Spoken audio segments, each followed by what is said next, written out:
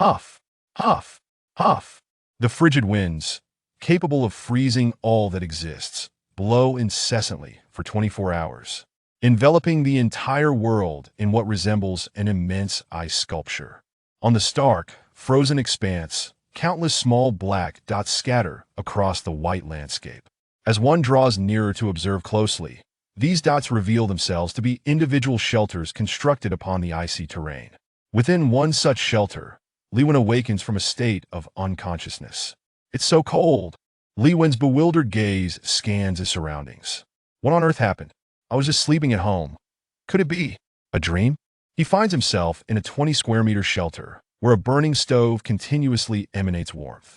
Instinctively, Lewin moves closer to the fire, seeking to dispel the chill that clings to his body. Ding! The shelter has been activated. You must now strive to survive and explore the frozen expanse. Ding! Supply crate is being dispatched. Before Lewin can fully comprehend the situation, a wooden crate materializes out of thin air, landing on the floor of the shelter.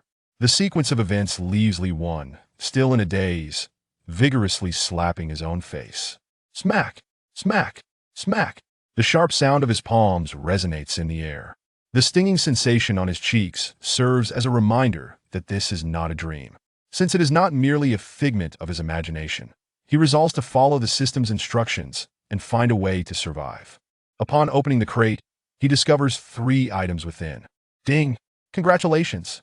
You have acquired Water X1, Bread X1, Character Chip X1. According to the system's prompt, the character chip must be ingested in order to activate its abilities. With no other options available, Lewin closes his eyes and swallows it whole. Ding! The character chip has successfully fused with the host and activated. Before him appears a translucent blue window, displaying several interface options at the top. Character attributes, world communication, system trading, compendium, world map. As a seasoned online gaming enthusiast, Lewin immediately grasps the implications of these options. Upon opening the world map, he notices that only the shelter he occupies is illuminated, while the surrounding areas remain shrouded in darkness. It seems that in order to unlock the map, I must physically traverse to the locations to reveal them fully. However, peering through the sole window of the shelter, Lewin observes the icy realm outside, which symbolizes extreme cold. No creature seems daring enough to open the shelter door and venture out. At least for now, Lewin is not foolish enough to take such a risk. The essential rules for survival in a post-apocalyptic world: water, food, fire, shelter. Lewin has secured all of these, but he understands that mere possession will not suffice for prolonged survival. After taking some time to thoroughly investigate the shelter, he concludes that aside from the continuously burning stove, there is nothing else of utility. There's still much I don't understand. I need to remain calm and not rush. Lewin chooses to silently accept the unfolding events since escape is impossible. He opts for acceptance. Next, he opens the world communication interface. What the hell is happening? Is this the apocalypse? I was just eating, and in the blink of an eye, I've ended up in this hellish place. Can someone please explain what is going on? This is exactly like the scenarios depicted in online novels. Survival on an apocalyptic planet. I want to go home. My mother made dumplings today, filled with chives. Boo-hoo. Damn it. I've lived over 30 years without even having a girlfriend. Can this world at least fulfill one of my wishes? Bro, this is survival of the fittest, not a dating show. Can you wake up to reality? As nearly everyone struggles to comprehend the situation, the world communication interface is flooded with complaints, some even resorting to foul language. Consequently, the entire interface is a chaotic mess, making it nearly impossible to extract any valuable information. However, utilizing his keen intellect, Lewin manages to discern some insights. From the discourse of others, it is evident that nearly everyone entered this frozen realm without prior knowledge. This implies that all who have entered the icy expanse were forcefully brought here. Who orchestrated this, and what could be their motive? Lewin's thoughts become jumbled. Prolonged mental exertion consumes a significant number of brain cells and drains his energy, leading to a sensation of hunger. He places a hand on his grumbling stomach, deciding that filling it should take precedence. Bread, basic food, capable of satiating hunger, valued at 1 energy point. Water, basic drinking water, capable of replenishing hydration, valued at 2 energy points. Energy points serve as currency in this realm, enabling the purchase and trade of various items. The higher the energy value, the more valuable the item. Conversely, the opposite holds true as well. Though bread is a basic sustenance valued at 1 energy point, water, while also basic, holds greater worth comparatively. He opens the character attributes interface. Li 1. Strength, 8. Constitution, 8. Defense, 8. Agility, 8. Mental, 8. Hidden luck, 10. Special ability, duplication. Energy points, 0. Strength equates to attack power. Constitution denotes health. Defense reflects resilience. Agility indicates speed, and mental attributes pertain to mental capabilities. His luck value has reached its maximum of 10 points, yet remains hidden and imperceptible. What could the special ability of duplication entail? As for his energy points, they stand at 0. With 50 attribute points, I wonder if that's considered high or low. Perhaps I should inquire about other situations. He reopens the world communication interface and quickly poses a question. Has anyone checked their character attribute values? If so, please respond. After a moment, the interface erupts with hundreds of messages. I just checked the total of my 5 attributes is 23 points. You only have 23 points, while I have 30 points. Is 30 points something to boast about? I'm a full point higher than you. Seriously? A single point is worth bragging? I asked around, and the highest attribute value recorded is 50 points, though no one has achieved it yet. 50 points? Why is my strength only at 1 point? You must spend all your time cooped up at home gaming and playing on your phone without exercising. Now you regret it, huh? Damn. Hey, you the first one to ask, how many points do you have? Seeing someone query him, Lewin responds, 25 points. Oh. The other party replies with a single word and then falls silent. It seems Li Wen's attribute value is not impressively high, even lower than that of his interlocutor, prompting them to lose interest in further discussion. In an unknown world, concealing one's true strength represents a form of wisdom. Li Wen has no intention of revealing his capabilities too early, which may attract unwanted attention. Upon reviewing his character attributes, confirming the existence of 6 categories, a question arises in his mind. Why do others possess 5 attributes while I have 6? Am I somehow different from them? What significance does the hidden luck value hold? And what effects does the special ability of duplication entail?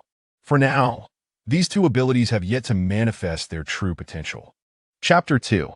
It turns out it fears fire. As night fell, the sun vanished from the frozen land in its final moment, plunging the entire safe house into an abyss of darkness. The hearth at the center of the room became the solitary source of illumination. Though the warmth it provided was meager, it was sufficient to stave off the threat of freezing to death. Half a loaf of bread remained, and a half bottle of water was left, enough to sustain survival until the morrow.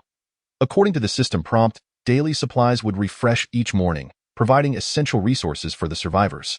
Additionally, monsters would intermittently spawn. Survivors needed to slay these beasts to claim their rewards. Li when fixated on the dwindling food and water, and suddenly recalled his unique ability to replicate. He picked up half a piece of bread and silently recited in his mind. Replicate with a chime. Another half piece of bread materialized in his hand. Just as I suspected, a glimmer of exhilaration sparkled in Li Wen's eyes. Upon rechecking his special ability, he discovered a change. Special ability, replication. Can replicate any resource. Current level allows 1 replication per day, a limitation on the number of uses. Wait, Li Wen noticed something unusual. What did current level mean? He checked his character attributes, but found no further clues. Could it require a specific trigger? Lacking a clock, he could only estimate the time based on his body's internal clock. Never mind. I'll just sleep for now. After all, it's not as if I'll die in an instant. No need to overthink it. Li Wen promptly fell into slumber, and when he awoke with the dawn, he stretched his stiff body and rubbed his neck. He couldn't help but murmur, sleeping without a bed is truly uncomfortable. I hope today's supply crate contains a bed. If not, I'd settle for the simplest wooden one. He whispered a small prayer. He consumed 1.5 pieces of bread for breakfast and drank half of the remaining water. Reluctant to finish it all in case today's supply crate lacked water. With a small portion left, he could utilize his replication ability to double it, ensuring he wouldn't die of thirst today. After a night of contemplation, Li Wen resolved to survive, at the very least, longer than others. The simplest way to achieve this was through frugality. Save whenever possible. He opened the world communication interface and the first message left him momentarily stunned. Strangers, I can't take it anymore. I didn't sleep a wink last night. Today, I'm opening the safe house door to see for myself how terrifying the outside world truly is. If I can return alive, I will tell everyone. If I don't come back, a profound silence enveloped the world communication interface. Perhaps most people harbored a fleeting desire to open the safe house door and glimpse the horrors outside. Yet, until now, no one had dared to venture out. After a night had passed, someone finally succumbed to their inner turmoil, summoning the courage to open the door, eager to prove that nothing in this world could confine them. Time ticked away as everyone awaited a miraculous moment, but the author of that message remained unresponsive. Had he perished? Shut up, what nonsense. No one will die. Stop deluding yourself. We are all imprisoned in this damned place. And no one knows what might happen in the next moment. Rather than await death within the confines of the safe house, one might as well step outside, even if it meant a more glorious demise. Mom, I don't want to die. I want to go home. In an instant, the world communication interface was filled with various negative emotions, infecting everyone present. Eliwan decisively closed the interface. He did not wish to be influenced by such despair.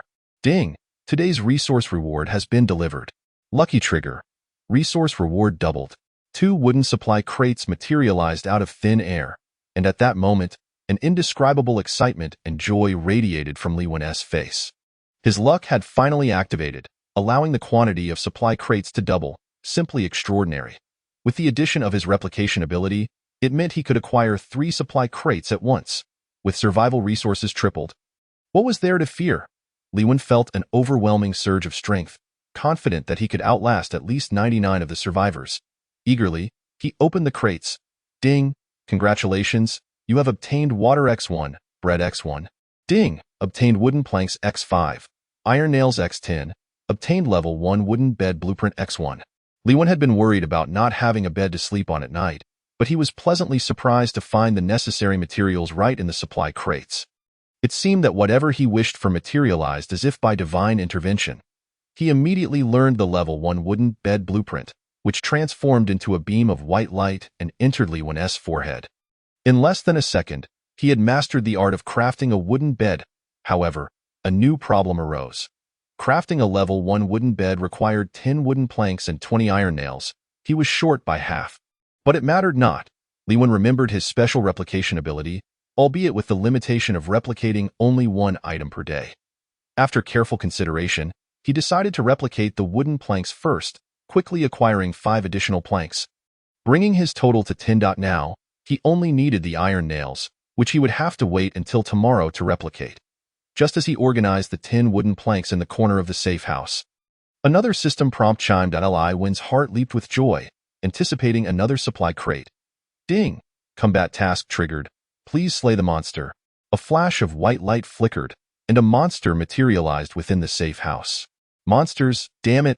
Liwen cried out, his earlier good mood evaporating, replaced by profound worry and fear. The system kindly displayed the monster's level information. Snowflake monster, level, novice 1 star, strength, 9, constitution, 5, defense, 5, movement, 6, mentality, 7, a creature born from the frozen land. Classified as the lowest level, high attack, obvious weakness. Liwen's attack power was 8, while the snowflake monster's was 9, indicating that in a battle of strength, he would be utterly defeated. The only way to win was to target the monster's weakness. What was its weakness? Damn it. How was he supposed to identify it? Liwen hastily executed a maneuver reminiscent of a wild dog digging for food, clumsily evading the monster's first attack. However, before he could regain his footing, the monster launched a second attack, swinging a fist the size of a sandbag toward him. Liwen swiftly retreated, only to inadvertently find himself cornered against a wall, his left foot colliding with a hard object. Looking down, he realized it was the wooden planks he had just stacked. That moment, the snowflake monster emitted a pained shriek as one of its fingers was melted by the hearth's fire. Seeing this, Liwen's eyes brightened as a plan formed in his mind. It fears fire. Chapter 3. Slaying the monster, claiming rewards. What does it fear? Fire and sunlight. The sole source of fire within the safe house was the hearth at its center. Although the flames were feeble, do not forget the wooden planks piled in the corner, perfect for burning. Without hesitation, Li Wen bent down, snatched a wooden plank, and rushed to the hearth as the plank touched the flames. It ignited immediately. Before the snowflake monster could reach him, Li Wen swung the flaming plank, striking it squarely in the chest. The monster's tough, icy skin quickly melted upon contact with the flames. With a few deft movements, the snowflake monster was reduced to a puddle of slush amidst its anguished cries. Congratulations, you have slain the snowflake monster, earning 10 energy points and 100 experience points. Congratulations, your level has increased. Congratulations, you have gained 5 attribute points. Li Wen swiftly opened his character attributes interface, noting an increase in level status. Level, Novice 1 star, character levels ranged from low to high. Novice, Apprentice, Scholar, Master, King, Epic, Legend, with each level subdivided into 1 to 9 stars. Novice 1 star was the lowest tier, a complete cannon fodder existence. Yet even as cannon fodder, he aimed to be the most resilient one. He would outlive everyone else. Li Wen's thoughts were straightforward. Outlast everyone to become the ultimate victor. The snowflake monster had even left behind a piece of equipment, a white bone club, valued at 5 energy points. Weapon, white bone club, grade, common, a succinct description indeed. The weapon bore no additional attributes, fully deserving of its common grade. Li Wen swung it a few times, finding it far more effective than using a wooden plank as a weapon. He allocated his newly acquired 5 attribute points, 2 to strength for increased attack power, 2 to defense for enhanced resilience, and 1 to constitution for added health. With food, water, fire, furniture, and weapons at his disposal, Li Wen felt invincible. Gazing at the door just within reach, a sudden thought struck him. Open. Step outside. See for himself what the outside world truly looked like. This voice seemed to echo with enchantment, awakening the most primal desires deep within him, urging him to open the door and explore. Li Wen moved forward, seemingly under the control of his desires. In the next instant, a resounding slap reverberated as his right hand struck his cheek with great force. Ouch! Li Wen jumped back, clutching his face, exclaiming in pain. The sensation of physical pain momentarily subdued the restless desires within, compelling one to regain composure and cease errant thoughts. Sitting closely beside the hearth, Li Wen opened the global communication interface, meticulously scrutinizing the chat records of other survivors. What a stroke of misfortune! Today's supply crates yielded merely a single loaf of bread, devoid of even a drop of water. Alas, I too am unfortunate, possessing only water without any food. Might a kind-hearted soul grant me a morsel of bread to satiate my hunger? The fellow upstairs might as well wash up and sleep. None of us can afford a full meal, so who has the capacity to share food? Once asleep, one can dream of abundance. While this holds some truth, I cannot find solace in slumber, damn it. Upon opening a crate, I only acquired a construction blueprint, utterly useless. The palm-sized paper would not suffice even for kindling. Li Wen's gaze lingered on this message, igniting a desire to trade the construction blueprint. From the previous day's crate openings, it was evident that food and water were available daily, albeit as a choice between the two. However, mere sustenance and hydration would not suffice for long-term survival in this frozen wasteland. Other supplies are equally vital. With the manufacturing blueprint in hand, I could create various items, not only for personal use but also for trading with others, achieving a dual benefit. With this thought, Li Wen immediately initiated a private chat. Hello, may I inquire if you are selling the construction blueprint? A few seconds later, the response came, Hey there, are you looking to buy? Indeed, if the price is reasonable, Li Wen replied. After a brief silence, the other party continued, Selling, of course, but let me ask you this. Are you certain you want to buy? The construction blueprint is utterly useless. It won't stave off hunger. Surprisingly, the other party exhibited a degree of kindness. Li Wen chuckled, Rest assured. I have considered this thoroughly. Please state your price. Observing Li Wen's composure, the other party pondered and then proposed a price. 1 loaf of bread and 1 bottle of water. This price equated to the daily supply. For every survivor at this stage, it held paramount importance. That's far too steep. Bread and water are life-sustaining resources. I cannot squander them for a mere construction blueprint. Li Wen promptly declined. It wasn't that he couldn't afford it. Rather, he wished to avoid raising any suspicions, as food and water were currently more critical than anything else, making such a trade imprudent. The other party reconsidered, feeling the price was indeed excessive, and quickly lowered it. How about this? Times are tough for everyone. I only require 1 bottle of water, and you can keep the bread. Does that work? The message was sent, yet Li Wen remained silent, prompting the other party to resend their query. How does this price sound? Have you made up your mind? To be frank, while a bottle of water is vital, the blueprint will be even more significant in the future. This trade is not a loss for you. Hey, don't leave me hanging. Speak up, will you? Having finally encountered an opportunity to trade drinking water, he was reluctant to let it slip away, contemplating whether to lower the price further. Deal. Li Wen's message arrived. The other party immediately exhaled in relief, opening the trade window and placing the construction blueprint on display, while Li Wen simultaneously offered a bottle of water. Would you like to trade with the other party? Yes. Both parties selected yes simultaneously. The trade was completed, and Li Wen now possessed a construction blueprint, while the other party received a bottle of water. Both were satisfied with the exchange, and the other party expressed gratitude. Hey, I'm Han Fei. You're the first stranger I've met in this frozen wasteland. Can we be friends? Of course. I am Li Wen. After both parties added each other as friends, Li Wen eagerly opened the construction blueprint. In the next instant, he was stunned. Moments later, his astonishment transformed into elation, culminating in an exuberant laugh. I've struck it rich. This blueprint is not just any.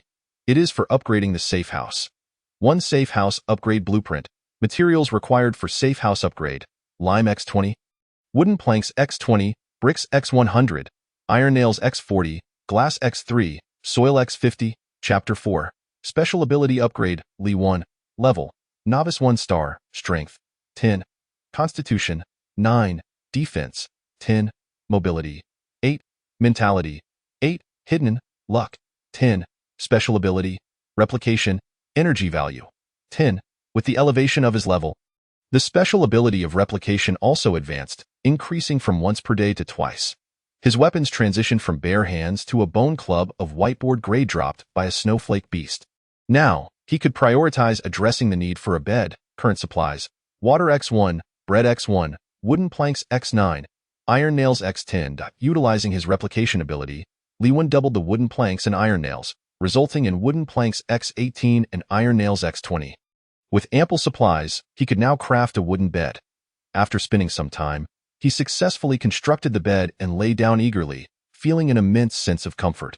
While the bed lacked a soft mattress and pillow, it was a relief not to sleep on the hard floor any longer. Of course, crafting the bed consumed a significant portion of his supplies, leaving him with only a bottle of water and a loaf of bread. To acquire new supplies, he would have to wait for tomorrow's crate refresh. Habitually, he opened the global communication interface to check on others' messages, and suddenly his gaze fixed upon one. Does anyone know how to allocate attribute points after leveling up? The moment this message appeared, it sparked a flurry of discussion. In a way, did you level up? How did the original poster manage that? Please explain. I'm looking for a partner. I'm beautiful and kind-hearted, with a lovely voice, and can provide various voice services for free. I wish to ask the poster. Did you successfully slay a beast to gain experience points and level up? Beasts? Can they spawn within the safe house? What are experience points? Could a kind soul enlighten me? Everyone else, be quiet. I'm asking the poster. Why so aggressive? After a brief wait, the initial poster replied, You guessed it. I just killed a beast and earned 100 experience points. Leveling up to Novice 1 star. How many attribute points did you receive? 2? 3?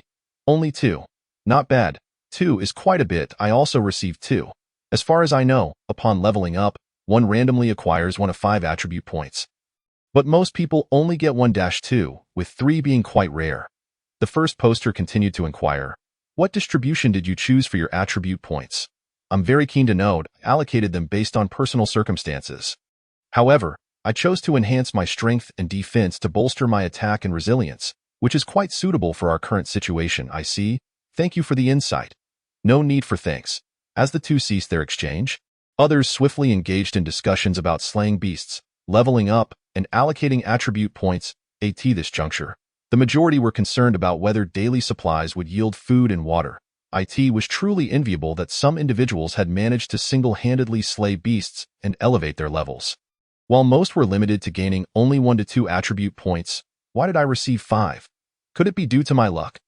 Li Wen believed that his hidden luck value of 10 must have contributed to acquiring 5 attribute points upon leveling up. Far surpassing others, This realization led him to understand that luck holds critical significance for survivors. This influence extends beyond daily supply crate refreshes, directly impacting individual attribute gains.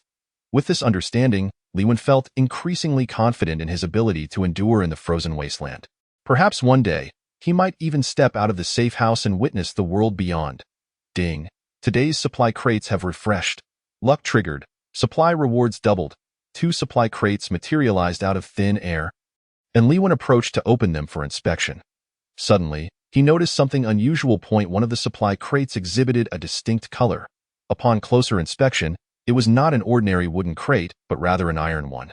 The iron crate displayed a pitch-black hue, imparting a sense of heaviness. Even without opening it, he could surmise that its contents would undoubtedly surpass those of the wooden crate, an iron crate. Could it be that the daily supply crates are also categorized by level? Lewin refrained from hastily opening the iron crate and instead opened the wooden crate first, acquiring water X2 and bread X1. He then turned his full attention to the iron crate. Slowly and cautiously opening it, acquired supply rewards, meat X1, apples X2, cotton X2. Indeed. Lewin's heart surged with joy, unable to suppress a few laughs, his face aglow with indescribable excitement. Wooden crates only yielded ordinary supplies, such as food and water, or the most basic building materials, while iron crates were of a higher caliber, capable of unveiling superior resources. Meat and fruit were precisely what Lewin needed for vitamins and protein. He remained uncertain about the cotton's utility but anticipated it would prove beneficial before long. Without hesitation, Lewin replicated the meat and apples, doubling their quantities. With the current stockpile of survival supplies, Lewin undoubtedly holds the prestigious title of the foremost survivor. While others tirelessly strive for sustenance in the form of food and water, Lewin has already secured a considerable amount of protein and vitamins, placing him in a commanding lead. Water X3, bread X2, meat X2, apple X4, wooden planks X8, cotton X2. The abundance of supplies Lewin has amassed can only be described as lavish, at least for the time being. With meat at his disposal, there is no need to gnaw on stale bread. Today, he can indulge in a well-deserved feast. He places a piece of meat on the stove, the flames searing its surface. And soon enough, the juices begin to ooze from within, releasing an enticing aroma that wafts through the air. The scent of the meat tickles Lewin's nostrils, instantly igniting a ravenous appetite, an insatiable hunger that compels him to devour it and comfort his empty stomach. After approximately 20 minutes, the delectable roasted meat is ready, and with anticipation etched across his face, he disregards the heat, opening his mouth wide to take a bite. A hot, so delicious. It's simply exquisite. At that moment, pure happiness is written all over Lewin's face.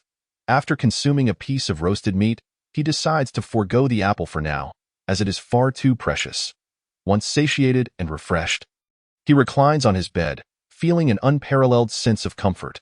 Were it not for the chilling winds howling outside his secure shelter in this frozen land, Lewin might feel as though he were luxuriating in a delightful vacation. With his current abundance of food and drink, along with the prospect of opening iron boxes, the most pressing matter at hand is to devise a method for acquiring more supplies and upgrading his safe house. Chapter 5. Upgrading the safe house. In the ensuing days, Lewin devoted all his energy to enhancing his safe house. To gather the necessary materials for the upgrade, he utilized his unique ability to duplicate several portions of water and food. Coupled with a stroke of luck, granting him 10 points, he was able to refresh 2 supply crates daily. Occasionally, he would even come across iron boxes, yielding a variety of scarce resources each time. Water X15, bread X20, steamed buns X10, meat X6, apple X4, watermelon X1, wooden planks X8, iron nails X16, glass X1, soil X10, cotton X2, plastic X10. Beyond these essential supplies, he also unearthed cabbage seeds X10, cucumber seeds X10 from the iron boxes. However, due to the absence of suitable planting areas, the vegetables would have to be stored in a safe corner for the time being. The upgrade of the safe house necessitated lime X20, wooden planks X20, iron nails X40, bricks X100, glass X3, soil X50. He had a fair amount of most items, but he lacked both bricks and lime entirely. With a plethora of materials at hand, Lewin promptly opened the World Communication Interface. Preparing to procure the materials required for the safe house upgrade, He sought to buy a substantial quantity of lime and bricks, inviting anyone with surplus to reach out. As soon as the message was dispatched, it caused a commotion. In a way, someone is actually buying lime and bricks? What significance do these items hold? If someone is purchasing them, they must have their uses. Don't speak if you're clueless. I have 3 portions of lime that I don't need at the moment. How much will you offer? Let's chat privately, Liwen immediately replied, only to be met with another message. I have 20 bricks. Are you interested? Liwen responded eagerly. Yes. The first seller of lime quoted a price: 3 portions of lime for 1 portion of water and 2 portions of bread. Upon seeing this offer, Liwen felt an urge to curse. Although he was in dire need of these materials, that did not render him foolish. The price was exorbitant, and from what he knew, many others were offering similar items. He could easily procure them at a third of the price elsewhere. To be honest, I just obtained those 3 portions of lime from a box today. They are nearly equivalent to 1 portion of water and 1 portion of bread. I can't bear to sell them at such a loss. How about one of each? He proposed, 1 portion of either water or bread. Your choice, Donham. Why time is precious. If you don't agree, I'll seek someone else to trade with. Liwen promptly closed the dialogue box. The seller's attempt at extortion was met with Li Wen's firm resolve. There were plenty of survivors possessing construction materials, and he had no need to compromise. Water and food were the keys to survival. At present, construction materials were utterly worthless. Even if someone were to offer blueprints for building, they would lack the ability to gather all the requisite materials. Li1 was confident that the seller would relent. Sure enough, a few seconds later, the owner of the 3 portions of lime sent a private message. Their tone noticeably more subdued. I only need 1 portion of water. That should suffice, right? Deal. Both parties placed their items for trade, and the 3 portions of lime swiftly appeared within the safe house. Following this, he engaged in a transaction for the 20 bricks with the second survivor, who offered a reasonable price, and Liwen gladly exchanged 2 portions of bread. Just as he arranged the newly acquired materials, 2 more private messages arrived, both concerning brick trades. He expended 2 portions of water and 2 portions of bread to meet the demand for 100 bricks. Over the next half-day, Liwen busied himself trading various construction materials. Traded lime X17, traded wooden planks X2, traded iron nails X14, traded glass X2, traded soil X40. At this moment, all materials required for upgrading the safe house had been successfully gathered. Gazing at the incessantly flashing private message notifications, Liwen decisively chose to silence them. I have gathered all necessary materials for the upgrade. Please refrain from sending further messages. After dispatching this notification, Liwen commenced the upgrade process for the safe house. He meticulously arranged all materials in order, opened the upgrade interface, and selected Yes. Upgrading safe house. All the materials on the ground vanished, merging into a surge of energy that permeated the walls, ceiling, and floor. Amidst a dazzling transformation, the safe house upgrade was completed. Congratulations! The safe house has been upgraded to level 1. The newly upgraded safe house now boasted double the area, expanding to 40 square meters, with reinforced walls surrounding it. The floor was upgraded to wooden planks, and the glass windows were enlarged by 1/3, offering a clearer view of the outside world. Most astonishingly, the furnace in the center of the room had grown larger, both taller and wider, with flames burning more vigorously than before, providing ample warmth to the entire room. No longer weak and feeble as it once was, in short, the space was now spacious, bright, and comfortable. Resembling a genuine living quarters, Liwen gazed upon the freshly upgraded safe house, filled with immense satisfaction. Were it not for the fear of the terrifying cold outside, he would have eagerly dashed outside to circle the safe house 3 times. Struggling to express his joy, with the expansion of space within the safe house, it no longer felt cramped. Even if monsters were to spawn again, there would be ample room to hide. This upgrade had consumed Li Wen's stock of building materials, leaving him with only food and water. Ding, friend Han Fei has sent a message. Upon opening it, Li Wen's expression shifted dramatically. Buddy, something serious has happened. Just now, a survivor was killed by a newly spawned monster. How do you know?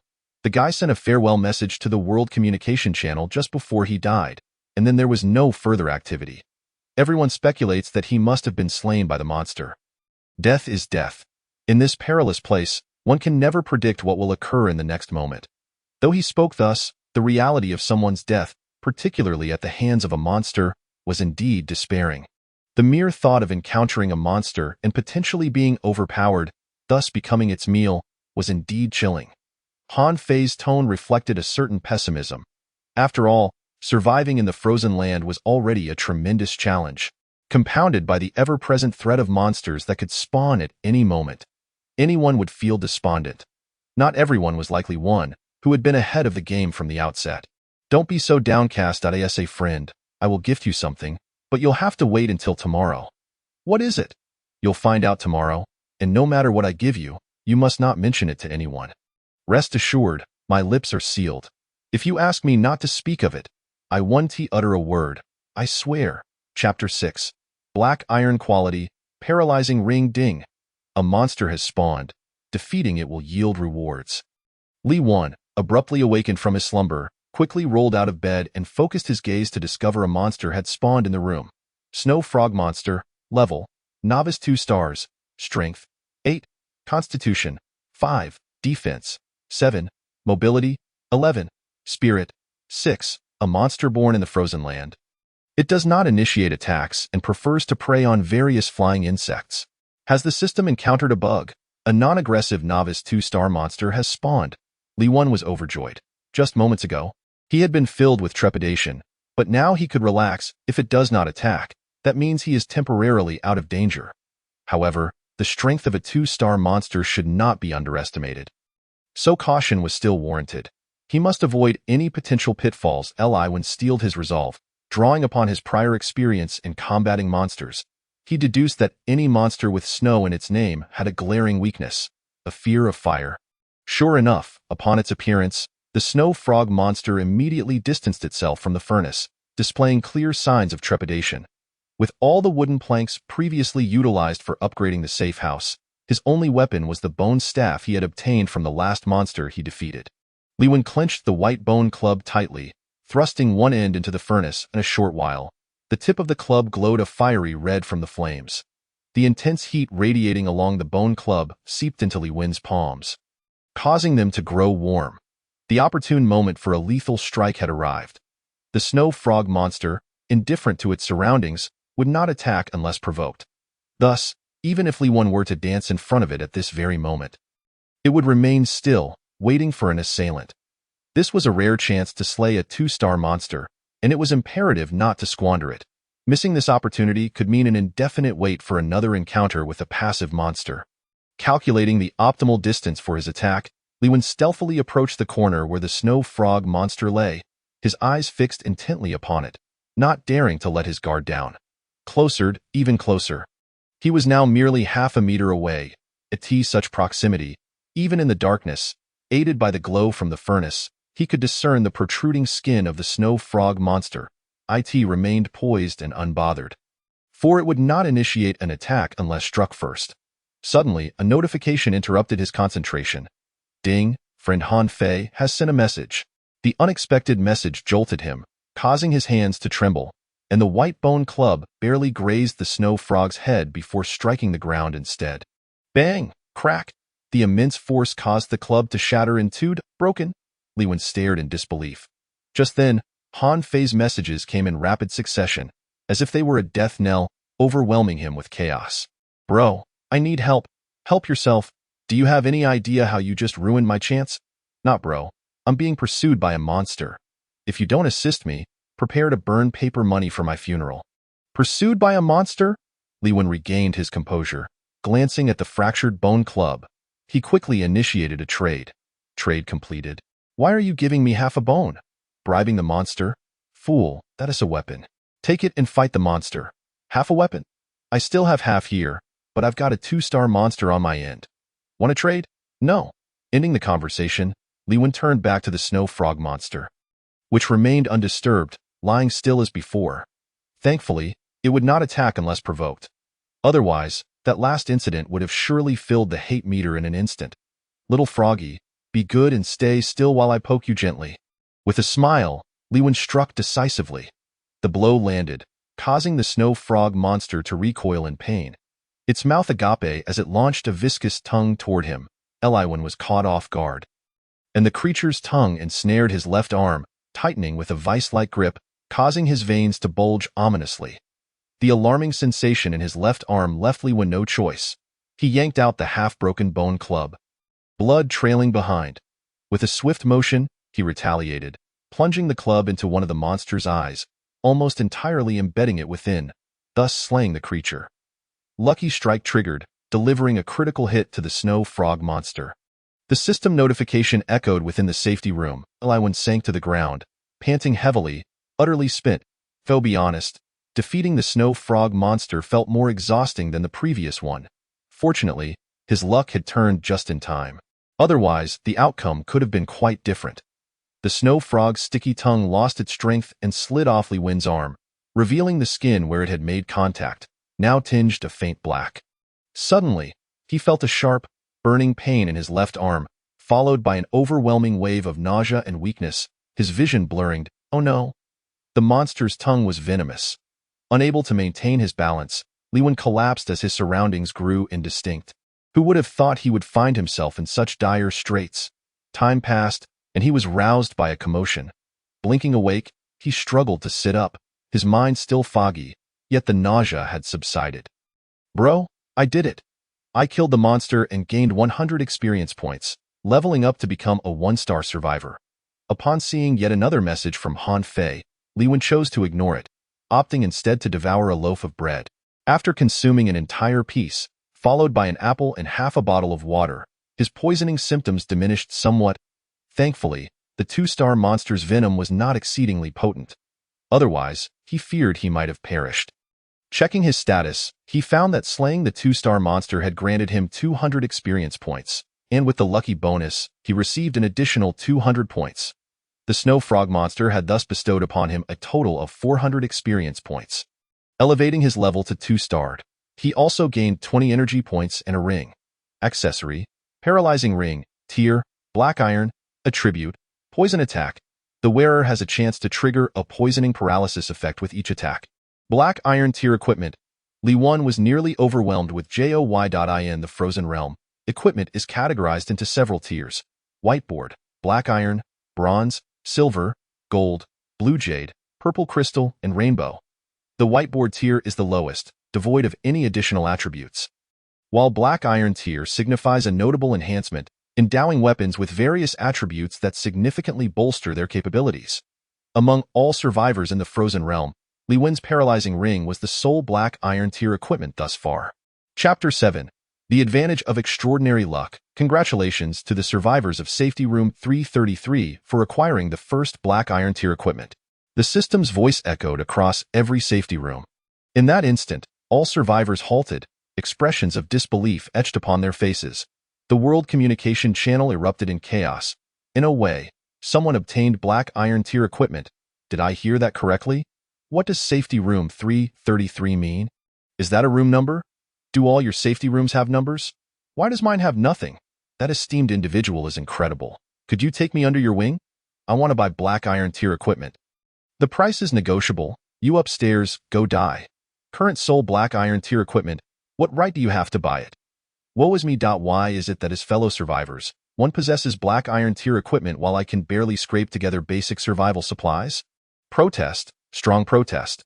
The emergence of the first Black Iron tier equipment incited pandemonium in the global communication channel.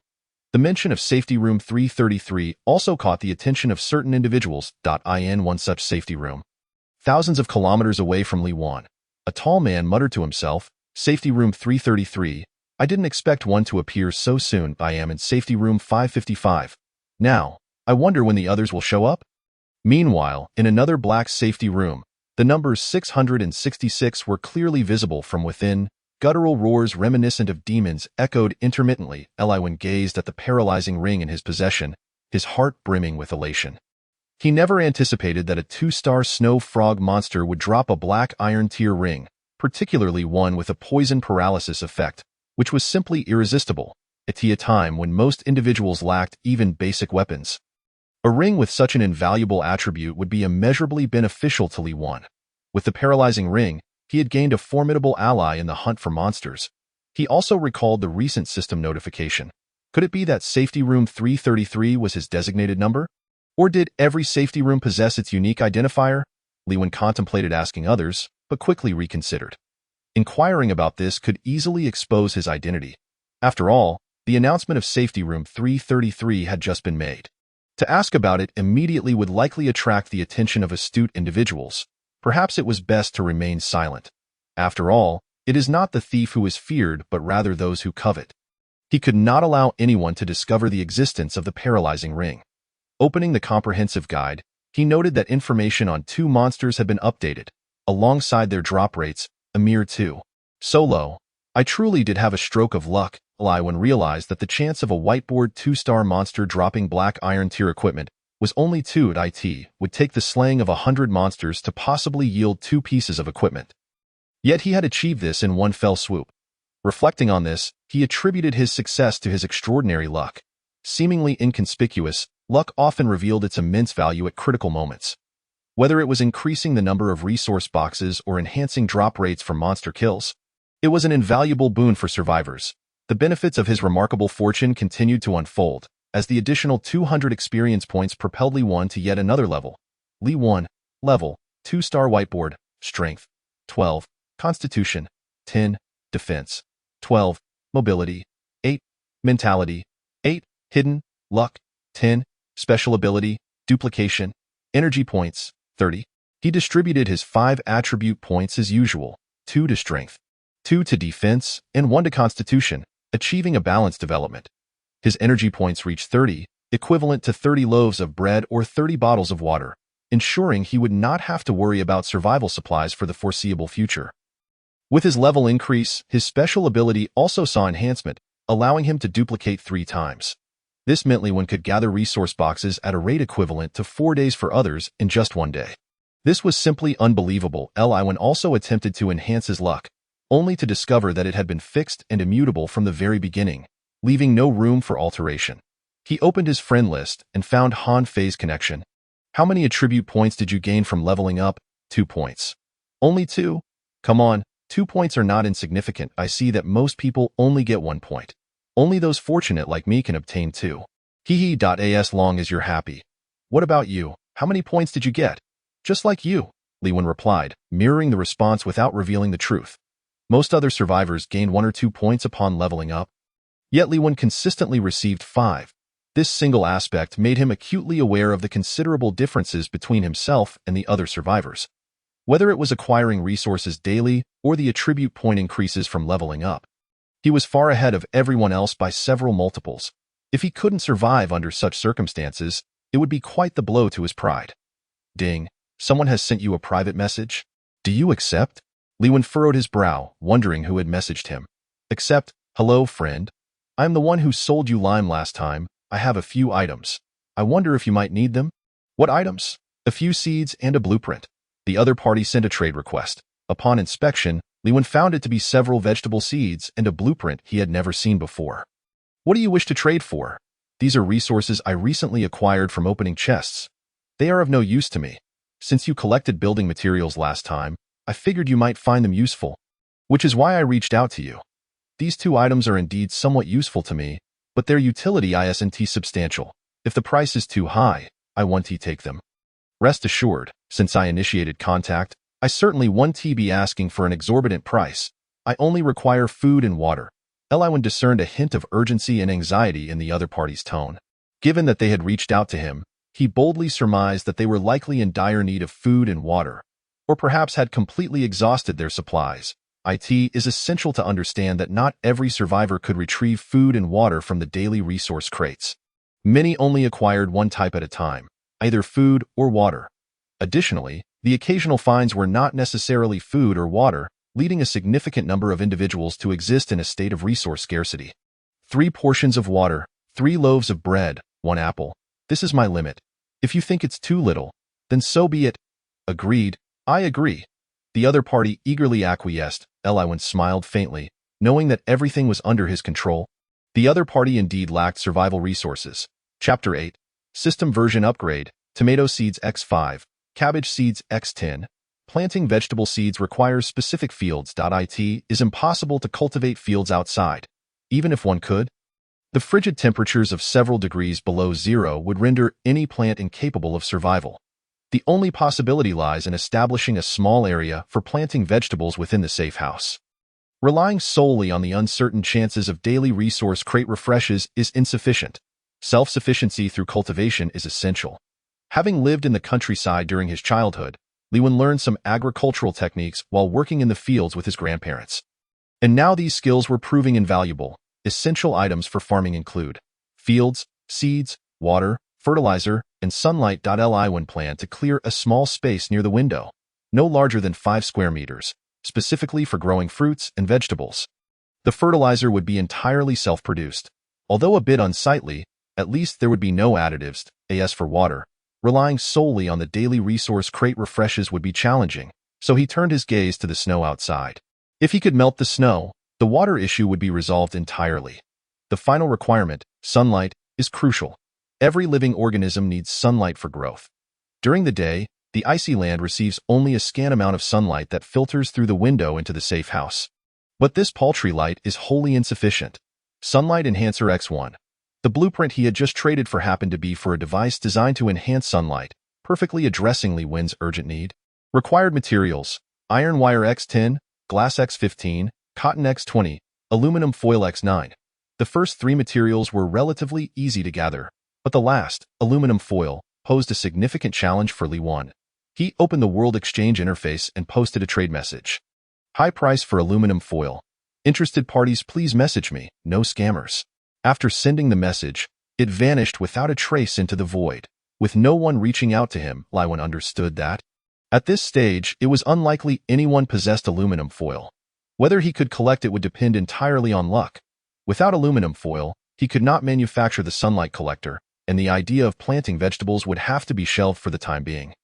As noon approached, Lewin enjoyed a meal of roasted meat, a cucumber, a bottle of water, and half a loaf of bread. It is no exaggeration to say that such a meal was a veritable feast compared to what others had. While many were fretting over their daily sustenance, reluctant to consume even a single loaf of bread, Lewin was enjoying a balanced diet rich in protein, vitamins, carbohydrates, and hydration.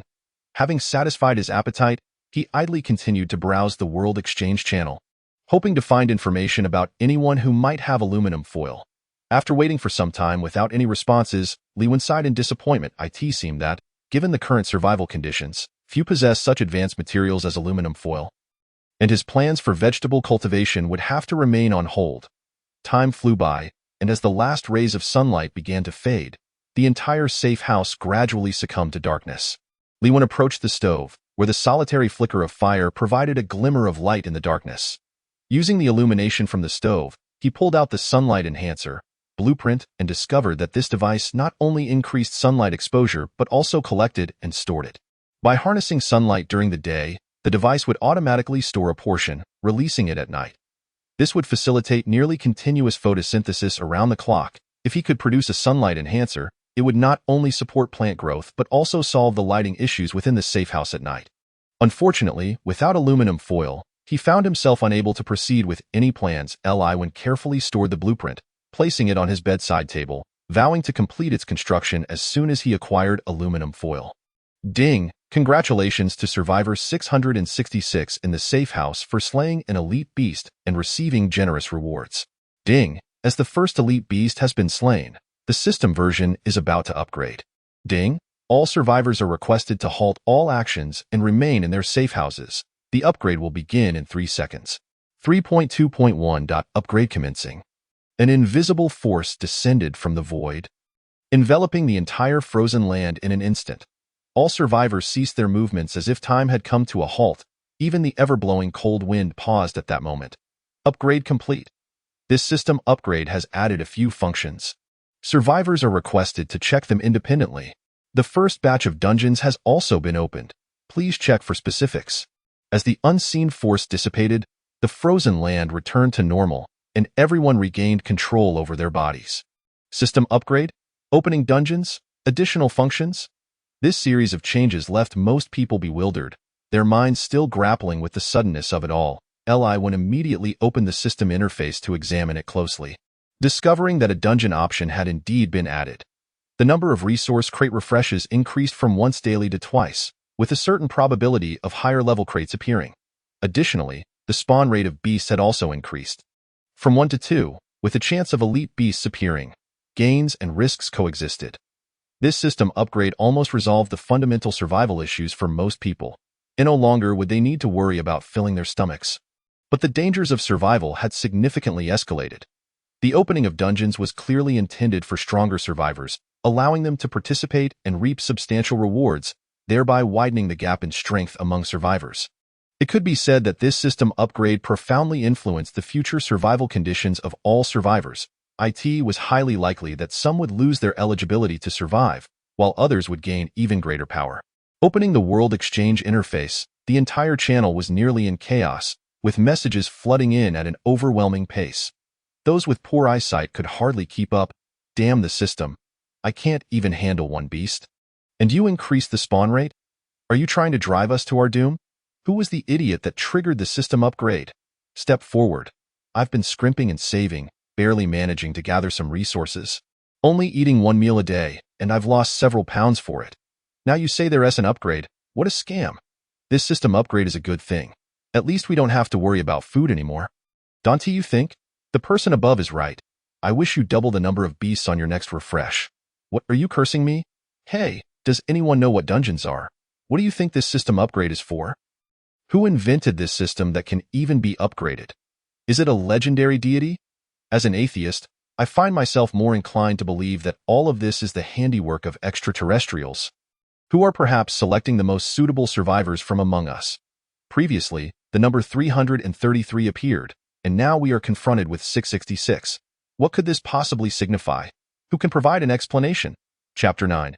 Two beasts. The sudden system upgrade shattered the tranquility of the night, transforming what should have been a silent world communication channel into a cacophony of information. Every survivor fervently expressed their inner emotions: excitement, joy, resentment, and helplessness. Each individual conveyed their emotional value, and even Leewin could not restrain himself from uttering a few complaints. The timing of the system upgrade was utterly inconvenient. All the advantages I had painstakingly accumulated are now rendered useless. Leewin possessed an extraordinarily high luck and a unique replication ability, which alleviated any pressure regarding the scarcity of resources in the early stages of survival. In contrast, the majority of survivors were grappling with a dire shortage of survival supplies. However, this system upgrade resulted in a doubling of the resource crates that were previously refreshed daily. This effectively granted everyone a passive replication ability, and the crates also had a certain probability of containing higher-tier supplies. This upgrade seemed almost entirely targeted at WENM. Extraordinary luck was meant to increase the chances of high-tier resource crates refreshing, and now that advantage has vanished. Nevertheless, the system upgrade was not entirely detrimental. The opening of exploration dungeons significantly enhanced the survivor's chances of acquiring substantial resources. Concurrently, the World Trading Post was established, allowing any survivor to trade unwanted supplies.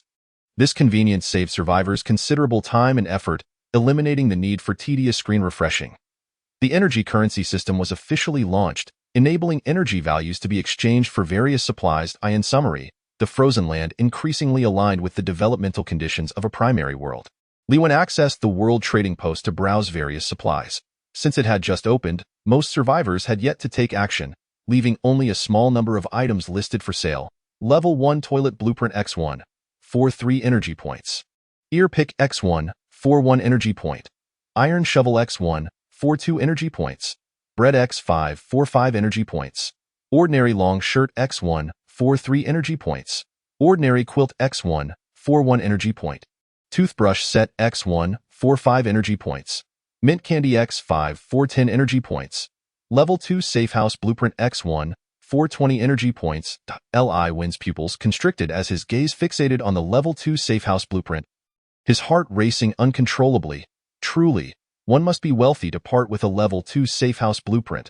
Perhaps they are in need of funds, or perhaps they lack discernment. Faced with such a tantalizing temptation, Leewin could hardly restrain himself and promptly purchased the Level 2 Safe House Blueprint. After paying 20 energy points, he was left with a mere 10 points, compelling him to exercise caution in his future expenditures. After thoroughly perusing the offerings, he could not find any aluminum foil, leading him to temporarily abandon that pursuit. The materials required for the Level 2 Safe House were significantly greater than for the Level 1 variant. Not to mention the additional need for iron sheets and cement. Leewin suddenly realized that merely gathering all these materials would not be a trivial endeavor. seemed he would need to devise a method to earn energy points.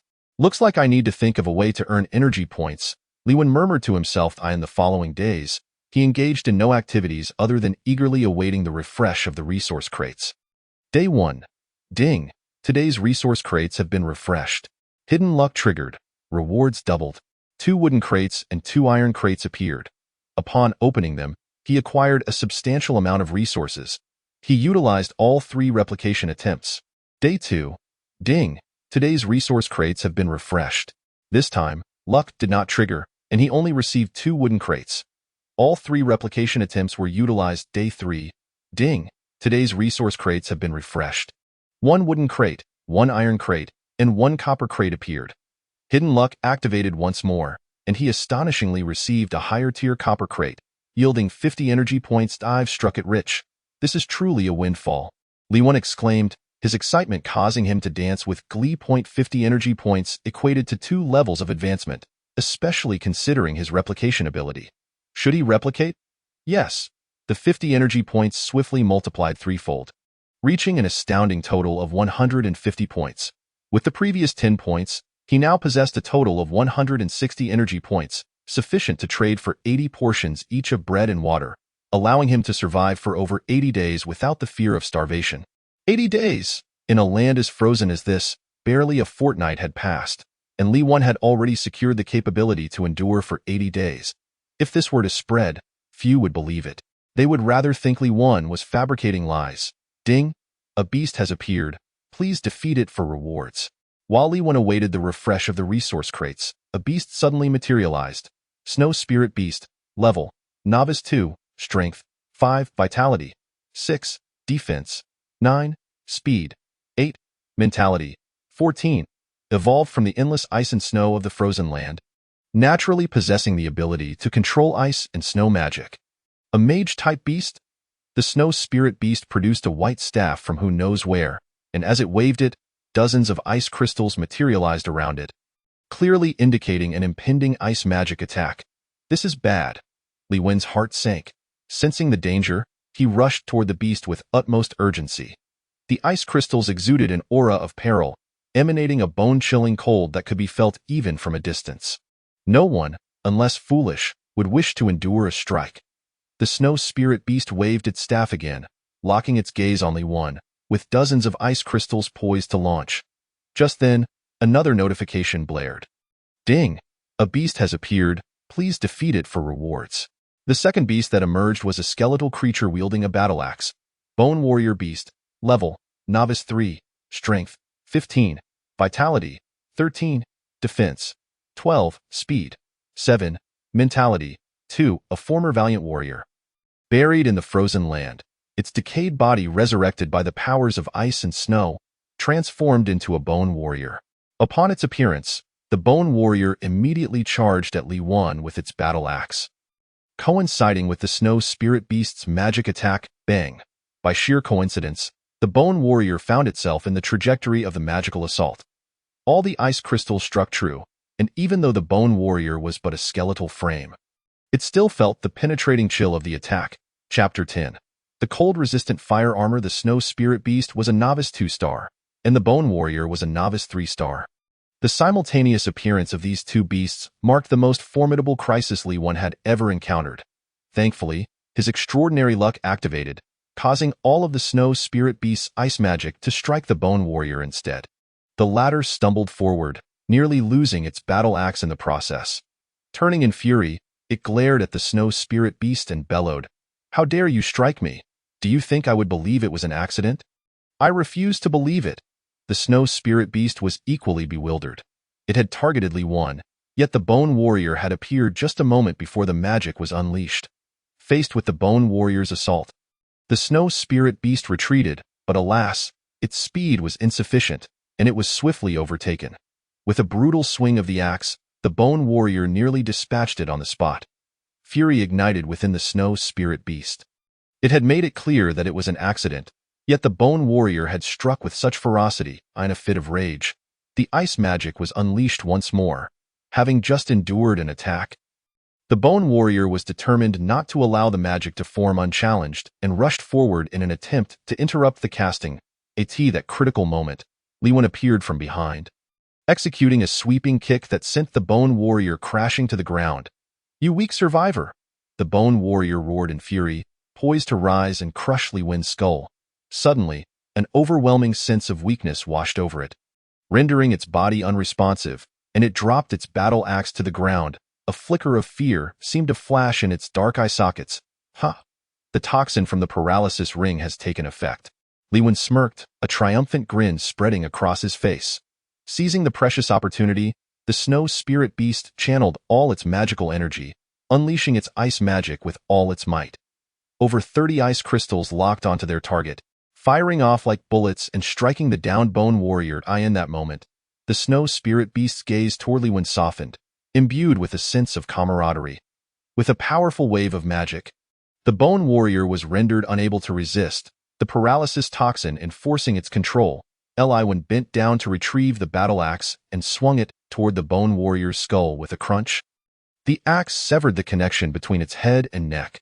"Congratulations, you have slain the Bone Warrior." Without a moment to check the rewards, Li Wen turned and charged toward the snow spirit beast. The snow spirit beast had long since depleted any residual magic within its body and could only watch helplessly as Li Wen charged towards it with a fierce expression. Just moments ago, they had fought side by side, but now its ally had turned against it. The moment the battle axe descended, the snow spirit beast lamented, "The human heart is treacherous." "Congratulations on defeating the snow spirit beast." "Congratulations. You have gained 200 experience points. I'm utterly exhausted." Li Wen collapsed onto the floor, gasping for breath. A touch to his forehead revealed that he was already drenched in sweat. Reflecting on the events that had just transpired, from the appearance of the first beast to the slaying of both, it had all unfolded in less than 10 minutes. Yet, to Li Wen, it felt as though an entire day had dragged by. Gazing at the two beasts he had personally vanquished, he felt a lingering dread, acutely aware for the first time of the terrifying nature of this frozen land. "I had been too careless, thinking that my overwhelming luck and ability to replicate would render me invulnerable." Today's events serve as a stark reminder. One must never let their guard down, for survival is the only path to further possibilities. The abundance of material rewards and the successful defeat of the two beasts had dramatically transformed Li Wen's mood. He was no longer as cautious as at the beginning, and a sense of reckless abandon began to take hold. However, through today's experiences, he came to a profound realization. Surviving safely was of utmost importance. After all, if he were to die now, he would lose everything.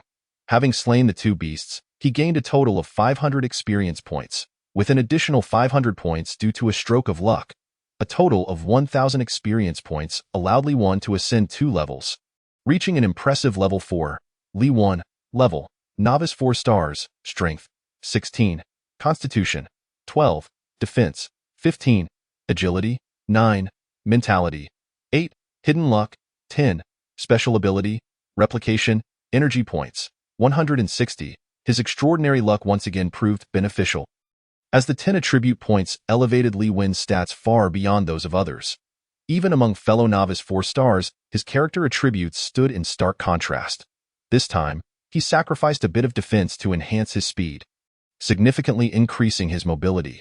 Additionally, the snow spirit beast had dropped a black iron tier staff, which was an unexpected gain. Weapon, Frost Staff, Tier, Black Iron, Attribute, Ice, a magical staff forged in the frozen land. It has a certain chance to freeze enemies when casting ice magic. The staff's attributes were nearly as impressive as those of the paralysis ring, even surpassing it in magical attack capabilities. Unfortunately, Li Wen did not possess any magical skills. Thus, wielding the Frost Staff was less effective than his previous Bone Club. It seemed he needed to find a way to learn a couple of magical skills and allocate points to enhance his mentality, striving to be a well-rounded scholar rather than focusing on just one area. As Li Wen turned around, his gaze inadvertently fell upon an object lying quietly on the floor. Upon closer inspection, he realized it was a battle axe. The Bone Warrior's battle axe? I thought it had already respawned. Who would have thought it was still here? His voice brimmed with excitement. Weapon, Bone Battle Axe, Tier, Black Iron, Attribute, Undead, a weapon wielded by the Bone Warrior. It carries inherent undead attacks that can inflict a state of confusion upon enemies. 2 pieces of black iron tier equipment. Such a drop rate was truly extraordinary. While the frost staff was not suitable for him, the bone battle axe fit perfectly. After testing its weight with a few swings, he found it to be quite excellent, save for its slightly heavier feel. Opening the world trading post, a particular item immediately captured Li Wen's attention. Fire armor for cold resistance, for sale at 200 energy points. Since the seller had not disclosed any equipment information, others could only see the name and remain unaware of its tier and specific attributes. However, just from the name, it was evident that this was a fire attribute armor capable of resisting the cold. The seller, named Zhang Tao, prompted Li Wen to send a private message. "Hello, how much do you want for the fire armor for cold resistance? The price is set. You can see for yourself. 200 energy points is too steep. Not now, nor in a month, will anyone be able to afford it. Perhaps in 2 months, someone will be able to." Zhang Tao's response surprised Li Wen. There was an air of arrogance in his words. Chapter 11. 555 survivors. Li Wen thought to himself, this guy is quite haughty. If I weren't so keen on this piece of equipment, I wouldn't bother with him at all. I'll offer 30 energy points for your fire armor for cold resistance. Not enough, I won't sell. How about 50 energy points? Will you sell? Still insufficient. My time is quite valuable. Return when you have 200 energy points. Zhang Tao prepared to end the conversation. Wait. Li Wen quickly interrupted him, continuing, 60 energy points. That is all I possess. You must realize that in this frozen land, very few can even offer 60 energy points. There's nothing to deliberate. I said I want to sell. Currently, 60 energy points are worth far more than 200 points a month from now. Think it over. Upon reading this, Zhang Tao hesitated. Indeed, the fire armor for cold resistance was valuable at this stage, but with system upgrades, survivors would have significantly increased opportunities to acquire resources and equipment. It was highly likely that various items would suddenly appear on the market after some time. If that happened, the fire armor would likely sell for much less than its current price. After some contemplation, he felt that 60 energy points was indeed the highest offer available at this time, and finding another willing to pay such a sum would be nearly impossible. Fine, 60 energy points. It's a deal. Transaction complete. Acquired fire armor for cold resistance. Equipment. Fire armor for cold resistance. Tier. Black iron. Attribute. Fire. This armor is crafted entirely from fire crystal stones, providing resistance against the harsh cold and immunity to freezing effects. Li Wen eagerly donned the armor, feeling a wave of warmth envelop him. The fire armor radiated a comforting temperature, warming him from head to toe.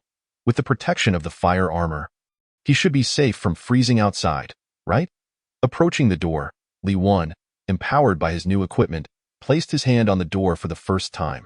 Taking a deep breath, he gently pulled, and a crack appeared, instantly unleashing a bone-chilling cold that assaulted him. In that fleeting moment, Li Wen felt as if he might freeze solid, but thankfully, the fire armor worked its magic, inundating him with warmth and dispelling the remaining cold within. Indeed, it is effective. Testing the fire armor's defensive capabilities gave him the confidence to slowly fully open the door. He took his first step out of the safe house. Before him lay a world blanketed in ice and snow, with frigid winds swirling snowflakes that obscured his vision and shrouded the distant scenery. All he could see was an endless expanse of white, resembling a forgotten realm, standing in the midst of the snow. A profound sense of helplessness welled up from deep within him. He felt as though he could never escape this frozen land. Not spotting any other safe houses, Li Wen speculated whether the blizzard obscured them or if they were simply too far apart. He circled the safe house, scanning for any anomalies, but aside from the thick layer of snow, he found nothing unusual. He had longed to understand what lay beyond the safe house, yet upon stepping outside and witnessing the reality before him, he felt an overwhelming sense of disappointment. I thought I would see what I desired, but now it seems that going outside was a mistake.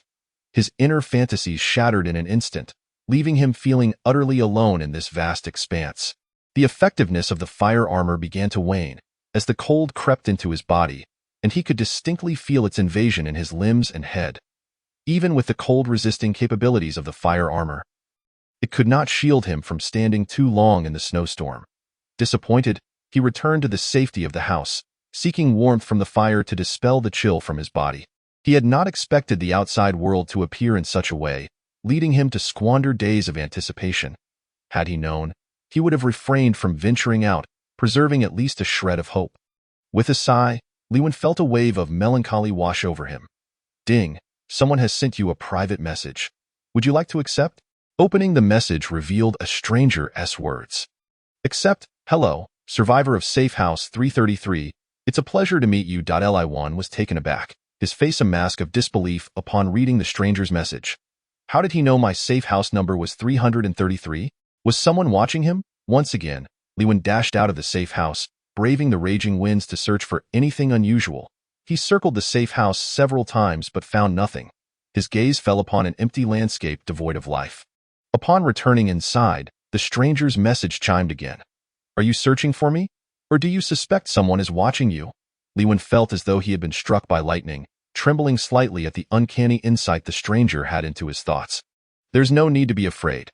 These are merely my conjectures. Would you be interested in a chat? Who exactly are you? Lewin finally replied, I am just like you, one among the many survivors in this frozen land. My inquiry pertains to how you discern that I am 333, because my safe house number is 555. 555. Lewin was once again taken aback. The other party openly acknowledged that his safe house number was indeed 555. And furthermore, he was aware that Lewin was 333. What, then, do these numbers signify? Are they merely for distinguishing between different safe houses? Can you elucidate the meaning of these two numbers? I can only divulge that 555 signifies protection. As for the meaning of your 333, that is something you must seek out for yourself. You are the protector, but what does that entail? Who must you protect? I can only say so much. I trust you have witnessed the true nature of the world outside. However, I must caution you that many safe houses exist around you, and discovering them is no simple task. It requires gradual exploration. I look forward to our future meeting, 333 survivor, and wish you good fortune. Upon finishing his final statement, 555 promptly severed communication between the two. Li1 attempted to send a message, only to find that the other party had already refused to accept private messages. 555,333. If my deductions are accurate, there must be more than just these two numbers. Surely others exist. He represents protection. But what do I represent? Lewin murmured to himself. The sudden appearance of the stranger 555 and every word he uttered carried a weighty significance for Lewin, undoubtedly delivering a profound shock. Initially believing this to be a straightforward and genuine struggle for survival in a post-apocalyptic world, he now found the situation to be far more intricate than he had anticipated. Chapter 12. The first to take the plunge. Ding. Resource box has respawned X2. A wooden chest and an iron chest materialized out of thin air. When skillfully opened them to inspect the contents. Aside from the guaranteed bread and water, he also unearthed a weapon. Weapon. Iron greatsword. Tier. Black iron. Attribute. Defense break. There is a certain probability when attacking to ignore the target's defense, delivering a fatal blow. The attributes of this greatsword were quite formidable, possessing an innate ability to bypass defenses. In comparison, the bone battle axe seemed rather lackluster. Li1 currently possessed 5 pieces of equipment: a paralysis ring, an ice staff, a bone battle axe, a cold-resistant fire armor, and an iron greatsword. He accessed the trading post and listed the bone battle axe for sale. As for the price point, 100 energy points. It wasn't that Lewin was greedy. Rather, black iron tier equipment held a particular allure for anyone. Surely, no one would refuse a battle axe with intrinsic attributes. Indeed, it was not long before someone noticed the bone battle axe. Wow, a black iron tier weapon? And someone is actually willing to sell it. A major announcement echoed through the trading post. Black iron tier weapons had surfaced, allegedly from a certain super elite. And oh surprise, it's a black iron tier weapon. 100 energy points is quite a steep price. I nearly lost half my life to defeat a monster, only to receive a mere 10 energy points. I cannot afford that. Since the seller was willing to list it, it indicated that they possessed more than one black iron tier piece of equipment. Could it be the previous 666 survivor? Or perhaps it was 333. The first black iron tier weapon from the Frozen Lands for sale sparked intense discussions once again. Everyone speculated about who could be so formidable as to part with a black iron tier weapon. Ding, you have a private message. Do you wish to accept? Ding, you have a private message. Do you wish to accept? Ding, you have a private message. Do you wish to accept? The communicator flashed incessantly, alerting Lewin that many were attempting to contact him.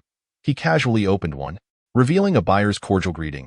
Hey, are you selling the bone battle axe you listed? Yes, for 100 energy points. Bro, your asking price is too high. Could you lower it to 15 energy points? Goodbye. Liwen unhesitatingly ended the private message. There was no way he would be deceived. A prestigious black iron tier battle axe for a mere 15 energy points? Not even the handle could be purchased for that price. Next, 100 energy points is too much. I only have 25 points, see? Change it, 50 energy points, and I can offer other items in exchange. Take it away. Wait. What items do you wish to exchange? A mage skill book? Deal. Liwen agreed without a second thought. Transaction completed. Received 50 energy points. Scorching Breath skill book X1. Skill. Scorching Breath. Tier. Beginner. Attribute. Fire. Releasing magic will grant the protection of the fire spirit, becoming immune to ice damage for a certain duration. With the cold-resistant fire armor paired with the Scorching Breath skill, Liwen could remain outside his safe house for an extended period without facing any mortal peril. However, in his previous upgrades, he had allocated all his attribute points to strength and defense, neglecting his mental attributes. It was clear that he needed to add a point or two to his mental attribute in the next upgrade to maximize the effectiveness of his spell skills, as mental strength directly influenced spell damage and defense. Ding, friend Han Fei has sent a private message. Bro, do you have any spare weapons you aren't using? Could you lend me a couple? You came too late. I just listed one for sale at the trading post. What? You sold it? It wouldn't happen to be the bone battle axe from the trading post, would it? Congratulations, you guessed correctly. But alas, there is no prized Li1. You are quite inconsiderate. Are we not friends? Shouldn't you think of me first for any unused weapons instead of choosing to sell them at the trading post? Han Fei expressed his indignation with a serious tone. Li1, uninterested in small talk, inquired directly about his intentions. Han Fei chuckled, indicating that he wished to attempt a dungeon run but was anxious about lacking weaponry, fearing he might not succeed. Are you capable of attempting a dungeon run? What's wrong with me trying? Though Han Fei spoke bravely, he was clearly terrified inside. Since the dungeon had opened, many survivors had entered with a trial-and-error mindset. Yet the results were invariably grim. Few returned alive. According to survivors who had previously ventured into the dungeon, one must possess excellent equipment to have a chance at clearing it, or else it would be a futile endeavor. Han Fei had few acquaintances, and only Liwen had the capability to lend him equipment, so he had come to seek assistance, only to find it too late. Liwen was not unwilling to lend equipment. Rather, he felt compelled to be cautious. When one is not borrowing, they act like a lord, but once they do, the dynamic shifts. Forget the dungeon. At your current level, even if you manage to borrow equipment, you likely won't survive. It would be a mere waste of your life. Focus on your own growth and strengthen your abilities. That is the wisest choice. Damn it, if you won't lend it, then don't insult my character. And I'm not at all cowardly. He ended the conversation. Liwen closed the private message, a thought forming in his mind. Following this system upgrade, a new dungeon mode had been introduced, but he had been preoccupied with other matters and had not had the chance to explore it. Were it not for Han Fei's sudden request for equipment, he might have forgotten entirely about the dungeon mode. With my equipment complete and resources abundant, along with newly learned spell skills, I should pose no danger in attempting the dungeon. Liwen clicked on the dungeon mode and chose to enter. You have entered the beginner dungeon. Clearing it will grant you system rewards. In a flash of white light, Liwen found himself within the beginner dungeon. It was a vast expanse of yellow sand, with winds blowing from all directions, carrying countless grains of sand. The surrounding scenery bore a resemblance to the frozen lands, yet one was icy while the other was sandy. Liwen reviewed the system prompt, which required him to eliminate all monsters within the beginner dungeon to achieve a successful clearance. The number and level of monsters within the dungeon would refresh randomly. Fortunate survivors might clear it after defeating only 3 or 5 monsters, while those less fortunate could encounter 10 or more. Most survivors fell victim to their insufficient strength and lack of weapons and equipment for combating monsters, resulting in their demise in hand-to-hand combat.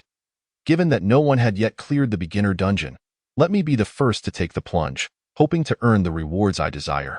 Chapter 13. The Scarlet Sand set within the beginner dungeon, Liwen, adorned with the paralysis ring, clad in the cold-resistant fire armor, wielding the iron greatsword, and carrying the ice staff, stood fully equipped, head held high. Gazing into the distance with a fierce determination, I have arrived at the beginner dungeon. Progressing against the onslaught of wind and sand, he had not traveled far when suddenly his foot sank, a pulling force ensnaring his left leg, yanking him down into the yellow sand. Eliwen barely had time to react before he was half submerged, with only his torso above the surface. There was something beneath the sand. In a moment of urgency, he gripped the iron greatsword tightly, aimed it downward into the sand, and thrust with force. The greatsword embedded itself entirely, the sharp tip seemingly piercing something beneath. Eliwen distinctly heard a pained howl emanating from beneath the sand. A monster! With a firm grip on the sword, he exerted his strength, using his waist to propel himself free from the sand. Once his feet were firmly planted on the ground, he exhaled in relief.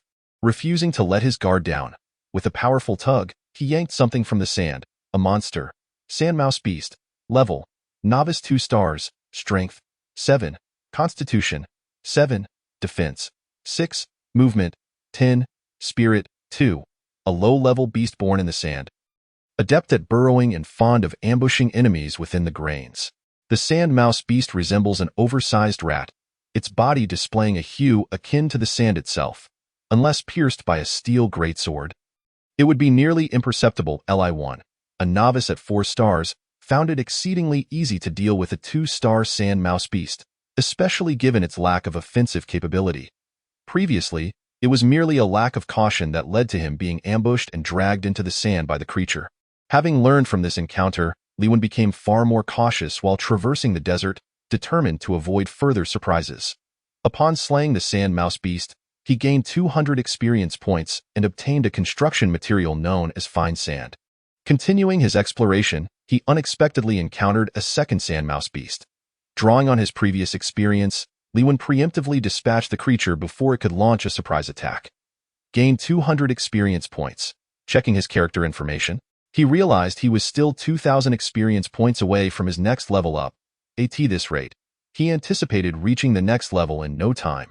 As Liwen delved deeper into the dungeon, the surrounding winds and sands intensified, indicating he had likely entered the heart of the dungeon. The sandmouse beast vanished, replaced by a desert worm. Desert worm. Level. Novice 3 stars. Strength. 15. Constitution. 14. Defense. 12. Movement. 1.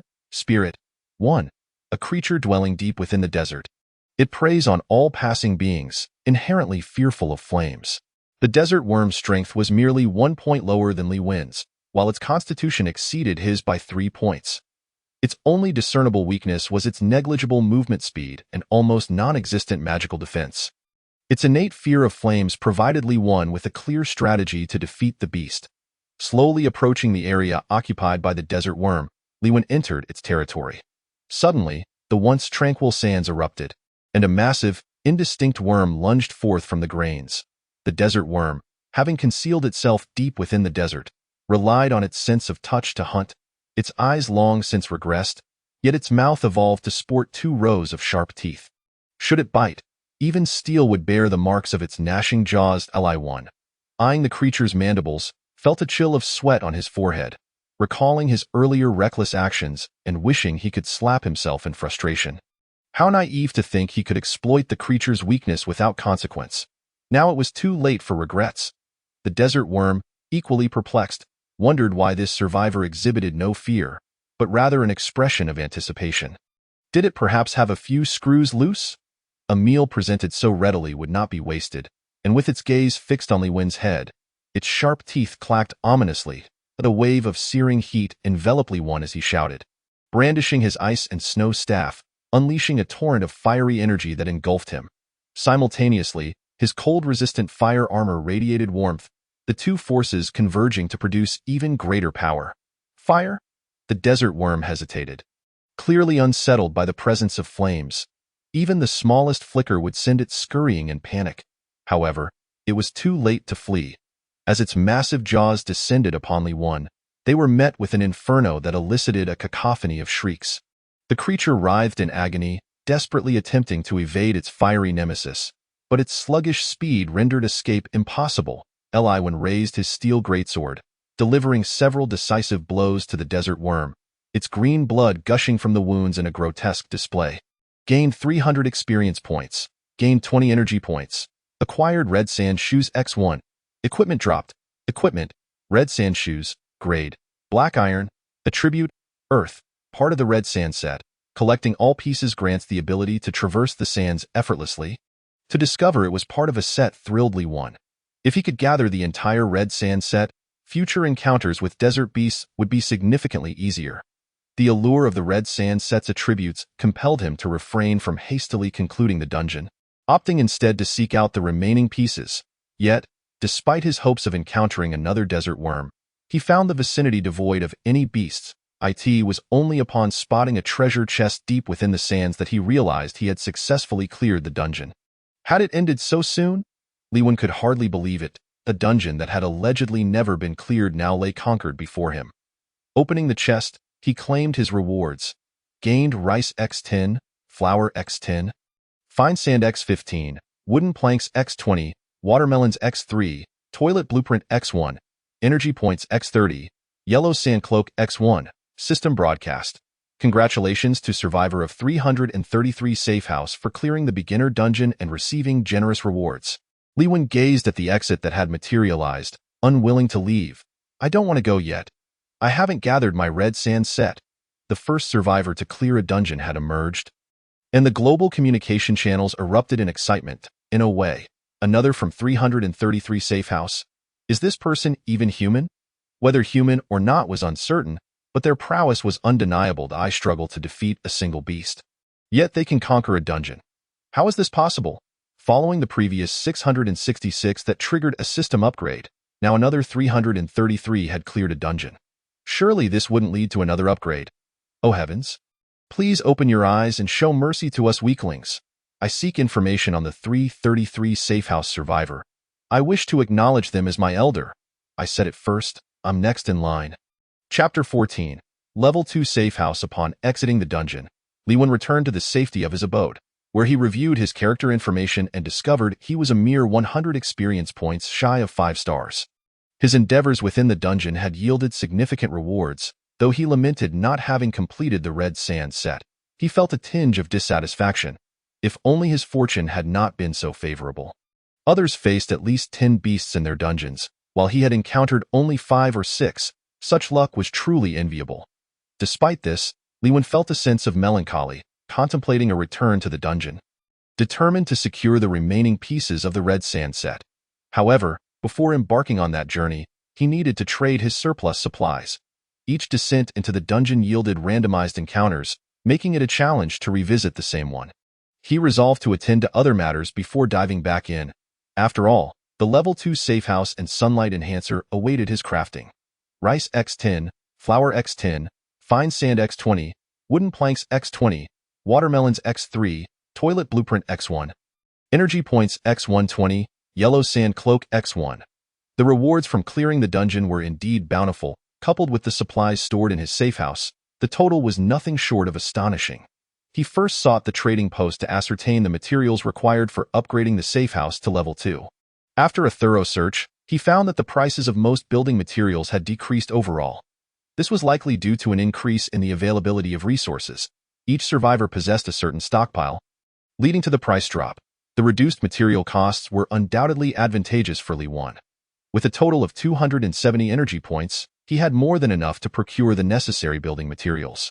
Level 2 Safe House. Lime x50, wooden planks x50, iron nails x100, bricks x300, glass x7, soil x130, iron sheets x30, cement x50, purchased lime x30, purchased wooden planks x10, purchased iron nails x36, purchased, spending 150 energy points. He acquired all the requisite building materials and eagerly initiated the upgrade of his safe house. Would you like to upgrade the safe house? Yes, upgrading safe house. The entire safe house underwent a transformation. Expanding to 100 square meters, with a height increased to 2.5 meters, a layer of green tiles appeared atop the roof, while the exterior walls changed to a pristine white. A smoke vent was added above the stove, and a separate toilet area was established in the corner. Even the garden Li Wen had longed for was automatically upgraded. Congratulations, your safe house upgrade was successful, elevating it to level 2. Upon completion of the upgrade, the room felt significantly larger. As he surveyed the space, he noted a solitary wooden bed in the center, creating an impression of stark emptiness. It appeared time to construct some furniture to enhance the room's ambience. Otherwise, the single bed would be an unsightly focal point. Next, he set about constructing the garden, placing the sunlight enhancer in its center. Sunlight streamed through the window, directly illuminating the enhancer, which would subsequently ensure the entire garden received adequate sunlight, effectively addressing the plant's photosynthesis needs. Utilizing the materials at hand, he constructed the toilet and installed it in the designated area, providing an added sense of security for future bathroom visits. With these improvements, the room no longer felt so desolate. He scattered the few seeds he possessed into the soil and watered them, leaving only the anticipation of their sprouting. After completing these tasks, Liwen checked his material reserves, discovering he had nearly exhausted all supplies, with only food, water, and fruit remaining. Copy successful, watermelon X1. Copy successful, cucumber X1. Copy successful, meat chunk X1. Copy successful, apple X1. Copy successful, watermelon X1. With a 4-star rank, one can utilize the copying ability 5 times daily, duplicating the existing supplies to acquire the aforementioned items. Liwen's intention in duplicating these resources is not for sustenance, but rather for the purpose of trading and generating profit. He lists everything on the marketplace, setting prices and clearly stating that no bargaining will be accepted. Bread and water are of little value to anyone, as now, no one need worry about basic necessities. However, the protein from meat and the vitamins found in fruits are luxuries that most have not tasted in a long while. Thus, the moment these 5 types of goods appear on the trading platform, a frenzy ensues. Watermelon? Someone is selling watermelon? I haven't had fruit in half a month. I would be grateful if that kind-hearted individual could buy me a portion, even if just a small bite. And there's meat as well. My body is crying out for protein. I must buy watermelon, no matter the cost. I'm willing to go all out. For survivors who have subsisted solely on bread for an extended period, meat and fruit present the most primal temptation. Once the appetite is stirred, it becomes impossible to control, with thoughts solely fixated on how to indulge. However, the prerequisite for consuming these delicacies is to spend money to procure them. With such limited good items available, everyone desires to claim them for themselves, leading to a contest of speed and resources. Watermelon sold. In the blink of an eye, all 5 food items are snatched up, and the crowd, too eager to complain, rushes to join the fray. Cucumber sold. With each item disappearing, the frenzy intensifies. In mere seconds, the remaining 3 items are simultaneously sold, resulting in a total of 150 energy points entering Liwen's possession. Previously, he had spent 150 energy points to purchase materials for upgrading the safe house, and now he has recouped that amount, rendering his finances unchanged. Just as Liwen prepares to take a break, a private message interrupts him. Hey buddy, are you still alive? Liwen furrows his brow and curses at the name Han Fei, unhesitatingly responding, rest assured, even if you were dead, I would still be here. Whatever happens, I will outlive you. That was a slip of the tongue. I meant to ask if you cleared the dungeon. And no other intentions. Don't misunderstand. I want to tell you. Come on, what kind of relationship do we have? We've gone through thick and thin together. Is there anything I can't know? Han Fei's tone is tinged with an indescribable flattery. Gone through thick and thin? When did that happen? I don't recall. Liwen expresses his skepticism. Han Fei quickly clarifies. Remember when we both faced the monster together, and you even gifted me part of a weapon to save me from peril? How could you forget such an important event? I cherish it deeply, and it's etched in my heart, recalling the times we fought side by side. Stop right there. It was not side by side. I was at my home, and you were at yours. It's all the same. Han Fei replies immediately. Liwen shakes his head in resignation. In this day and age, once someone loses their sense of shame, they truly become indifferent to anything. All right, enough of the chatter. You're giving me a headache. Here, take this to silence you, and be gone. But buddy, you're my lifelong brother. Love you lots. Han Fei exclaims, nearly leaping to the ceiling in excitement as he views the equipment Liwen traded over. The other party is trading you a sandstorm cloak. Do you accept? Yes. Chapter 15. Fishing. Liwen takes the sandstorm cloak obtained from the dungeon to silence Han Fei, intending to end the communication. Yet the other party sends over another trade request. The other party is trading you a fishing rod. Do you accept? Liwen is taken aback as Han Fei's message arrives. It would be rude not to reciprocate. I feel guilty always taking advantage of you. So this fishing rod is a gift. Liwen chuckles softly, thinking to himself that perhaps this fellow has a bit of conscience. Obtained fishing rod X1. Upon examining its attributes, it is of ordinary quality, yet for the present moment, it is certainly sufficient. Having consumed meat and fruit, fish has been notably absent from his diet, and he is on the verge of forgetting its taste. So he decides to give it a try with the fishing rod. When prepares his fishing gear, dons his fire-resistant armor, and steps outside. The world beyond remains unchanged, with snowflakes swirling through the air. The only existence in this frozen realm. The landscape is shrouded in a blanket of white, rendering direction indistinguishable, making it easy to become lost. Eliwen pulls out a pair of homemade sunglasses. Crafted from glass, having heated one side over the fire to blacken it, thus protecting his eyes from snow blindness.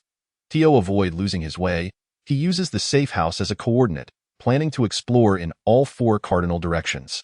First, he ventures eastward for several hundred meters but finds no suitable fishing spots. Hesitant to delve deeper, he turns back toward the safe house before exploring another direction. Eliwen's strategy is simple. No matter which direction he explores, he pauses after a certain distance to check if the safe house remains within sight. The moment he realizes he can no longer see it, he must return immediately, not daring to proceed a single step further. Fishing is intended to procure resources and enhance his survival status, not to engage in reckless exploration. Nothing is more paramount than preserving one's life. Intense heat. Upon feeling the chill, he promptly casts a spell to prolong his time outside. Both the east and north yield nothing but snow, but upon exploring 200 meters west, he discovers a frozen lake. Excited, he approaches to inspect it. Though the lake is not vast, its existence suggests the possibility of fish within. Uncertain if fish can survive in such extreme cold, he resolves to give it a try. Arriving at the lake's center, he randomly selects a spot and clears away the layer of snow covering the surface, revealing the ice beneath. The ice is thick, approximately half a meter. Without the appropriate tools, it cannot be broken. At this moment, the steel greatsword comes into play, its innate ability to bypass defenses making it ideal for dealing with the thick ice. He aims the sword's tip at the surface and thrusts down with all his might, producing a series of cracking sounds as the blade penetrates the ice. Bypassing defense effect triggered. Eliwen finds this thrust as effortless as piercing through tofu, feeling no resistance whatsoever. Extracting the sword reveals a stream of water gushing from the hole in the ice, indicating that he has punctured through the entire layer. Marking the first thrust's position, he continues to stab around it, and after several strikes, the gap widens, resulting in a hole several decimeters in diameter. Eagerly, Eliwen retrieves his fishing rod and begins to fish, using cut meat as bait. Investing significantly in this endeavor, with the bait in the water, he patiently awaits a catch. At this moment, the temperature surrounding the lake hovers near -50 degrees. Fortunately, Eliwen is shielded by his fire-resistant armor and the spell of intense heat, allowing him to endure in this frigid environment. Had it been an ordinary person, they would likely be frozen solid in under 10 minutes. However, even though Eliwen can withstand the cold, he cannot maintain it indefinitely. Exceeding his limit would result in his own demise as well. Digging and fishing in the expansive lake, he muses, catch a big fish, savor a delicious fish soup. Come on, little fish, hurry up and bite. If you don't, I might not last much longer. Eliwen prays for a quick catch while calculating his remaining time. Upon reaching the critical threshold, he must return to the safe house without delay. Suddenly, the tranquil fishing line quivers slightly, as if something in the water has bitten the hook. Eliwen raises an eyebrow, suppressing his excitement, and waits for the fish to take the bait. The line jerks violently, a pulling force evident. Eliwen knows the moment has arrived, and without hesitation, he yanks on the line, pulling a twin-tailed goldfish from the water. The fish flops on the ice, writhing in an attempt to escape. But Eliwen will not allow it. He swiftly grasps the fish, exclaiming in joy, and turns to dash back to the safe house. The time spent outside is nearing its limit, leaving no time to continue fishing. He must hasten back to ensure he does not freeze to death. Eliwen races back to the safe house, secures the door tightly, and seizing the still-alive twin-tailed goldfish, he immediately guts it, removing the innards, scales, and thoroughly cleaning it before placing it on the fire to roast. Lacking a pot, he resorts to the simplest method of cooking, and soon, a tantalizing aroma fills the air. Just a whiff ignites his appetite. One bite of the fish meat reveals a sweet and tender flavor, melting in his mouth. This is certainly not ordinary fish. Consumed, it instantly brings a warm sensation, akin to sipping a steaming bowl of fish soup on a frigid winter day, warming his entire being. After subsisting on bread and fruit for so long, this fish is undoubtedly one of the finest meals he has enjoyed in recent days, alongside roasted meat. Regrettably, without additional cooking tools, he can only imagine how exquisite fish soup would be eaten when contemplates his next step. To procure some cooking utensils, ideally along with some spices, to elevate his culinary experience, he devours the entire roasted fish with great fervor, leaving not a morsel behind, even picking at the fish bones for any remaining bits of flesh. After finishing his meal, he licked his lips, appearing to be still savoring the flavors. Unfortunately, due to the limited time available for his outing, he could not fish for more, otherwise he would have surely indulged himself. Consuming a double-tailed goldfish grants 1 attribute point. The system notification unexpectedly chimed. Liwen's face lit up with delight. He had not anticipated that eating fish could enhance his attributes. What a pleasant surprise. Adding 1 attribute point to his mental strength improved the effectiveness of his spellcasting, compensating for his earlier oversight in neglecting to allocate points to mental strength. It turned out that consuming fish could indeed augment his attributes. Henceforth, there would be no need to exhaust himself slaying magical beasts. Fishing daily would suffice. Liwen had discovered a swift path to enhance his own power. Chapter 16. Hooked by the fish, acquired double-tailed goldfish X1, acquired black carp X1, acquired red catfish X1. In the following days, Liwen devoted all his time to fishing. Fortuitously blessed with extraordinary luck, he found himself reaping rewards almost daily. Within a mere few days, the safe house had accumulated several varieties of fish. To prevent the fish from spoiling, he strategically placed them near the entrance, where the sub-zero temperatures would ensure their freshness for an extended period. Consuming fish not only increased attribute points, albeit by just 1, but was undoubtedly the fastest method for all survivors to enhance their strength. Rather than consuming all the fish, Liwen opted to store them, intending to sell them at the trading post. He believed no one would refuse fish that could both satiate hunger and augment attributes. Their value would likely rival that of a piece of black iron-grade equipment. Liwen was confident that once the fish were listed at the trading post, they would be fiercely contested by all survivors. With the fishing line cast, he settled into the familiar routine of patiently awaiting a bite, though this time, it seemed the wait was unusually prolonged. Estimating that half an hour had passed without a nibble, he pondered whether to head back. Suddenly, the bobber plunged sharply, indicating a catch. Liwen knew that a fish had taken the bait, and he pulled firmly on the line. However, this particular fish seemed larger than usual. An immense force tugged from the depths of the lake, as both parties engaged in a fierce contest. The fishing line was taut, threatening to snap at any moment. Just how large was this fish? Imagining a colossal creature thrashing in the water, Liwen felt a surge of excitement at the prospect of reeling it in.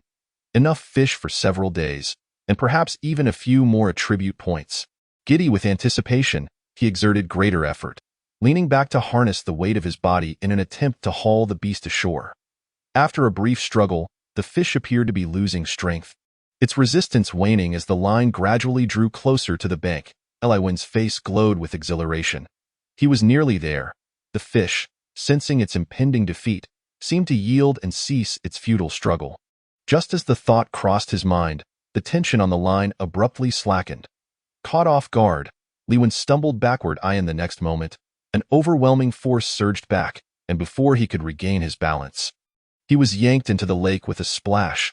The instant he hit the water, an indescribable chill enveloped him, as if every pore on his body were on the verge of freezing.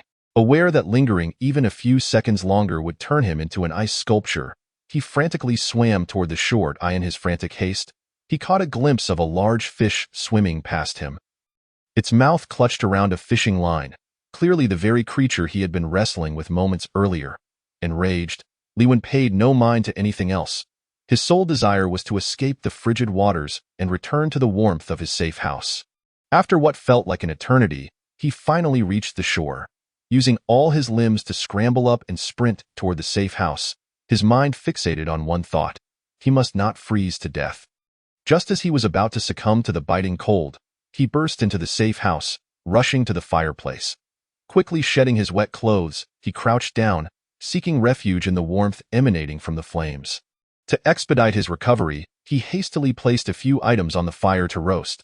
As soon as they were cooked, he devoured them, disregarding any concern about burning his mouth.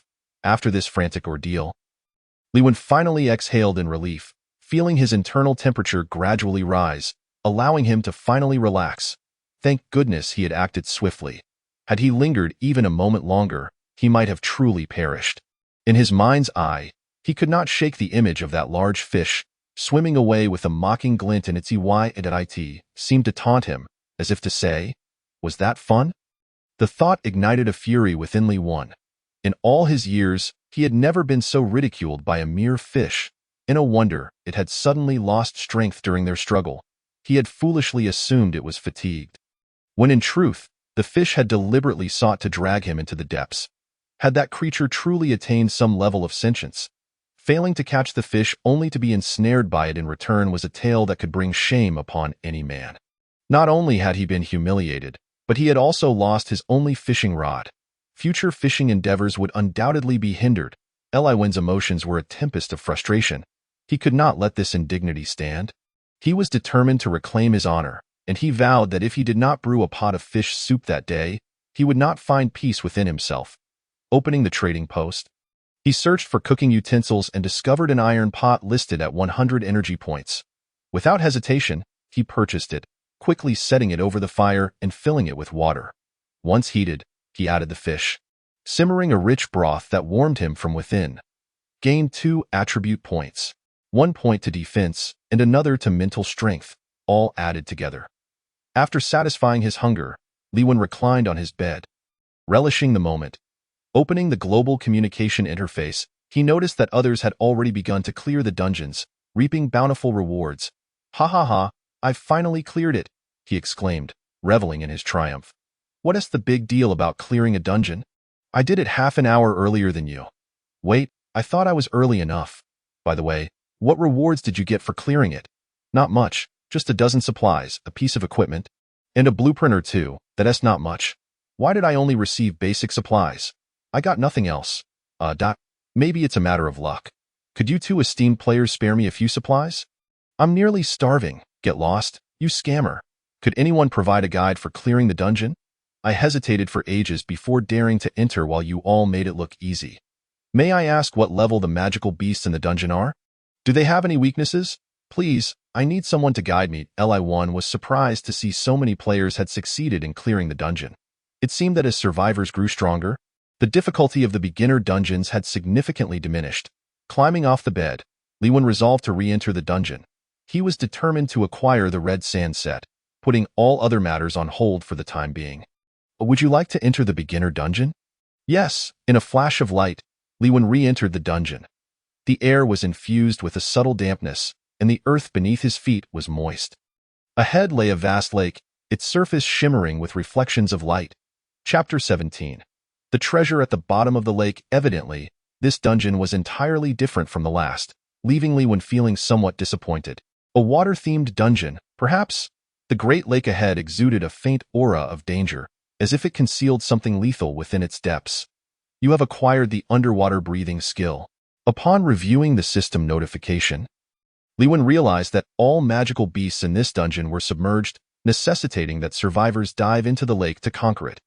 Consequently, the system rewarded each participant with the underwater breathing skill. However, this skill was temporary and could only be utilized within the dungeon.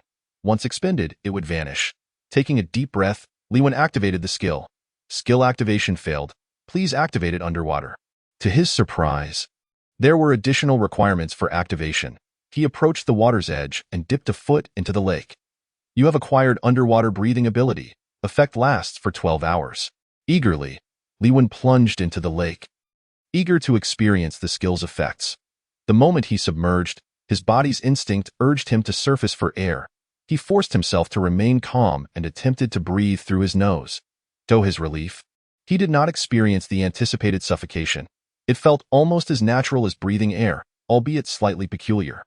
Luckily, Li Wen was exceptionally adaptable, and within minutes, he had mastered the technique. For this dungeon excursion, Li Wen was fully equipped, donning the newly acquired red sand shoes that significantly enhanced his speed. Moving underwater, however, was not the same as on land. Each step faced resistance from the currents. Despite being a level 4 star, he still encountered limitations from water pressure. After some experimentation, he discovered that both his attack and movement speeds were reduced to about 70 of their normal rates on land. This was frustrating, as it meant his true potential would be stifled, and he could only hope that the magical beasts lurking in the depths would not be overly formidable, with a silent prayer for continued good fortune. Liwen navigated the lake, where visibility was relatively clear, allowing him to see up to 100 meters ahead. Before long, a magical beast swam into view, a fish-like creature measuring approximately half a meter. With a long, pointed snout and a stocky tail, sharp-tipped cuttlefish, rank, Novice 3 stars, Strength, 14, Constitution, 8, Defense, 7, Movement, 12, Spirit, 1. A water-dwelling magical beast known for its swift movement and sharp beak used to pierce its enemies. A creature of the aquatic realm that assaults its foes with its beak. Li1, wary and alert, drew forth his iron greatsword, bracing himself for the impending confrontation. The sharp-tipped cuttlefish also took notice of Li1, swinging its robust tail with force and launching into a charged in the aquatic domain. Fish-like magical beasts naturally possessed an advantage. Even when facing an adversary one rank higher, their speed in the water far exceeded that of Li1. How swift! Li-Wen's expression shifted to one of astonishment, and with no time to evade, he could only cross his iron greatsword before his chest, hoping to withstand the onslaught. The cuttlefish rushed forth, colliding violently with the blade, producing a muffled thud as ripples danced across the water's surface. Eliwen felt as though he had been struck by a rampaging bull, his body uncontrollably toppling backward. Fortunately, the current absorbed some of the impact, and he emerged relatively unscathed. In stark contrast, the cuttlefish found itself at a disadvantage, having anticipated that its inherent speed would spell doom for its opponent. However, it was unprepared for the exceptional quality of Li-Wen's black iron weapon, which not only failed to yield a fatal blow but left the creature dazed and disoriented. Seizing the opportunity, Li-Wen advanced swiftly, swinging his iron greatsword downward. The blade, keen as a razor, cleaved the sharp-tipped cuttlefish in twain, a plume of black ink erupting from the severed body, staining the surrounding waters. Eliwen coughed violently at the sudden spray of ink. Momentarily disregarding everything else, he reached out instinctively toward the location where the cuttlefish's two halves had fallen, grasping an object in his hand before turning to swim away from the inky waters. Once he had distanced himself from the murky region, he glanced down to find a ring shaped like a scale in his palm. Accessory, water scale ring. Rank, black iron. Attribute, water. A ring forged from the scales of the sharp-tipped cuttlefish, granting the wearer the ability to walk in water and enhancing their movement speed beneath the surface. Li-Wen's eyes sparkled with delight as he praised the fine equipment. At present, his greatest need was for enhanced speed in the water, and he had not anticipated acquiring such an item from his very first beast. With the water scale ring's boon, his movement speed underwater now nearly matched that on land. Li-Wen felt confident enough to challenge the cuttlefish to a race. Earning 300 experience points allowed Li-Wen to level up, achieving Novice 5 stars, a pace of advancement that was astonishing. Predictably, he received 5 attribute points, which he allocated entirely to his spirit, significantly enhancing the efficacy and duration of his spells. Suddenly, a flicker of light caught his attention from the lake's bottom, captivating his gaze as he swam toward the shimmering source. As he drew nearer to the lake bed, his feet sank into the silt, revealing that the light emanated from a treasure chest. What fortuitous luck to discover a chest at the bottom of the lake. The chest appeared weathered, its surface marred by verdigris, bearing the scars of time's passage. Eliwen placed his hand upon the chest, and a system notification chimed. Acquired a dilapidated copper treasure chest. Upon opening the chest, he found a solitary orb, roughly the size of a longan. Acquired fire avoidance pearl. Li-Wen picked up the fire avoidance pearl and examined its attributes, only to be astonished by its remarkable capabilities. Treasure, fire avoidance pearl. Rank, bronze. Attribute, fire. Said to be a relic lost by the gods, it significantly amplifies fire damage and grants a chance to negate fire-based attacks. A bronze-ranked magical artifact? This was a windfall indeed. Li-Wen could not suppress a hearty laugh, overwhelmed with excitement as he contemplated lifting the fire avoidance pearl for a closer inspection. Suddenly, a dark current surged from behind him, accompanied by a chill that bore down on the back of his head. The tranquil waters erupted into chaos as a figure darted from the depths, moving with astonishing speed, reaching Li-Wen in the blink of an eye. Li Wen's face paled in alarm as he hastily stowed the fire avoidance pearl in his pocket. He could not afford to lose this newly acquired treasure. Before him lay an electric eel, its body shimmering with arcs of electricity, approximately 1.5 meters in length, its eyes fixed intently on Li Wen as though harboring a deep-seated vendetta. Purple eel magical beast. Rank: Novice 5 stars. Strength: 13. Constitution: 14. Defense: 19. Movement: 20. Spirit: 25. Innately capable of releasing high-voltage electric currents. It is a creature that any being would prefer to avoid. Chapter 18. Lightning spell. A 5-star creature that can discharge electricity. This magical beast was undoubtedly the most formidable Li Wen had encountered thus far. He could scarcely fathom the sensation of being electrocuted by such a creature. However, one peculiar detail caught his attention. The eel's unwavering gaze was fixed upon his pocket. Li Wen glanced down at the open bronze chest beneath his feet and then at the treasure nestled in his pocket, suddenly comprehending the situation. "Hey, big brother eel, do you really think I opened that chest?" Zzz. The purple eel crackled with electricity, clearly skeptical of Li Wen's words. "You opened the chest, pocketed the treasure, and now claim to have done nothing? Do you take me for a fool? Moreover, I am the purple eel magical beast, not merely an eel." In an instant, high-voltage electricity surged forth, radiating from the purple eel as it expanded outward for several meters. Li Wen was caught off guard, realizing it was too late to flee. No matter how swift he was, he could never outpace electricity in the water. A cacophony of cries erupted as Li Wen convulsed violently, his eyes glazing over, foam forming at his mouth.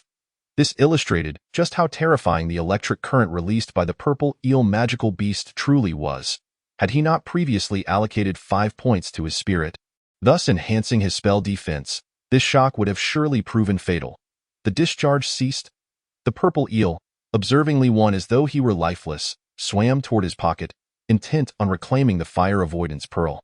Just then, Li Wen, who had appeared to be unconscious, suddenly opened his eyes, a sinister smile gracing his lips. "You've fallen for my ruse." In an instant, his iron greatsword lunged forth, its sharp tip easily piercing the body of the purple eel. At that moment, the purple eel realized Li Wen was not incapacitated and unleashed another high-voltage discharge. Both creatures found themselves ensnared in a simultaneous predicament. The purple eel was impaled by the sword, while Li Wen experienced a second bout of electrotherapy. Yet this time, the situation took an unexpected turn. The electric current unleashed by the purple eel coursed entirely through the iron sword, redirecting back to itself. It was as though Li Wen had used the steel blade as a conduit, forcibly linking their two bodies. Consequently, as Li Wen endured the electric shock, the purple eel experienced the same torment. Cursed eel, you wish to electrocute me? Now it's your turn to suffer." His anguished cries mingled with a tone of vindication. Li Wen thought to himself, "While I endure this pain, I shall ensure you suffer equally." The electricity gradually dissipated, and the purple eel, similarly racked with spasms, found it impossible to maintain its discharge. Coupled with the gaping wound from Li Wen's blade, the dual onslaught proved too much, and the creature succumbed first. Summoning the last vestiges of his strength, Li Wen twisted the greatsword, bisecting the purple eel and delivering the final blow. Acquired 500 experience points. Acquired lightning spell skill X1. Acquired 200 energy points. A series of system notifications rang in his ears, and a smile crept across Li Wen's face. He remained still for a moment to recuperate, waiting for the tingling sensation within his body to subside before daring to act again. Upon reviewing his rewards, he dismissed the experience and energy points, ultimately fixating on the lightning spell skill. To his astonishment, he had received a skill book. The 2 rounds of electric therapy had not been in vain.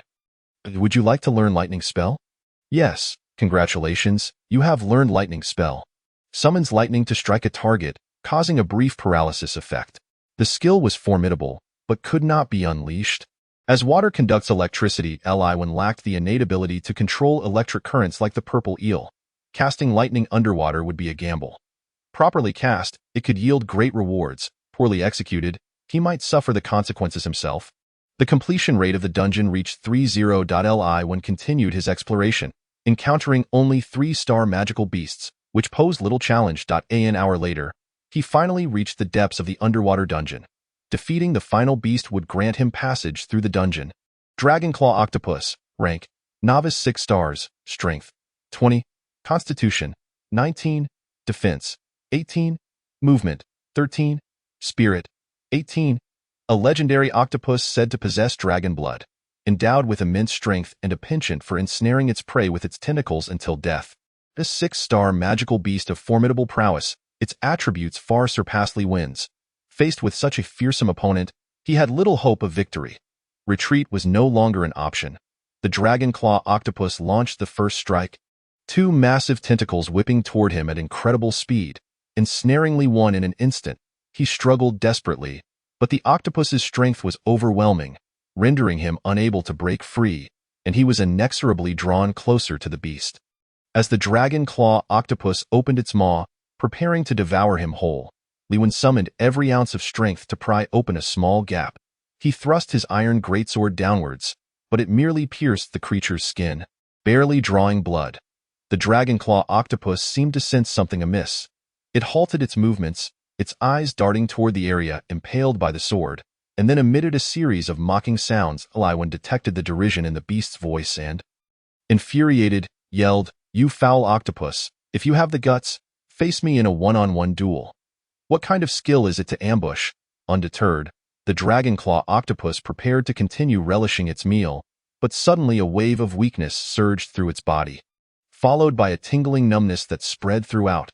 The paralysis effect had been triggered, however. It would only last for a fleeting few seconds, and shortly thereafter, Li Wen would find himself consumed. "Damn it, I'll fight to the end." Gritting his teeth, Li Wen swung his great sword down fiercely towards the beast. Triggering Ignore Defense, the great sword penetrated deeply into the Dragonclaw Octopus without any obstruction. A wretched scream echoed as the creature trembled violently, its 8 massive tentacles thrashing chaotically, providing Li Wen the opportunity to escape his bindings. Dealt a fatal blow. The Dragonclaw Octopus abruptly ceased its convulsions, its massive body slowly collapsing, life extinguished in an instant. Staring incredulously at the deceased beast, Li Wen's heart raced uncontrollably. Had it not been for the timely activation of the fatal blow, he would have likely been in the belly of the Dragonclaw Octopus. Learning to swim. The spot where the Dragonclaw Octopus fell refreshed a treasure chest, which, upon opening, yielded a bountiful reward. Gained 600 experience points. Acquired Dragon Blood X1. Obtained Silver Fishing Rod X1. Received Diving Suit Blueprint X1. The portal to exit the dungeon appeared, and Li Wen dove right in, returning instantly to the safety of his shelter. This excursion into the lake dungeon was fraught with peril, having faced at least 2 near-death encounters, almost becoming a meal for the beast. However, the rewards gained upon completion were indeed substantial, proving that fortune favors the bold. Chapter 19. A low-level scam. Within the confines of a level 2 safe house spanning 100 square meters, ample space was available for many items. Li Wen casually placed the rewards obtained from the dungeon on the floor: Water Scale Ring, Fire-Resistant Pearl, Dragon Blood, Lightning Spell, Diving Suit Blueprint X1, Silver Fishing Rod. What remained were merely basic supplies. His previous fishing rod had been broken, yet unexpectedly, he had acquired another, this one of black iron grade, capable of reeling in fish weighing several hundred pounds. Brimming with confidence, Li Wen resolved to venture to the lakeshore once more. Determined to catch the fish that had previously mocked him: Diving Suit, Leather X15, Glass X3, Waterweed X5, Plastic X10, Cotton Thread X10. Inspecting his storage of materials, he found himself lacking leather and cotton thread. Having only obtained some waterweed as a reward from the lakebed dungeon, he had no immediate plans to craft the diving suit, so he set the blueprint aside for safekeeping. Opening the global chat interface, he gleaned the latest happenings from other survivors. Breaking news. Recently, several survivors had ventured out of their safe houses, eager to explore the outside world. Huh? Are there still those reckless enough to brave it? Humph, venturing into the world outside. They must be tired of living. Fellow brothers and sisters, shall we place a bet on whether the explorers will return alive? What are the stakes? Supplies, equipment, blueprints, energy points, anything goes, but one must honor their word. Wager and lose gracefully. Count me in. I've been cooped up inside, and it's driving me mad. I bet 3 loaves of bread that they 1T return. I wager 10 bottles of watered a perilous exploration transformed into a betting frenzy, with many participants joining in. The prolonged oppressive existence had altered everyone's emotions, creating a pressing need to find an outlet for their inner turmoil. Ding, friend Han Fei has sent a message, bro. It's urgent, please help me. What is the matter, being chased by beasts again? No, it's even worse than that. I need to borrow some money. Get lost? Li Wen replied tersely. You think I run a bank? Furthermore, I just gifted you a sand cloak. Even if you sold it, it could fetch at least 100 energy points. Have you already squandered it all in just a few days? Han Fei quickly explained. The cloak you gave me? I could never bear to sell it. It's just that my luck has been terrible lately. The chests that have refreshed yielded nothing but basic supplies, leaving me perpetually hungry. And now, you wish to borrow money to buy supplies? I have some supplies left. I could send you some directly. No, I saw everyone betting in the global chat, so I thought I'd give it a try. Perhaps I could make a fortune, don't you think? Oh, you want to use my money to gamble? Heh. Let me be frank with you, absolutely not. Li Wen flatly refused. Even though he was on the brink of starvation, he still wanted to borrow money for gambling. This was a classic gambler-esque mentality that must not be indulged. Bro, you don't understand. This bet is practically a sure win. Those who are capable of venturing outside to explore. The ones who previously went out, none of them survived. If I place a bet, I'll definitely win. After all, no one can leave the safe house and come back alive. Han Fei insisted confidently. Yet, he was oblivious to the fact that success in exploration was not unheard of.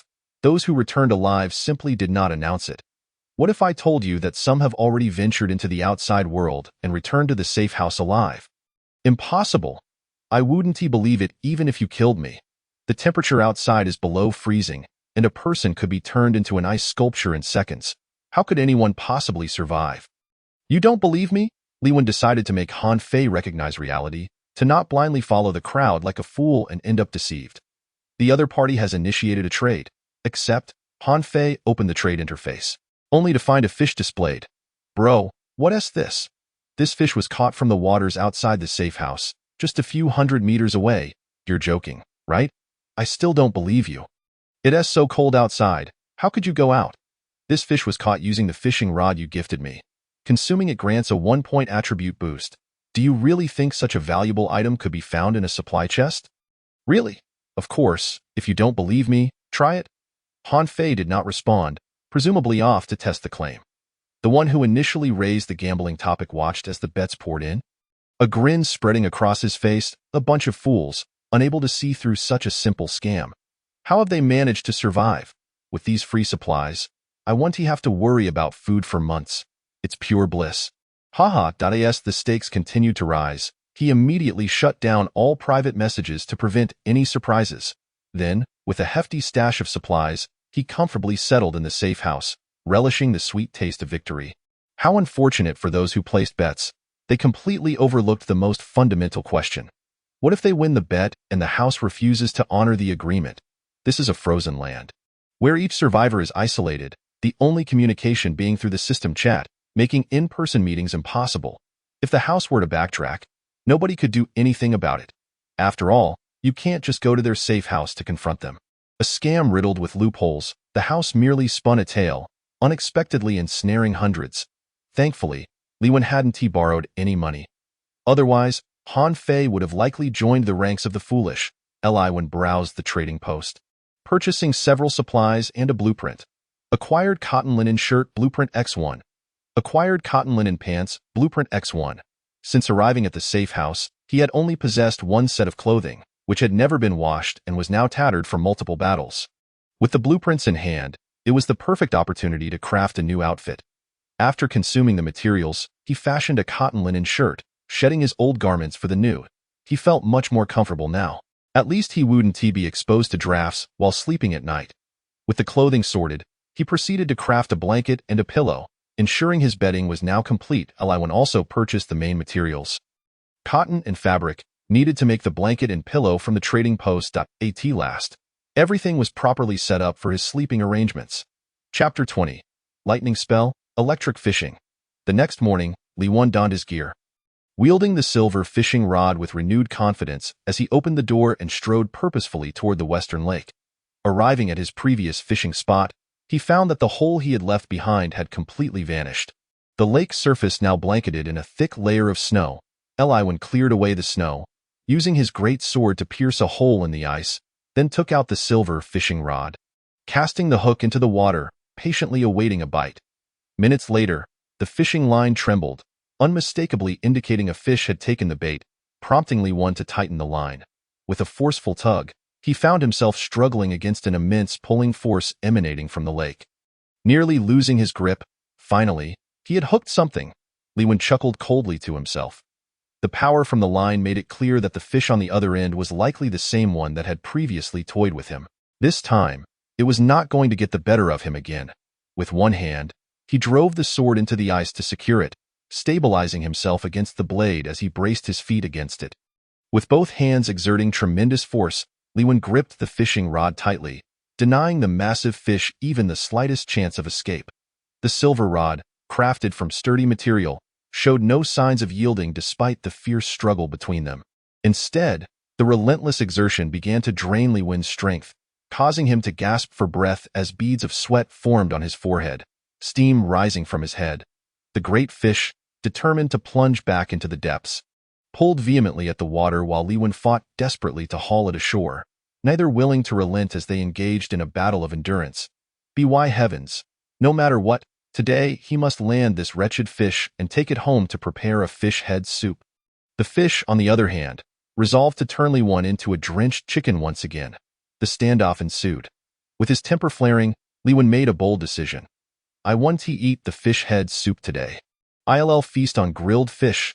Summoning a bolt of lightning, he called down a fierce strike that pierced the water, sending ripples of electricity dancing across the surface. The fish, caught completely off guard, never anticipated that within a single day, Leewan had acquired a new skill. Struck by the lightning, it convulsed violently. Seizing the moment, Leewan summoned his strength and yanked the fish out of the water, revealing a fish head the size of a watermelon. So, you thought you could fool me last time. At last, you've shown your true self. Another bolt of lightning struck, this time targeting the exposed fish head. This blow rendered the fish utterly incapacitated, its resistance extinguished. Not yet satisfied, Leewan unleashed a third lightning strike, completely subduing the fish, which was then effortlessly pulled from the water. Once out of its element, the great fish lost all mobility, akin to a fish awaiting slaughter on a cutting board. Elated, Leewan plunged the silver rod into the icy ground and hurried over to deliver a swift blow to the fish's head. This strike bypassed all defenses, and in its last moments, the fish spat defiantly at Leewan, expressing its inner resentment. The fish measured over 1 meter in length and weighed, conservatively, over 100 pounds. Its scales shimmering with a kaleidoscope of colors under the sun, a clear indication of its extraordinary nature. In this vast lake, he had dug and dug, reeling in a magnificent fish to take home for a delightful fish head soup. Leewan hummed a cheerful tune, radiating pride as he carried the hefty fish toward the safety shelter. At last, he had quelled the lingering frustration in his heart. Otherwise, he would hardly sleep soundly that night. Upon entering the shelter, he promptly severed the fish head, placing it into a pot to simmer for soup, while slicing the remaining fish to preserve for future meals. Regrettably, there were no pancakes. Otherwise, a dish of fish head with pancakes would surely be delectable. Among his stored supplies, he did have flour, but it alone was insufficient. He lacked other essential ingredients such as oil, salt, soy sauce, and rice vinegar. An entire array of kitchen condiments was missing. Most critically, yeast. Leewan's existence could be described as one of the highest caliber among all survivors.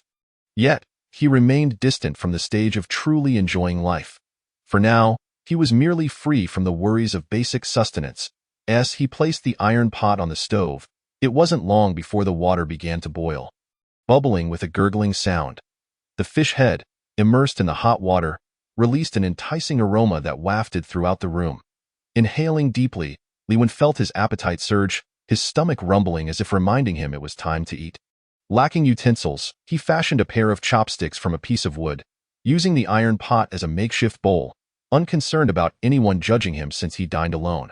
The warm fish meat melted in his mouth, tender and flavorful, leaving a sweet aftertaste.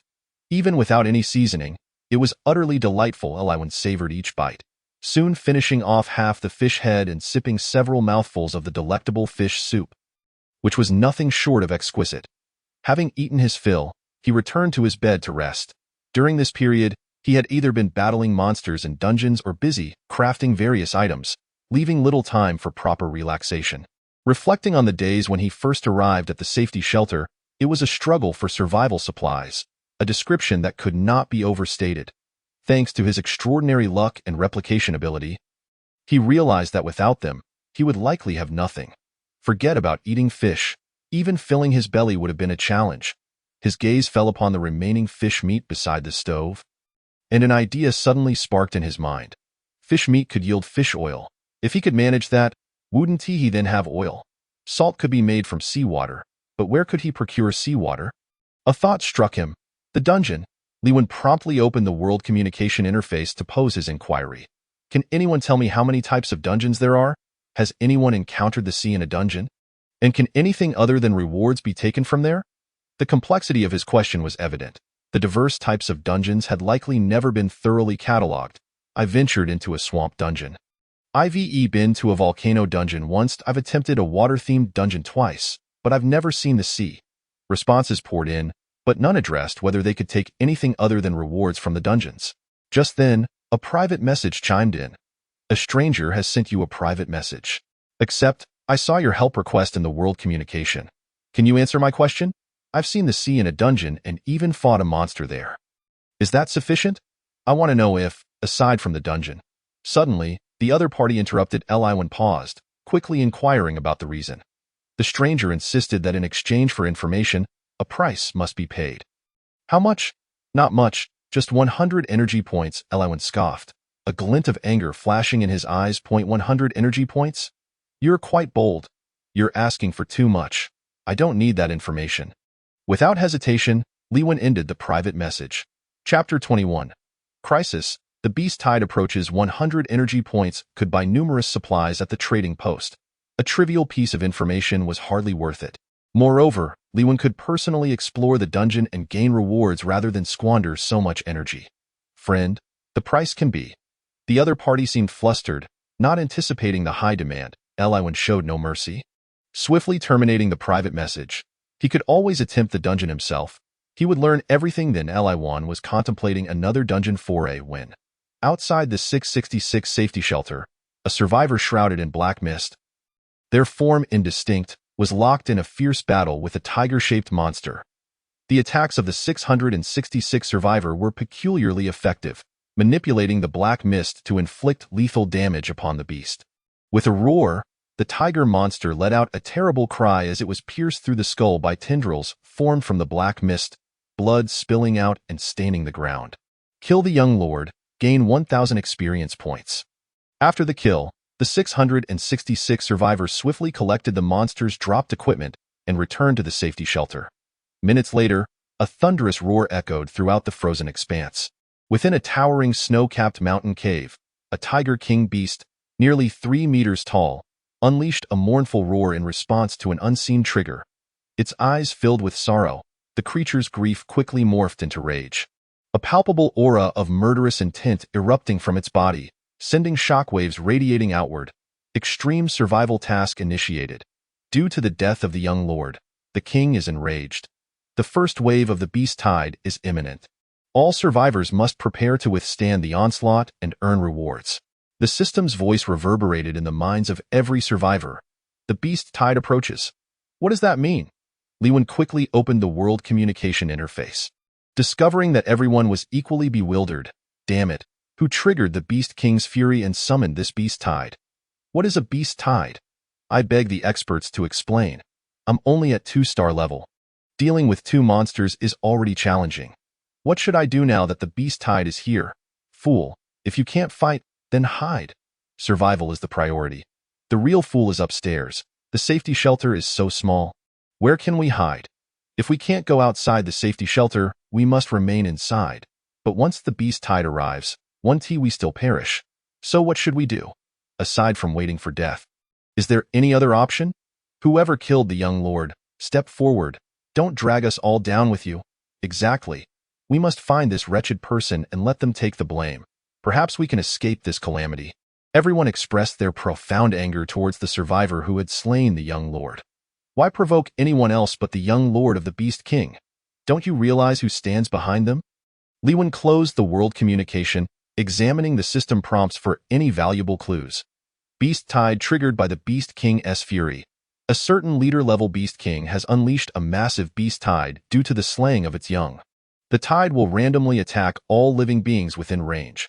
Survivors must employ every means to protect themselves and survive the onslaught. From this notification, Lewin discerned something unusual. The beast tide was unavoidable. What survivors must do is not to sacrifice themselves against the tide, but to find ways to survive within it. That was the essential information of the task. Defending against the beast tide and surviving were two entirely different concepts. The former required immense strength and collective effort from all survivors to be achievable. The latter relies entirely on its own capabilities, utilizing any means necessary to survive. To endure is to emerge victorious. There is but 1 hour remaining until the beast horde descends. We implore all survivors to prepare in advance. The system sent another reminder. Lewin's gaze swept across the entirety of the safety shelter. With all the resources he currently possessed, he estimated they could withstand a maximum of 3 to 5 magical beasts of similar rank. Faced with hundreds of these monstrous foes, which could obliterate everything in an instant, he realized that given his current level and that of the shelter, he would struggle to hold out for even a second against the impending horde. The crux of the matter lay in survival. Since confrontation was futile, the only recourse was to hide. In this vast, icy expanse, the only refuge in sight was the solitary safety shelter. With no other escape routes available, Lewin had considered the option of concealing himself beneath the snow outside. But he could not guarantee the success of such a plan. Suddenly, his peripheral vision caught sight of a half-eaten piece of fish, and an idea flashed through his mind. He hastily opened the trading post, searched for the necessary materials, and after a thorough search, procured everything he needed. Acquired diving suit X1. The solution Lewin devised was straightforward: to conceal himself underwater and evade the beast horde's onslaught. The horde would wreak havoc on everything above, but if he submerged, he should remain unscathed. With time slipping away, he quickly donned the diving suit and made his way to his usual fishing spot. Breaking through the ice to plunge into the water. The underwater temperature was significantly warmer than the frigid air above, and within the diving suit, Lewin felt no discomfort. The suit was equipped with an oxygen tank, sufficient for half an hour of breathing, yet he remained uneasy, pondering how to extend his time underwater. Given the limited time frame, crafting a new oxygen tank was nearly impossible, especially as he lacked the blueprints and materials. The only alternative was to improvise with other items. He searched for bamboo in the trading post, and a plethora of related materials appeared. Selecting a few, he purchased them all and submerged once more. Commencing his experimentation. 20 minutes until the first wave of the beast horde. We urge all survivors to prepare for survival. The system's alert echoed like a spell in the minds of every survivor. Intensifying their already heightened anxiety, Lewin remained composed, focusing intently on the few bamboo stalks in his possession. After several attempts, he finally identified 2 suitable pieces. Submerging again, he placed one end in his mouth and the other above the water's surface. Using the hollow structure of the bamboo to breathe, significantly prolonging his time concealed underwater. Although this method was arduous, it extended his underwater duration several times over, easily allowing him to wait out the horde. The beast horde is imminent. Countdown 10.9.8.7. In that moment, all survivors silently recited the countdown, their emotions reaching a breaking point as the final countdown concluded. Boom, boom, boom. The earth trembled, and the roars of various magical beasts echoed from the distance. As the sky darkened, foreshadowing the impending carnage. Chapter 22. Survival, True Survival in the Frozen Wasteland. The first wave of the beast horde arrived, heralded by the roar of the Tiger King, summoning hundreds of beasts to charge forward in a deathly stampede. Among the beasts existed a strict hierarchy. Lower-tiered beasts were compelled to obey the commands of their superiors without question, even if it meant facing death. At that moment, the safety shelter closest to the oncoming horde became the first casualty. Despite having armed themselves to the teeth, the survivors within the shelter were rendered speechless upon glimpsing the dense throng of beasts through the window, frozen in terror. When death approached, the only recourse for the survivors was to pray they would not perish too ignominiously. Boom! The safety shelter shook violently as the beasts relentlessly battered the door from the outside, and soon, a gaping hole appeared. Peering through the breach, the survivors caught sight of several pairs of glowing red eyes. It was over. They were doomed. Their faces drained of color, under immense psychological pressure. The survivors surrendered to their fate, allowing the horde to breach the door and invade the shelter. From a high vantage point, one could clearly see that the first safety shelter had only managed to delay the beasts for a mere 3 seconds. Moments later, it was utterly annihilated, the horde sweeping past, leaving devastation in its wake. The survivors within vanished without a trace, as though they had never existed. Soon, the second safety shelter emerged. It's just a beast horde. What's the big deal? Fortune favors the bold. If I can take down a few beasts, I could become the strongest in this frozen wasteland. Come on, you damned beasts. The second survivor chose not to cower within the shelter, instead brandishing a weapon to confront the horde head-on. Their audacity and bravery in facing the beast head-on could certainly rank among the bravest. However, courage alone does not equate to strength. No matter how fearless one might be, the insurmountable disparity in power would teach any challenger a harsh lesson in folly. As the foremost beasts approached, the survivor, undaunted, swung their weapon with resolute determination. In the next moment, they were completely engulfed by the horde, leaving not a single hair behind. Observing from a distance, the Tiger King could not help but scoff, thinking, what a fool! As the safety shelters continued to crumble, the death toll among survivors steadily climbed.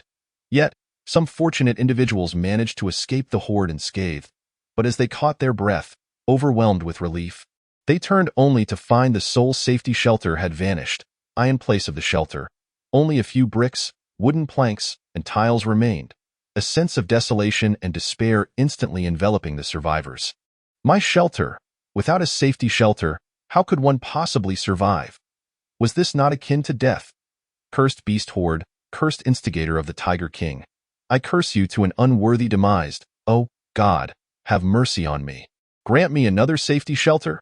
The beast horde swept through relentlessly, encountering little that could withstand their charge.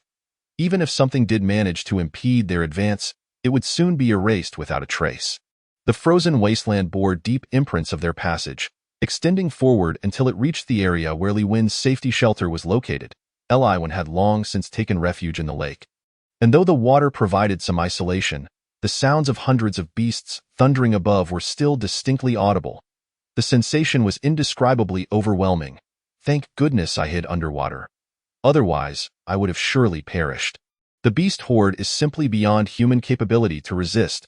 As the vibrations grew increasingly intense, Li Wen dove deeper into the lake, striving to remain undetected.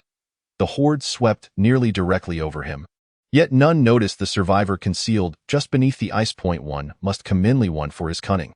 Even amid such peril, he took the time to open the world communication interface to assess the current situation. Has the horde arrived yet? Anyone still breathing, speak up.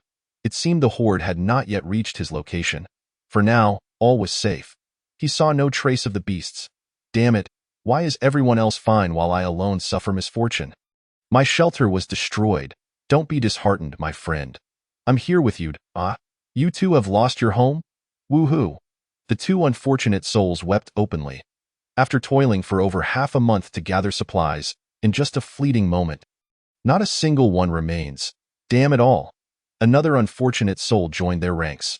Yet, the most unfortunate were those survivors whose very lives and shelters were obliterated in the first wave of the horde. In contrast, those who had miraculously survived were indeed fortunate to be alive. Holy crap, I see the beast horde. Where? Where? By God. Right in front of me. What's the scale? All I see is a black mass. I can't make it out. Comrades, if I perish, remember to burn extra paper money for me every year on this day. Seems like this world doesn't have paper money? Then burn more food and water. At least I won't starve down there. I'll burn it for you. Li Wen chuckled at the various messages flooding the world communication interface. In such dire circumstances, maintaining a sense of humor was either a testament to his resilience or a sign of folly. Regardless, the fate of others was of no concern to him. Li Wen simply wished to navigate the horde unscathed. He fervently hoped the horde would not destroy his safety shelter, for within lay countless resources he had yet to touch. As the vibrations in the water diminished, Lewin surmised the horde must have moved on and contemplated whether to surface and investigate. Suddenly, an overwhelming sense of danger enveloped him, akin to a lone traveler in an uninhabited expanse, stalked by a predator from behind. Unbeknownst to him, the surface of the lake darkened, as if something immense loomed above. Cautiously, Lewin raised his head to look, and through the ice, he discerned a massive beast standing above him. Could it be the Beast King? A dangerous thought surged through his mind. If it truly was, he would be in grave peril. Without hesitation, Lewin sank deeper, settling on the lakebed and covering himself with silt to evade detection by the Beast King. Above the lake, the Tiger King stood directly over him, having caught a whiff of human scent. The scent was faint yet lingered nearby, yet no signs of survivors could be discerned in the surroundings. The Tiger King beast shook its massive head, its eyes scanning the vicinity in search of any trace of the survivors. Chapter 23. 666, codename Devil Gurgle. The tranquil surface of the lake was suddenly disturbed by a few bubbles emerging from below, shattering the stillness that had prevailed. Despite its thorough search, the Tiger King beast found no trace of the survivors and was about to depart when the gurgling sound caught its attention. Lowering its enormous head, it gazed intently at the lake's surface, its eyes gleaming with an almost hypnotic allure. A faint sense of unease prickled at its instincts, though it could not articulate why. Could it be? Were there truly survivors hiding underwater, evading the onslaught of the beast tide? Impossible.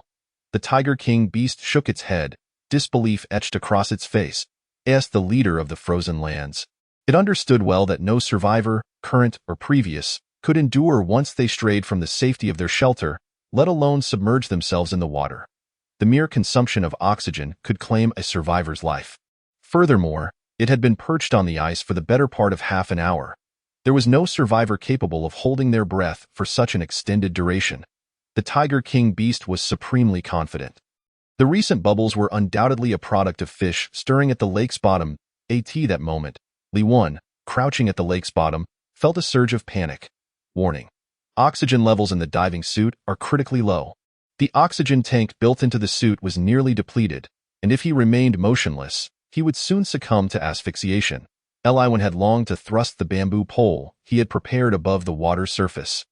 Yet the Tiger King beast loomed directly overhead.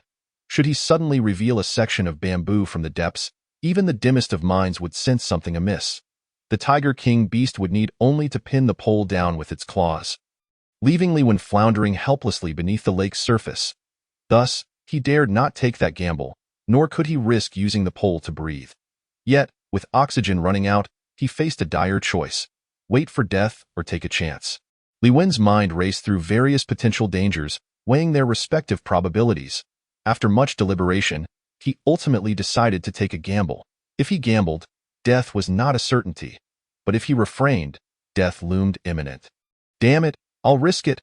Clenching his teeth, Lewin moved the bamboo pole closer to the water's surface. As the pole neared the lake's surface, the Tiger King beast remained fixated below, its keen eyes observing intently. Lewin's heart raced, pounding so hard it felt as though it might leap from his throat. Just as the pole was about to break the water's surface, the Tiger King beast sensed something amiss. Its pupils contracting as a faint wave of pressure emanated from it. That moment, a shriek pierced the air, breaking the tension. The Tiger King beast was instantly drawn to the sound, its gaze fixed on the distance. With a swish, it transformed into a whirlwind, dashing toward the source of the scream with astonishing speed, vanishing in the blink of an eye.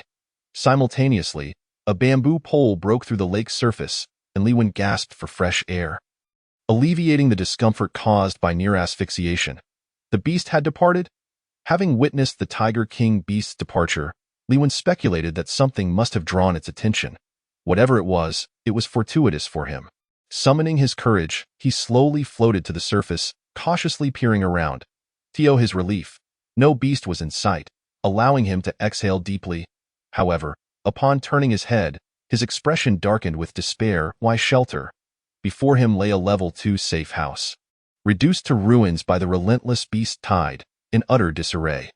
Before a black safe house, a survivor shrouded in swirling black mist, obscuring their features, was engaged in battle with a dozen beasts, the beast tide. having traversed over 1,000 kilometers, had gradually splintered, now manifesting in groups of a dozen. The danger level had significantly diminished. The survivor, identified as 666, undeterred by the dozen beasts attacking him, exhibited no fear. Instead, a glint of crimson flickered within the depths of his mist-enshrouded eyes. The battle commenced. The survivor known as 666 struck first, the tendrils of black mist he commanded striking with remarkable agility at the beast's most vulnerable spots. PFF, two beasts, unable to evade, were pierced in the abdomen by the black mist tendrils, blood pooling around them as they emitted agonized cries. Meanwhile, several beasts attacked from behind, their sharp claws and fangs proving equally dangerous. Yet, 666 remained unfazed, the swirling black mist enveloping him, sprouting additional tendrils from his back that impaled several beast skulls. No one anticipated that in a mere exchange, multiple beasts would perish at the hands of 666. Such formidable combat prowess was utterly unfathomable. After dispatching the remaining beasts, 666 collected the fallen equipment. Just then, a thunderous roar reverberated, the aura of a king descending from above, manifesting as a colossal figure before 666. The Tiger King beast fixated on the survivor before it, and for reasons unknown, it sensed a familiar essence emanating from him. A feeling that resonated deep within it was you who killed my offspring. The roar of wrath echoed through the heavens, causing the very space to tremble, as if it could scarcely bear the weight of such fury. 666 heart raced in alarm. How could the Tiger King beast deduce that he was the slayer of its young? Yet, that mattered little now. The pressing concern was how to confront a creature about to be consumed by rage. For slaying my child, you shall pay with your life. The Tiger King beast lunged forward, closing the distance to 666 with lightning speed, its razor-sharp claws descending with deadly force. The speed was so swift that evasion was futile. Thankfully, 666 reacted quickly, narrowly avoiding a fatal blow, though the surrounding black mist was rent asunder, revealing a ghastly pale visage marred by several claw marks across his chest. How swift!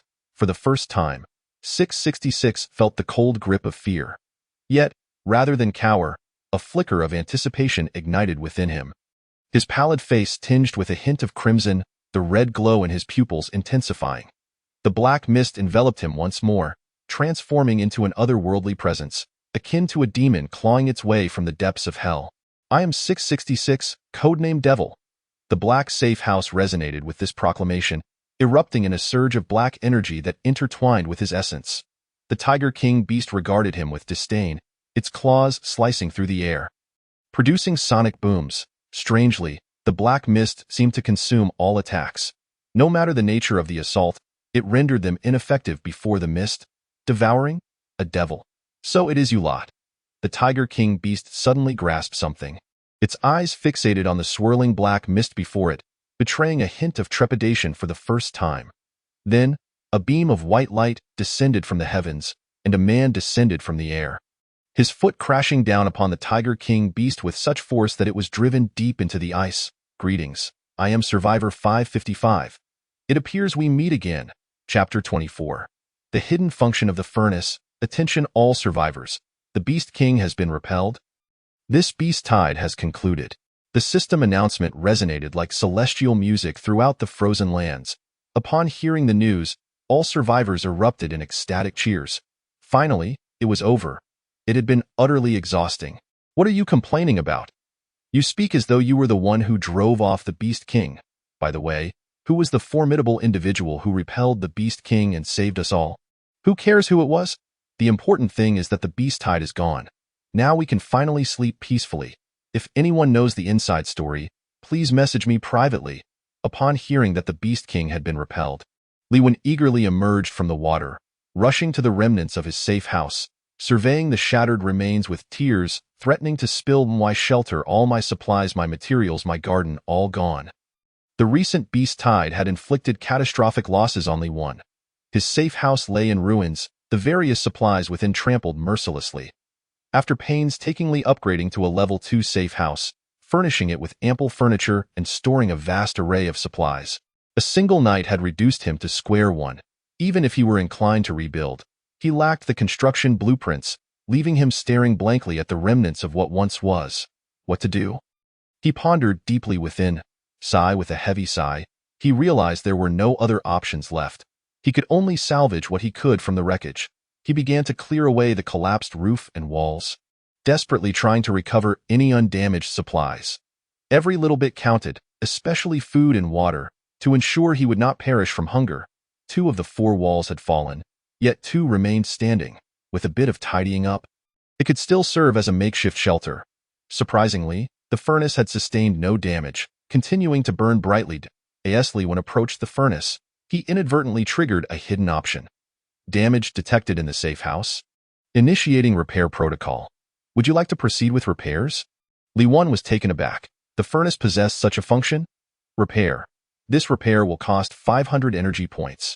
Agree. Upon consenting, 500 energy points were automatically deducted. A beam of light burst forth from the furnace, enveloping the entire safe house. To Li Wen's astonishment, the once ruined shelter began to visibly restore itself. The collapsed walls reformed, the shattered roof mended rapidly, and even the damaged furniture returned to its original state in the blink of an eye. The safe house was restored to its former glory, as if nothing had ever occurred. Li Wen gazed at the reborn safe house with a face full of astonishment, his excitement manifesting in joyous leaps and bounds. Without a moment's hesitation, he threw himself onto the ground, kissing the hearth as a means to express the elation swelling within him. How scorching! A sudden wave of fiery pain shot through his mouth. Although the burn was somewhat painful, his inner exhilaration remained undiminished. Having anticipated a future spent braving the biting winds, he was utterly astounded to discover that the safe house could indeed be restored to its former glory, just as it had been before the tide of beasts descended. Truly a miraculous turn of events. From the very beginning, Li Wen had not given much thought to the hearth within the safe house. But after this incident, its significance could not be overstated. It was undoubtedly the most crucial element within the entire sanctuary. If his deductions were correct, the hearth functioned as the core of the safe house. As long as it remained intact, no matter how the safe house transformed, it could always be restored to its original state, albeit at the cost of a certain amount of energy points. Li Wen's assumptions proved accurate. The hearth was indeed the very heart of the safe house. Li Wen, level, Novice 5 stars, Strength, 16, Constitution, 12, Defense, 16, Movement, 9, Mentality, 15, Hidden Luck, 10, Special Ability, Duplication, Energy Points, 70. With 70 energy points remaining, he felt as if he had suddenly transformed from a landlord into a peasant. Yet, Li Wen remained undeterred. With his current level, accumulating energy points would be a trivial endeavor. A few more forays into dungeons would suffice. Especially since slaying magical beasts yielded energy point rewards, this was not an area of concern. However, one matter lingered in Li Wen's mind: the red sand set. Conveniently, the energy points he expended could be replenished through dungeon runs, while also affording him the opportunity to farm for the red sand set. Truly a double boon. Li Wen donned his equipment, preparing to enter a dungeon. Ding, friend Han Fei has sent a message, bro. Wu Why home is gone. What happened? Damn the beast tide. It destroyed my safe house, leaving me without even a refuge. Alone in this icy wilderness, I'm on the verge of freezing to death. Well, look at you. Seems like luck was on your side. Having dodged a bullet, compared to those survivors who fell to the beast tide, you should consider yourself fortunate. Fortunate? Without a safe house for protection, I'm no better than a corpse. Stop with the cold comfort and think of a way to help me. All right, as a gesture of friendship, I'll share the simplest method with you. Moments later, Han Fei wore a skeptical expression, confirming once more, really? The hearth possesses such hidden capabilities? Disbelieve if you wish. Who said I don't believe? I'm going to try it right now. Approaching the hearth, Han Fei indeed found the option to restore the safe house. Selecting yes would cost 100 energy points. So expensive. I only have 102 points total. At this rate, I won't even be able to afford a meal. Amidst his lamentations, the safe house quickly began to regenerate. Upon witnessing the safe house revert to its former state, an idea sprang to Han Fei's mind. He swiftly opened the world communication interface and sent out a message. Survivors whose safe houses were destroyed by the beast tide, contact me quickly. I have a way to help you restore your safe houses swiftly. This opportunity is fleeting. Don't miss out. Hurry. As soon as this message was sent, numerous individuals began to reach out to Han Fei, inquiring about the restoration process. For every survivor, the safe house was undeniably the most vital resource. While one could eat snow in lieu of water and endure a few days without food, lacking a safe house would lead to freezing to death within a couple of hours. Therefore, when someone claimed to know how to mend a shattered safe house, those still suffering in the snow became frantic. Listen closely, the method is straightforward, but it requires a fee.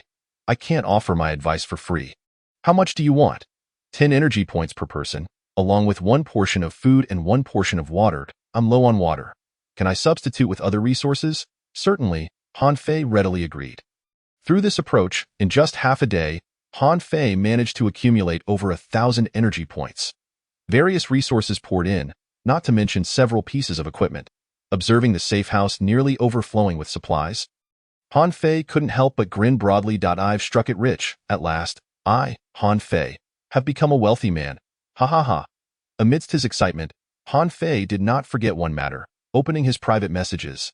Ding, friend Han Fei has sent you a trade request. Chapter 25, Medical Kit, received, Bread X20, Water X20, Couch Blueprint X1, 400 energy points. Just as Li Wan was about to enter the dungeon, he halted, staring incredulously at the trade list sent by Han Fei. He initially thought he had misread, rubbing his eyes vigorously to confirm that he wasn't mistaken. You didn't, by any chance, slay the Beast King, did you? Otherwise, where did you procure such a bounty, including 400 energy points? Haha, that impressive, right? Quick, tell me, isn't it all thanks to you? I merely spoke a few words. Han Fei promptly recounted how he had acquired such a wealth of resources. Upon hearing this, Li Wan couldn't help but exclaim, you truly have a knack for business. Who would have thought of such a profitable scheme? Just a bit of luck, my friend. Rest assured, if I come across anything good, you'll be the first to know. Heh, at least you have a semblance of conscience.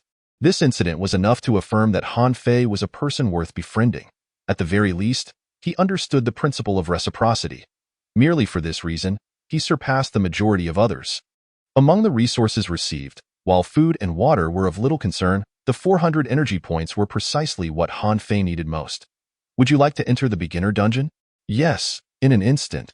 Han Fei vanished from sight, entering the depths of the beginner dungeon. Before him lay a vibrant forest teeming with life, the air saturated with the scent of flora. Alas, it was not a desert dungeon. The beginner dungeon offered a plethora of types, and the difficulty of entering the same dungeon twice was quite formidable. Even with Li Wan's super luck, he had failed on multiple occasions to succeed. A magical beast appeared ahead, blocking Li Wan's path. Wood Spirit, level, Novice 5 stars, Strength, 15, Constitution, 17, Defense, 17, Movement, 3, Mentality, 7. A tree undergoes a mutation, gaining sentience and evolving into a wood spirit. High attack, high defense, and thick health, the only weakness being its sluggish movement speed. Li Wan checked his attributes. Aside from movement and mentality, his other 3 stats fell short of the wood spirit's. Engaging in a direct confrontation was unwise. He needed to devise a strategy to exploit the wood spirit's vulnerabilities. Eureka! The fire-repelling pearl. Having obtained the fire-repelling pearl from the lake dungeon, a bronze-tier treasure with the ability to manipulate flames, Li Wan had yet to find the opportunity to test it. This time, it was perfect for combating the wood spirit and assessing its power. Equipping the fire-repelling pearl, Li Wan was nearly fully armed. Paralysis ring, ice and snow staff, cold-resistant fire armor, steel greatsword, red sand boots, water scale ring, fire-repelling pearl, with 7 pieces of equipment, 6 black iron and 1 bronze. His formidable arsenal was more than sufficient to overwhelm all other survivors. Empowered by the fire-repelling pearl, each of Li Wan's attacks held a certain probability of triggering fire damage. For other survivors, the triggering probability was a matter of luck. An unfortunate soul might not trigger it even once in 10 attempts. However, for Li Wan, blessed with super luck, triggering was remarkably effortless. Li Wan initiated the attack, swinging the steel greatsword towards the wood spirit's head, triggering fire damage in the process. A burst of flames erupted from the sword, striking the wood spirit's head at breakneck speed. The wood spirit, unable to evade due to its slow movement, was swiftly engulfed in flames, reduced to a pile of ashes in mere moments. A one-hit kill? Li Wan stood in stunned silence. Although he had suspected the wood spirit would instinctively fear fire, He had not anticipated such an overwhelming counter. A 5-star wood spirit had been obliterated in a single blow. Remarkable. Considering the steel greatsword's damage-ignoring and critical strike states had not even been activated, the fire damage from the fire-repelling pearl proved devastating against the wood spirit, simplifying matters considerably. Received 500 experience points. Received Medical Kit X1. The medical kit contained sutures, bandages, and alcohol, precisely the supplies Li Wen found himself in dire need of. While he lacked neither food nor water, he was sorely missing medical aid and various electrical appliances. With the medical kit in hand, his chances of survival significantly increased, alleviating concerns regarding injury treatment. Li Wen continued his exploration, systematically dispatching wood spirits for experience. Upon slaying the 15th wood spirit, his level rose to 6 stars, allocating all 5 attribute points into strength to bolster his attack power. Eventually, he reached the dungeon's conclusion, where he spotted a treasure chest and a massive wood spirit guarding it. Wood Spirit King, level, Novice 7 stars, Strength, 20, Constitution, 18, Defense, 18, Mobility, 5, Spirit, 12, evolved from numerous wood spirit beasts. The only ruler in the forest dungeon, possessing the power to manipulate wood spirits, its strength is formidable. The introduction of the Wood Spirit King startled Li Wen, who felt an overwhelming pressure from its Novice 7 stars level and its superior attributes. It seemed to serve as a stark reminder to Li Wen not to entertain thoughts of challenging it beyond his means, lest he find himself with no place to rest in death. A 7-star creature, indeed, it was a daunting prospect, leaving him devoid of any desire to challenge. However, a glimmer of determination flashed in Li Wen's eyes. Throughout his journey, he had encountered countless dangers, yet he had always emerged victorious. What was a 7-star Wood Spirit King to him? He believed that with his strength and a stroke of luck, he certainly possessed the capability to fight back, with the fiery damage from the Fire Pearl, the invulnerable strikes of the Steel Greatsword, the fire attributes of the Frostfire armor, and the support of the Burning Breath spell. Li Wen was filled with confidence. The Wood Spirit King, towering at 2.5 meters, resembled a small giant, its gaze looking down upon the survivor before it, the king of this forest dungeon. The Wood Spirit King was intrigued by how Li Wen had navigated through layers of challenges to arrive here. Had the Wood Spirits prior failed to notice the intruder, or had they intentionally let him pass? The Wood Spirit King resolved to punish the lazy creatures, but first, it needed to deal with Li Wen. The intruder! Roar! A powerful roar echoed throughout the entire dungeon. The Wood Spirit King initiates the royal summon. This was the Wood Spirit King's call to summon the Wood Spirits, as a ruler. It deemed it beneath its dignity to engage Li Wen directly. Such an act would tarnish its status. Yet, under the king's summons, not a single wood spirit appeared. The Wood Spirit King was taken aback and stubbornly summoned again. Roar, still no response. Roar, it continued to summon. Li Wen, digging in his ears, helplessly said, "How about I grab a bite first, and when you stop roaring, I'll make my move." Chapter 26. Rewards. Map. A humiliation, a blatant disgrace accompanied by merciless mockery. The illustrious 7-star Wood Spirit King was openly derided by a feeble human survivor. Should this be revealed, how could the Wood Spirit King ever maintain its reputation in the beast realm? The loathsome human survivor, with that grotesque visage, filled the king with disdain. In its fury, the Wood Spirit King launched an attack. A vine shot forth from its form, striking towards Li Wen with lightning speed. Li Wen, having long since gripped his steel greatsword, stood ready. Upon seeing the vine approach, he immediately raised his sword to block.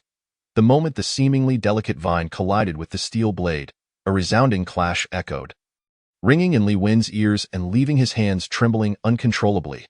This showcased the tremendous force behind the Wood Spirit King's casual strike. Even though Li Wen was only one level beneath it, he still struggled to withstand the direct assault. How formidable! Li Wen was taken aback, a cold sweat trickling down his cheek. He had anticipated the attack, yet after blocking it, his hands went numb, losing their grip on the sword. Truly, the beasts bearing the title of king, whether the Tiger King or the Wood Spirit King, were entities one should never provoke.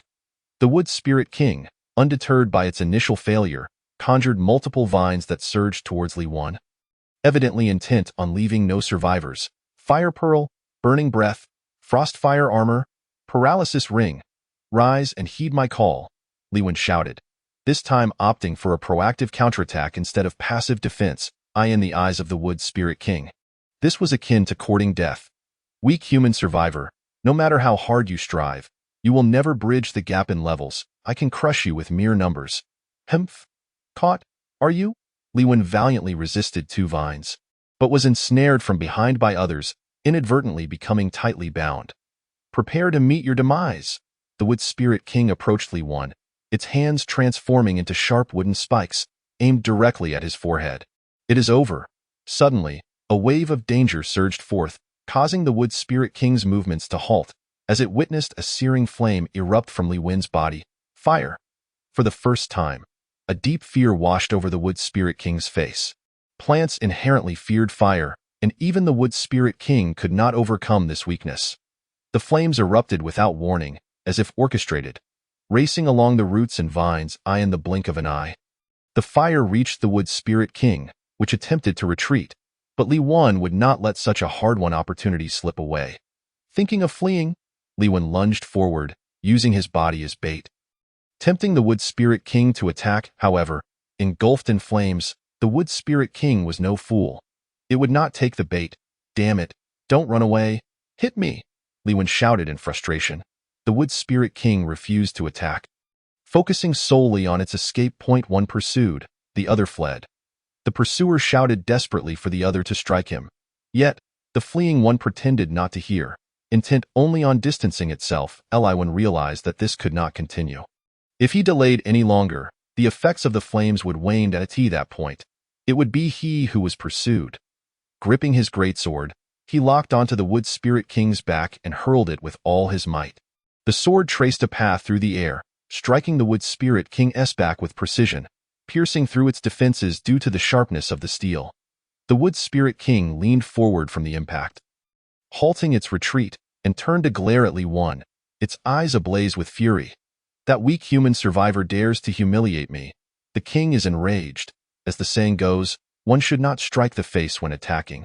Nor should one reveal personal flaws when insulting. Li Wen's sword throw struck at the very heart of the Wood Spirit King's pride, igniting its wrath entirely. At this moment, the king cared little for the flames.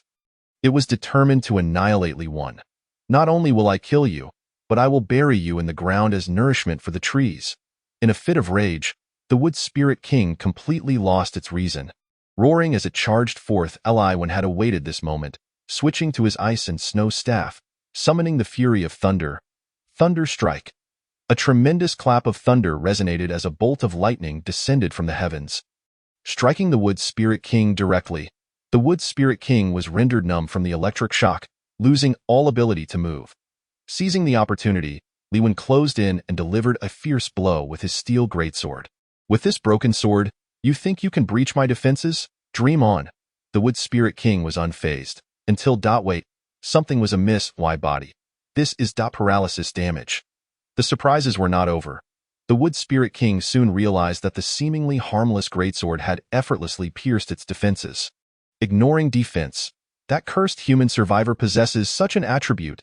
In the next instant, the aura of death enveloped the Wood Spirit King, plunging it into panic. No, a fatal strike. How could you? Paralysis effect triggered. Defense ignoring effect triggered. Fatal strike triggered. Fire damage amplification triggered. A blaze erupted from the greatsword, swiftly consuming the Wood Spirit King. 4 distinct equipment attributes activated simultaneously. Even a creature as powerful as the Wood Spirit King could not withstand such an onslaught. With a shriek, the colossal figure of the Wood Spirit King slowly collapsed. Scattering treasures across the ground. Obtained hard wooden plank x25. Obtained ironwood shield. Gained 1,000 experience points. Gained 200 energy points. A bountiful reward, befitting a 7-star Wood Spirit King. Certainly lived up to its title. The treasure chest for clearing the level appeared ahead, and Li Wen eagerly opened it, eliciting a laugh of excitement upon seeing its contents. Obtained map x1.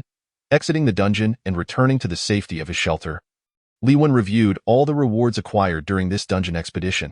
Equipment: ironwood shield. Grade: bronze. Attributes: wood, a shield forged from ironwood, boasting formidable defensive capabilities, capable of providing excellent protection to its wielder. A bronze-grade piece of armor, with exceptional defense, marked Li Wen's second bronze-level equipment. Map, a treasure that records the geographical features of the frozen land. It is a fragment of a complete map. Li Wen examined the map, and a small map interface automatically emerged. The central point of the map indicated the location of the safety shelter, with the surrounding area displayed covering roughly a 10-kilometer radius. It seemed this map was a partial version. To unveil the entire expanse of the frozen land, he would need to find the complete map. Chapter 27. Cave, Snow Lotus. To the west of the map lay a fishing area. To the east a cave, and to the south a valley. After inspecting the map, Li Wen decided to mark the cave area for exploration. Preparing his equipment and supplies, he followed the route indicated on the map. Making his way towards the cave in the east, it was fortunate to have the map as a guide. Otherwise, amidst the vast white expanse of the frozen land, devoid of any reference points or coordinates, one could easily lose their way. This was precisely why Li Wen had refrained from delving deeply into exploration initially, choosing only to operate within a certain radius around the safety shelter. With the presence of a map, everything changes. No matter where one wanders, as long as it lies within the map's displayed boundaries, the risk of losing one's way dissipates, allowing for a safe return to the shelter. The snow blanketing the ground is thick, each step sinks deeply, and even a 6-star rank Li Wen finds traversing such terrain to be somewhat arduous. After covering a certain distance, he pauses to meticulously examine the map, ensuring he remains on the correct path. Thus, he continues his journey for an hour, until suddenly, the view before him clears, revealing a series of majestic mountains. Beyond these peaks seems to lie an even broader world. Awaiting Li Wen's exploration, his current location, even considering the map in hand, he estimates that the explored area barely amounts to 1/10,000th of the entire frozen expanse. If this is indeed the case, how vast must the true frozen land be? Li Wen dares not dwell on whether his conjecture is correct. Consulting the map against his coordinates, he identifies the nearest cave marked on it.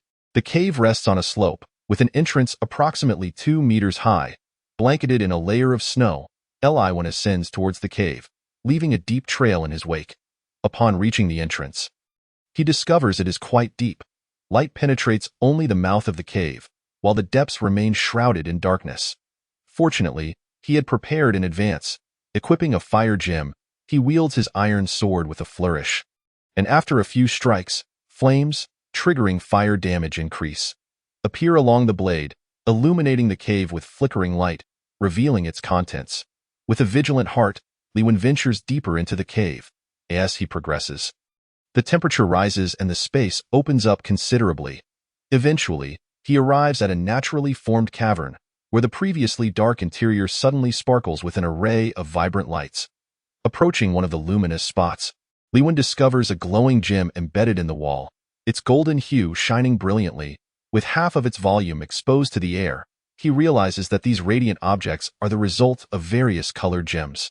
The brilliance of the gems illuminates the cavern, prompting Li Wen to extinguish the flames on his sword to conserve energy.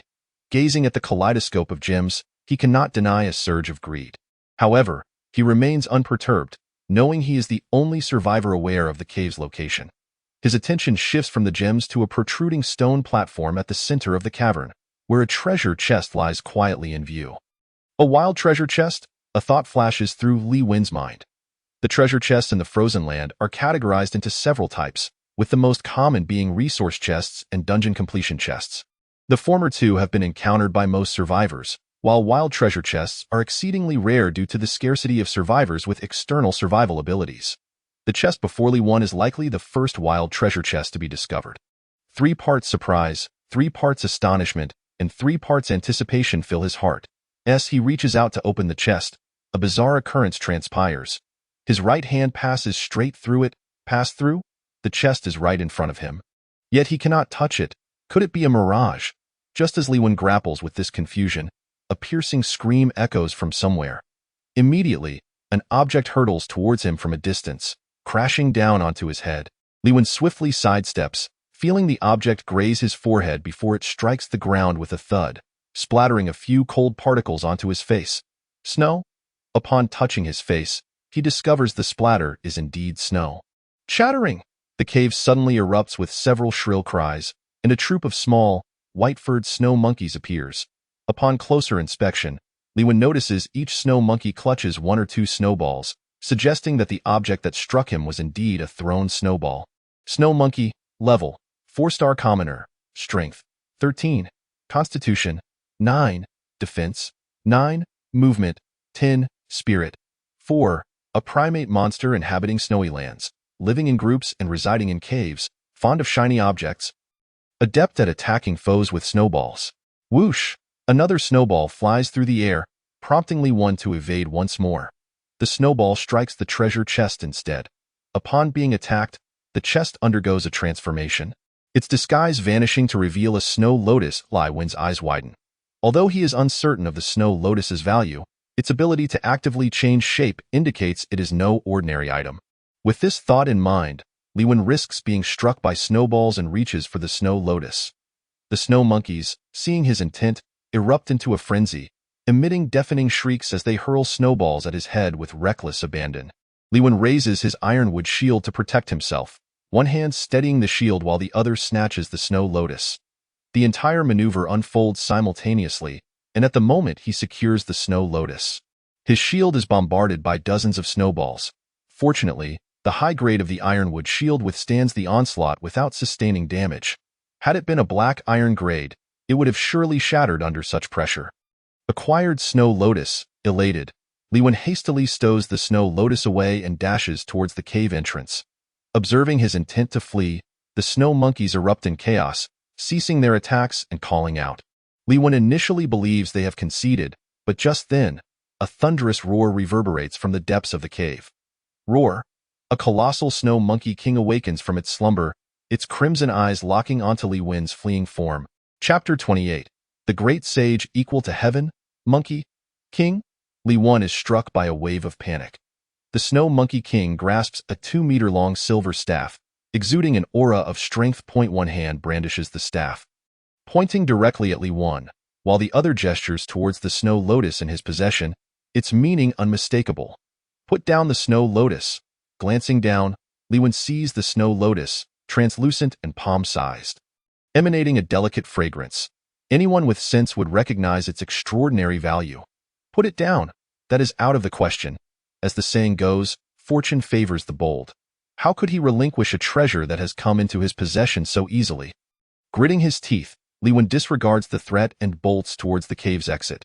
Enraged, the Snow Monkey King raises its staff to strike. Lewin hears the sound of wind rushing past, the aura of death closing in. With no time to think, he abruptly halts and leans to the left. Bang! A resounding crash echoes as debris flies, the silver staff narrowly missing the back of Lewin's head and smashing into the ground, creating a massive crater. Glancing at the gaping pit, a cold sweat trickles down his brow as he glares back at the Snow Monkey King. Does it intend to kill me? The Snow Monkey King grins widely, nodding in agreement. Today, either he relinquishes the snow lotus or he dies, and the snow lotus becomes its prize. Lewin realizes that escape is no longer feasible. It seems he must first engage in battle. The Snow Monkey King lifts the staff once more, delivering another powerful strike, its strength unwavering. Lewin hastily raises his ironwood shield to defend himself. When the staff collides with the shield, a tremendous sound erupts, shaking the entire cave. Boom! The collision between the two weapons generates a shockwave that reverberates throughout the cavern. The Snow Monkey King furrows its brow, surprised that Lewin managed to block its strike. However, that was merely one blow. With a sudden surge of power, the Snow Monkey King channels its strength through the staff. Lewin, who had been standing firm against the assault, suddenly finds himself overwhelmed by an immense force, as if a mountain were pressing down upon him. This force is so powerful that he struggles to resist. His legs tremble, and his body bends involuntarily. Damn monkey, do you think wielding a stick makes you the great sage equal to heaven? Lewin knows he cannot possibly match the Snow Monkey King in strength, yet he refuses to yield, feeling compelled to voice his defiance, ensuring the creature understands the spirit of a human survivor. Suddenly, a wave of murderous intent erupts, palpable and intense. The Snow Monkey King is utterly enraged.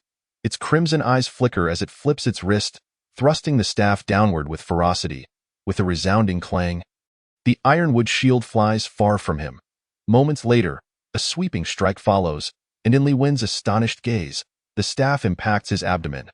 The sheer force sends Li Wen hurtling out of the cave.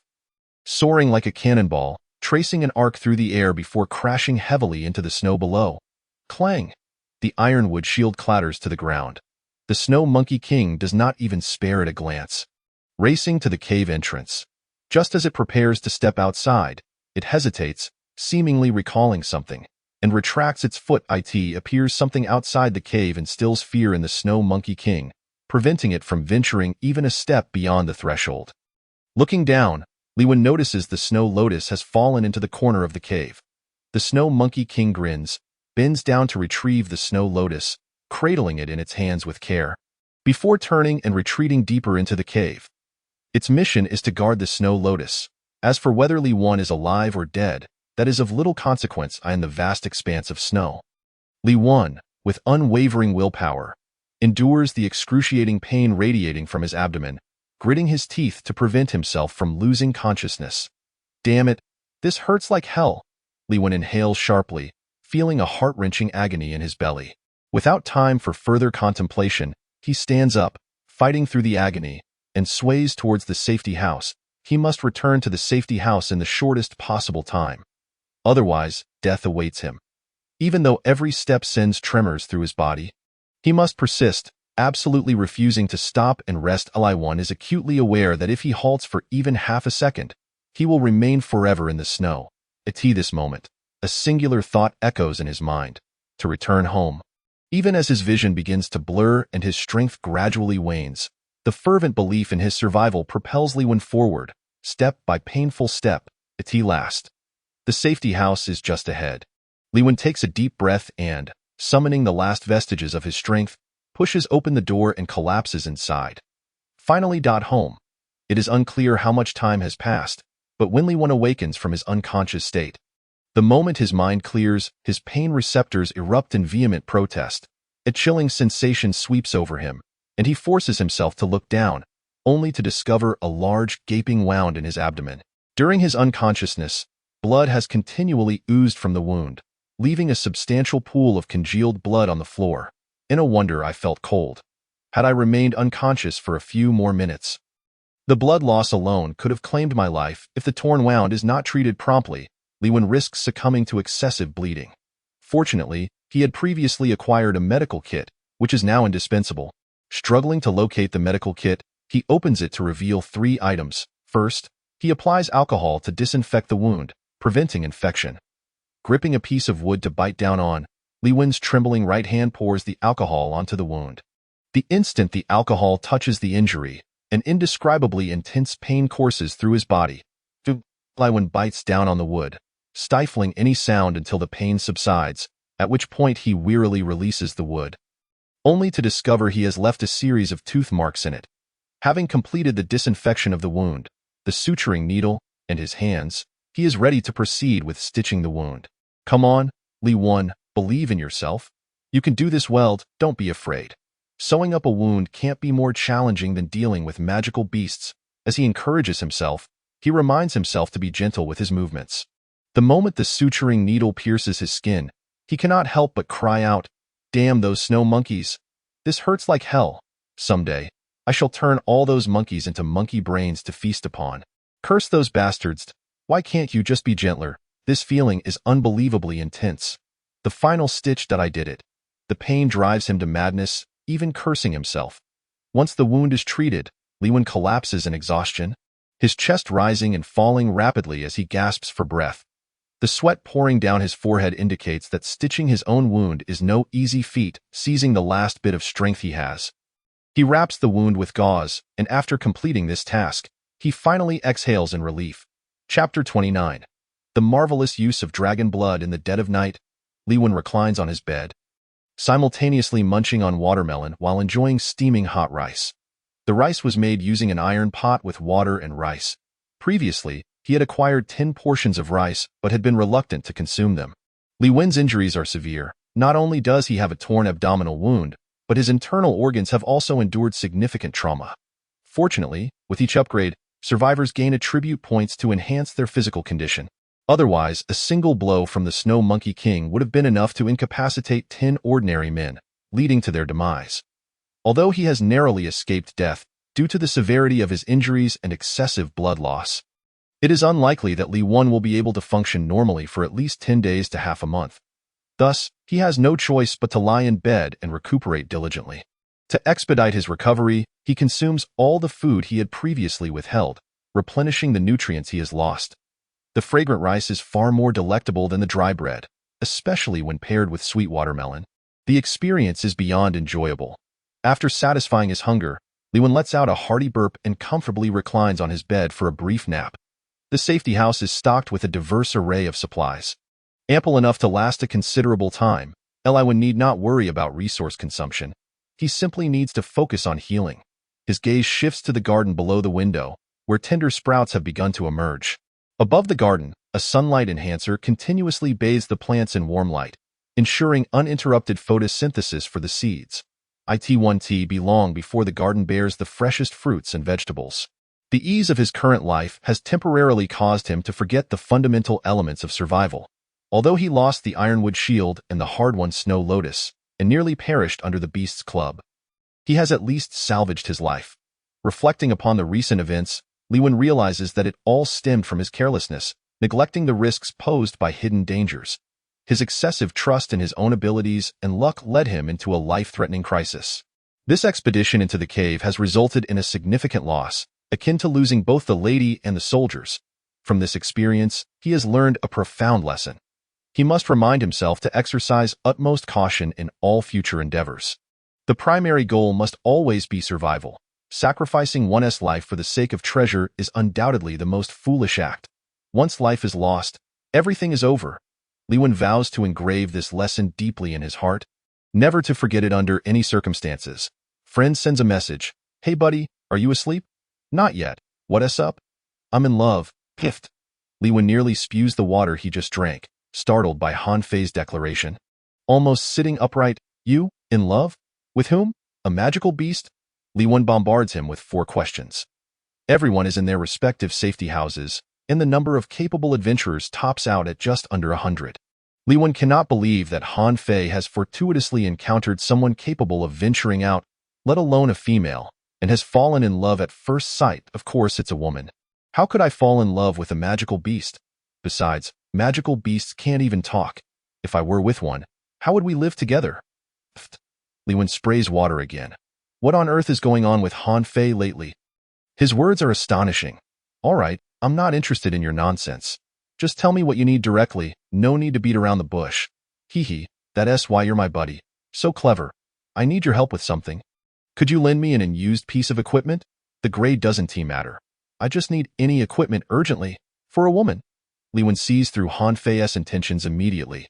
The latter chuckles without denying it, tacitly agreeing. Li Wen shakes his head helplessly, thinking that this guy is quite the romantic, finding time for love even in the apocalypse. Just this trait alone puts him ahead of many others. All right, just wait a moment.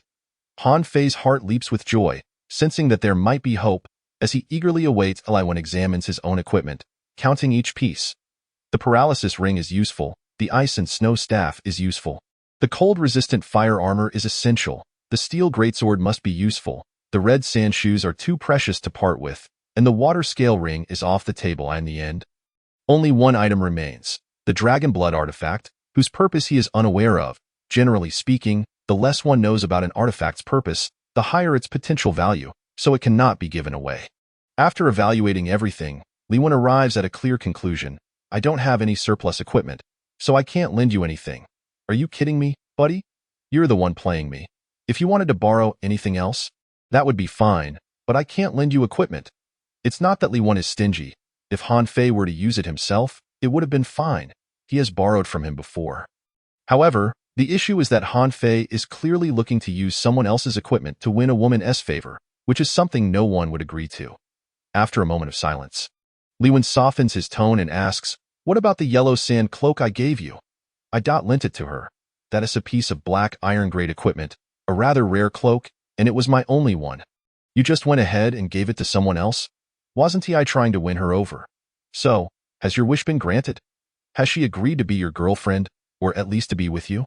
Not Yetli gives a bitter laugh, unwilling to expend any more energy on the matter, and offers a final piece of advice to Han Fei. Keep your eyes peeled and don't let anyone with ulterior motives deceive you. After hanging up, Li Wen feels a wave of fatigue wash over him. Despite being severely injured and lying in bed without anyone caring for him, he finds himself worrying about another's romantic affairs. Han Fei, knowing you has truly been the greatest fortune of my life. The dragon blood obtained from the lake bottom dungeon remains a mystery. Li Wen still has no idea what its specific use is. As he holds it in his hand, he examines it while speculating. Could it possibly be related to water? Dragon blood, such a powerful name. Could it truly be the blood of a dragon? Suddenly, he loses his grip, and the dragon blood accidentally falls into his mouth. By the time Li Wen regained his senses and attempted to expel the dragon's blood, it was already too late. The dragon's blood dissolved upon entry, transforming into a warm current that flowed into his stomach. Absorbing dragon's blood grants a reward of 10 points to vitality attributes. Li Wen immediately checked his character attributes and was astonished to find his previously modest vitality of 12 points had surged to an impressive 22 points. An increase of 10 points in vitality felt akin to advancing 2 levels at once. He never anticipated the astounding effects of dragon's blood. It was merely fortunate that it had accidentally entered his mouth. Otherwise, triggering such a reward could have taken an eternity. However, Li Wen was mistaken in one regard. The additional 10 points of vitality, while a significant boost for him, translated to an equivalent leap of 10 levels for an ordinary survivor. Chapter 30. Major Event, Auction Bro. Quickly check the system announcement. Something big is happening. Early in the morning, while still enveloped in slumber, Li Wen was roused by Han Fei's private message. Groggily, he opened the system announcement. To celebrate the first survivor ascending to the rank of Apprentice 1 star, the auction system is officially launched. The inaugural auction will commence at noon. Li Wen was momentarily taken aback, his eyes wide with disbelief. His astonishment was not due to the commencement of the first auction itself, but rather the fact that someone had actually reached the rank of Apprentice 1 star. The ranks are categorized as follows: Novice, Apprentice, Scholar, Master, King, Epic, and Legendary, each further divided into 9 subranks. For instance, Novice 1 star, Novice 2 star, all the way to 9 star, after which one can advance to Apprentice 1 star. Only upon reaching Apprentice 1 star does one truly cross the threshold into the realm of survivors. Since entering the Frozen Land, Li Wen had been blessed with remarkable fortune, consistently breaking through levels. While others struggled at the 3-star or 4-star levels for mere survival, Li Wen had already elevated his rank to 6-star, placing him far ahead of the rest. Yet, no one could have anticipated that someone would surpass him. Such an upgrade speed was akin to being propelled by a rocket. Reaching Apprentice 1 star, even with relentless grinding against monsters, was an unattainable feat within such a short time frame, unless one possessed some secret method for rapid advancement, or resorted to cheating or exploiting system bugs. The release of this system announcement instantly ignited fervent discussions among countless survivors. Everyone speculated on the identity of this remarkable individual who first achieved Apprentice 1 star. Could it possibly be the one who initially acquired Black Iron Tier equipment? Are you referring to the survivor from the 333 safe house? It might also be the survivor from the 666 safe house who triggered the system upgrade first. The speculation upstairs indeed held some merit. I too harbor strong suspicions about those 2 individuals. Does anyone know these 2 survivors from the respective safe houses? Could someone attempt to contact them to inquire about the specifics? That's quite a tall order. These 2 titans have never revealed their identities. Where are we supposed to find them? Regardless of who became the first Apprentice 1-star survivor, it was undoubtedly a boon for all of us. A boon? I beg to differ. Li Wen perused the various messages in the world chat channel. He couldn't help but smirk upon seeing discussions about the 333 safe house. The sensation of being talked about was delightful, especially being regarded as a prominent figure. He then shifted his focus back to the upcoming auction. According to the system's introduction, the first auction aimed to enhance the strength of survivors through the exchange of goods and information. Once the auction system was activated, every survivor could put forward any surplus materials for bidding. However, prior to the auction, items needed to be submitted to the system for appraisal. Only upon passing that appraisal could they enter the auction's backend. There were minimum requirements for item appraisal. Basic survival supplies were not eligible for the appraisal process. As every survivor was already well equipped with those essentials, after appraisal, the system would assign a reference price based on the item's current value. Sellers could then adjust their prices accordingly to maximize the chances of a successful sale. The auction was scheduled to commence at noon, and with the clock reading 7 o'clock, everyone had 5 hours for item appraisal. A generous amount of time, Eliwan began to inspect the supplies within the safe house to identify any items he could part with. After a thorough examination, he found that aside from an infrequently used ice and snow staff, the rest of his equipment was of utility. The ice and snow staff primarily enhanced the damage of ice and snow spells, while the two spells he had learned, one fire-based and the other lightning, rendered the staff's enhancements unnecessary. Eliwan resolved to submit the ice and snow staff for appraisal, intending to use the proceeds from the auction to acquire a fire or lightning staff instead. Would you like to submit the ice and snow staff for appraisal? Yes. The ice and snow staff has entered the auction back in for appraisal. Please wait a moment. As this was the inaugural auction, a substantial number of items would be undergoing appraisal, causing a slight delay, but it would not take long. Congratulations, appraisal successful. The system has assigned a reference price of 180 energy points. Agree. Li-Wan did not dwell on the price. Although the ice and snow staff had commendable attributes, it was ultimately a piece of black iron tier equipment, AT present. It was among the most coveted items for the majority of survivors, but as time passed and more individuals leveled up, bronze tier equipment would flood the market. At that point, black iron tier items would become unwanted refuse, undesirable even if given away for free. Therefore, seizing the moment to sell was the most prudent choice to maximize the item's inherent value. Your ice and snow staff has entered the auction, numbered 003.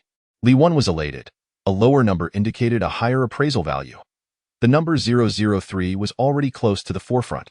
However, he was curious about what items were numbered 001 and 002. They must hold a rank no lower than black iron, and perhaps even bronze. He then retrieved a black fish for appraisal.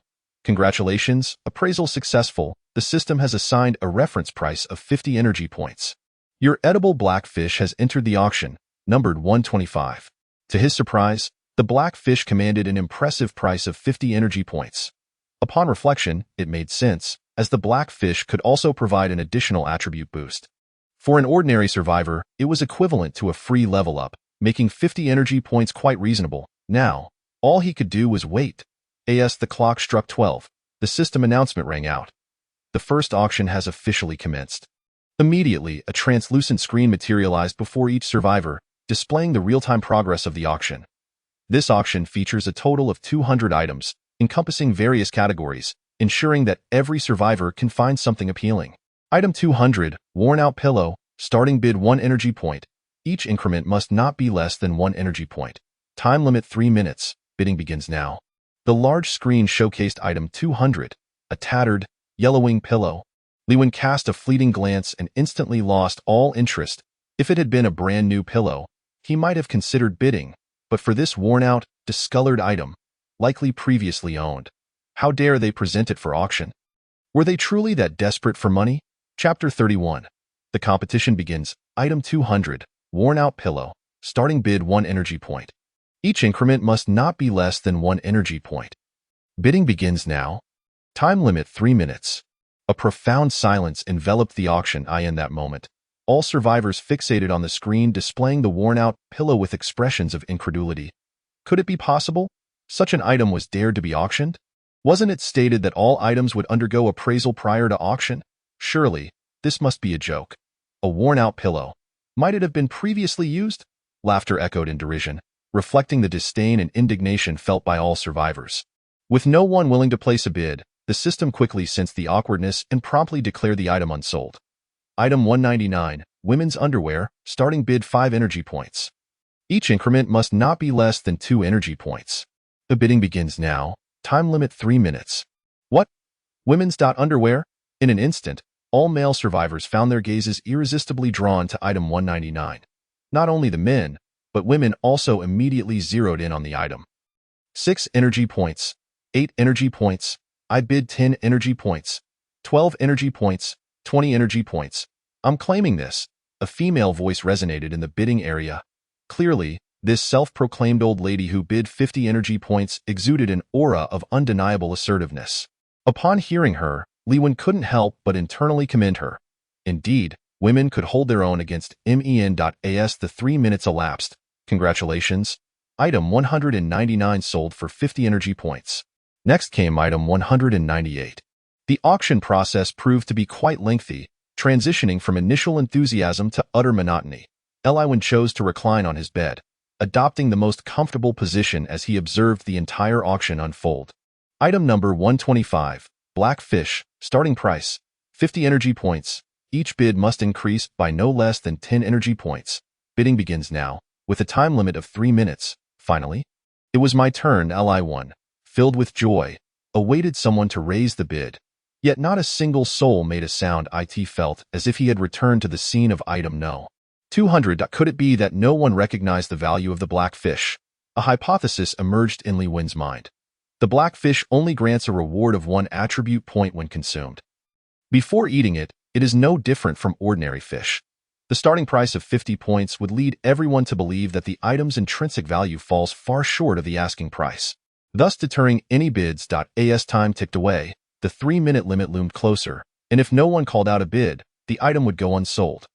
The black fish, which boosts 1 attribute point upon consumption, was something he had encountered before, and he was taken aback to find it at the auction again. I bid 60 energy points, hoping that no one would contest me.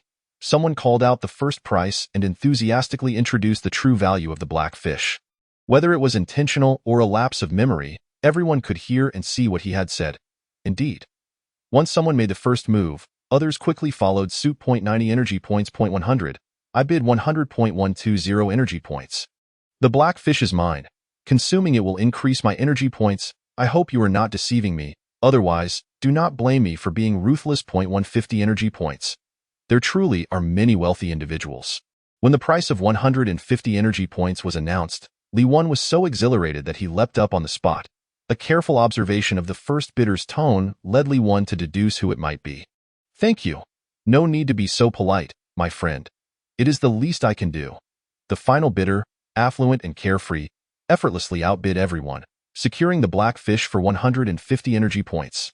Your item, black fish, has been auctioned, earning you 135 energy points. Every item successfully auctioned incurs a 10 commission, with the remaining sum going to the buyer. Li Wen was already aware of this, so he had no doubts. He opened his character attributes interface. Li Wen, level, white dagger 6 stars, strength, 21, constitution, 22, defense, 16, movement, 9, spirit, 15, hidden luck, 10, special ability, duplication, energy points, 805, with an impressive total of 805 energy points. Should the ice and snow staff successfully sell, it could conservatively fetch at least 1,000 energy points. With 1,000 energy points, acquiring a fire or lightning staff should pose no problem. Soon, the items entered the top 100 listings, significantly enhancing their quality. Speed boosting potions, defense enhancing armor, wind power generation blueprints, along with some relatively scarce materials. Item number 65, wind power generation blueprint, starting price, 90 energy points. Each bid must increase by no less than 10 energy points. Bidding begins now. With a time limit of 3 minutes, Li Wen raised an eyebrow. It was astonishing that someone would dare to auction such a unique blueprint. What a spendthrift! For all survivors in the early stages, the wind power generation blueprint might not be worth as much as a loaf of bread. However, in the future, its value would be beyond imagination. The buyer putting it up for auction was either truly in need of funds or simply wealthy enough to disregard the blueprint.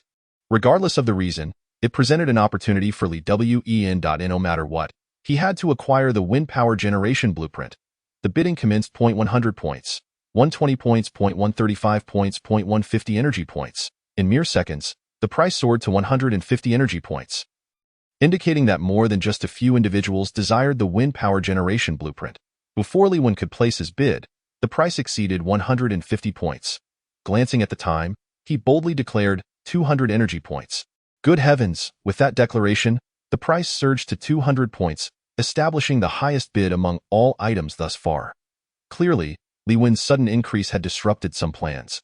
Others were eyeing his bid, their teeth grinding in frustration. Who was this audacious individual, flouting the rules of the auction with such a hefty increase? Reckless bidding had affected everyone's mood. Ideally, individuals like him should be barred from participating. Can we contact the auction house to find a way to expel this reckless character? Starting at 200 energy points, truly a fool with too much money. Li Wen paid no mind to their grievances. He was solely intent on securing the wind power generation blueprint, rather than dawdling and wasting time. He decided to go all in. With only a minute remaining, I bid 210 points, 260. The opponent, infuriated by Li Wen's bid, was left speechless. Chapter 32. Thunderbolt Staff. Another increase of 50 energy points? Who is this person? And do they not understand the rules? Chaos ensued. Did this individual lack a proper understanding of energy points? Once 50 points, then 100, he truly was a wealthy individual. Li Wen's two generous bids left everyone astounded. All were left to speculate on the identity of this generous bidder who dared to increase by 50 points. 260 energy points for the first bid, 260 energy points for the second bid, 260 energy points for the third bid. Transaction completed. A success notification appeared on Li Wen's screen, accompanied by the system's prompt. Congratulations, you have acquired Wind Power Generation Blueprint X1, spending 260 energy points. Currently, 545 energy points remain. Wind Power Generation, Motor X1, Blades X3, Copper Wire X10, Steel X15. Li Wen possessed none of these materials. He had not even heard of them. It seemed that not even at the trading post or auction house could one procure a single item. It appeared that constructing wind power equipment would only be feasible once everyone reached Apprentice 1 star. Li Wen carefully stored the blueprint, intending to wait for a future opportunity to utilize it. The following items at auction held no interest for him. He swiftly passed over them without participating in the bidding. Until item number 34, an external backpack, caught his attention. Strangely, few survivors seemed interested in the backpack, with only a handful bidding from the onset point 50 energy points. Li Wen immediately raised the price. Observing this, the few survivors still in the bidding quickly withdrew, unwilling to continue. After all, given the current survival conditions, the usefulness of an external backpack was minimal. Most individuals were unable to venture outside, leading to a negligible demand for such an item. Congratulations, you have acquired an external backpack, consuming 50 energy points. With the backpack secured, Li Wen's energy points dwindled to 495. Money truly does not last long. Having purchased only 2 items, his total had fallen below 500, until the ice and snow staff was traded. He needed to be frugal. Li Wen quietly reminded himself not to squander funds, for should he require a staff later on, it would be no laughing matter to be left without money. Item number 20, Thunderbolt Staff, starting price, 100 energy points. Each bid must increase by no less than 20 energy points. Bidding begins now. Li Wen's eyes brightened. He had finally awaited your arrival. The Thunderbolt Staff. The system had even removed the time limit, indicating that this round of competition would be fierce. Li Wen once again checked his remaining energy points, feeling a twinge of anxiety. With less than 500 energy points, he pondered whether he could secure the Thunderbolt Staff. Regardless, he resolved to put everything on the line. He would not believe that he could not acquire a Thunderbolt Staff. Weapon, Thunderbolt Staff, Grade, Black Iron, Attribute, Lightning, increases lightning damage and adds paralysis attribute. Each attack has a certain probability of triggering paralysis effect. The system thoughtfully displayed all the attributes of the Thunderbolt Staff. As such, survivors desiring the Thunderbolt Staff were immediately captivated. Their minds fixated on the singular thought of securing it at all costs. Those who initially had little interest were now eager to join the fray upon witnessing the equipment's attributes showcased by the system. This resulted in a multitude of survivors locking their sights on the Thunderbolt Staff, each one brimming with anticipation. As bidding commenced, the price skyrocketed, reaching the 400-point threshold in mere seconds. ITS already at 400. Have you all lost your minds? Li Wen could not help but voice his incredulity. IT was merely a lightning staff, and a black iron one at that. Did it warrant such a fervent competition? As he watched the price approach the 500-point mark, Li Wen's expression darkened and his heart sank. Had he known this would happen, he would not have squandered his funds. Now, the coveted equipment lay before him, yet his pockets were empty. There is no remedy for regret in this world. If there were, Li Wen would certainly purchase 2 bottles. The attributes of the Thunderbolt Staff were remarkably excellent, enhancing lightning damage and adding a paralysis effect, equivalent to acquiring 2 additional attributes. Such a grade of equipment undoubtedly stands out among its peers, closely rivaling ordinary bronze-grade gear. which explains the fervent bidding from so many survivors. 580 energy points. 600 points. I am putting everything I have on the line. Is 600 points a considerable amount? I bid 650 points of energy value. Damn, you're ruthless. I'm out. The survivor reluctantly withdrew from the competition. The survivor who bid 650 points wore a smug expression, as if he had already secured the Thunderstaff. After a brief wait, with no one else increasing their bid, the system promptly announced the auction's success. A flicker of helplessness crossed Lee Win's eyes. Had he not previously purchased 2 items, the owner of the Thunderstaff would have been him. Well, you let your arrogance get the better of you, and now you regret it, don't you? Next, he could only hope that among the top 2 items, there would be a staff. Item number 003, Ice and Snow Staff. Starting bid 200 points of energy value. Each bid must exceed 50 points of energy value. The auction begins now. Below is the basic attribute introduction of the Ice and Snow Staff. Weapon, Ice and Snow Staff. Grade, Black Iron. Attribute, Ice. A magical staff forged in the frozen land. It has a certain chance of freezing enemies when casting ice magic. Unlike the paralysis damage of the Thunderstaff, the Ice-type staff inflicts freezing damage on its targets. In terms of damage comparison, paralysis attributes are slightly inferior to freezing damage. This is precisely why the Ice and Snow Staff is ranked above the Thunderstaff. Good grief, is this for real? Another Black Iron Grade staff? Last time it was lightning, now it's ice, with an added freezing attribute. Impressive. Currently, the majority of survivors have mastered Ice-type spells, and it is certain that many will vie for this staff. I dare wager that the final selling price of this Ice and Snow Staff will not fall below 1,000 points of energy value.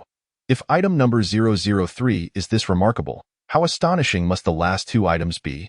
It's almost unbelievable. Where on earth did the owners of these items acquire such rewards? Surely, they didn't just come from opening daily supply boxes. Damn it, why do others have such good fortune while I can only scrounge together basic supplies? Who isn't in the same boat?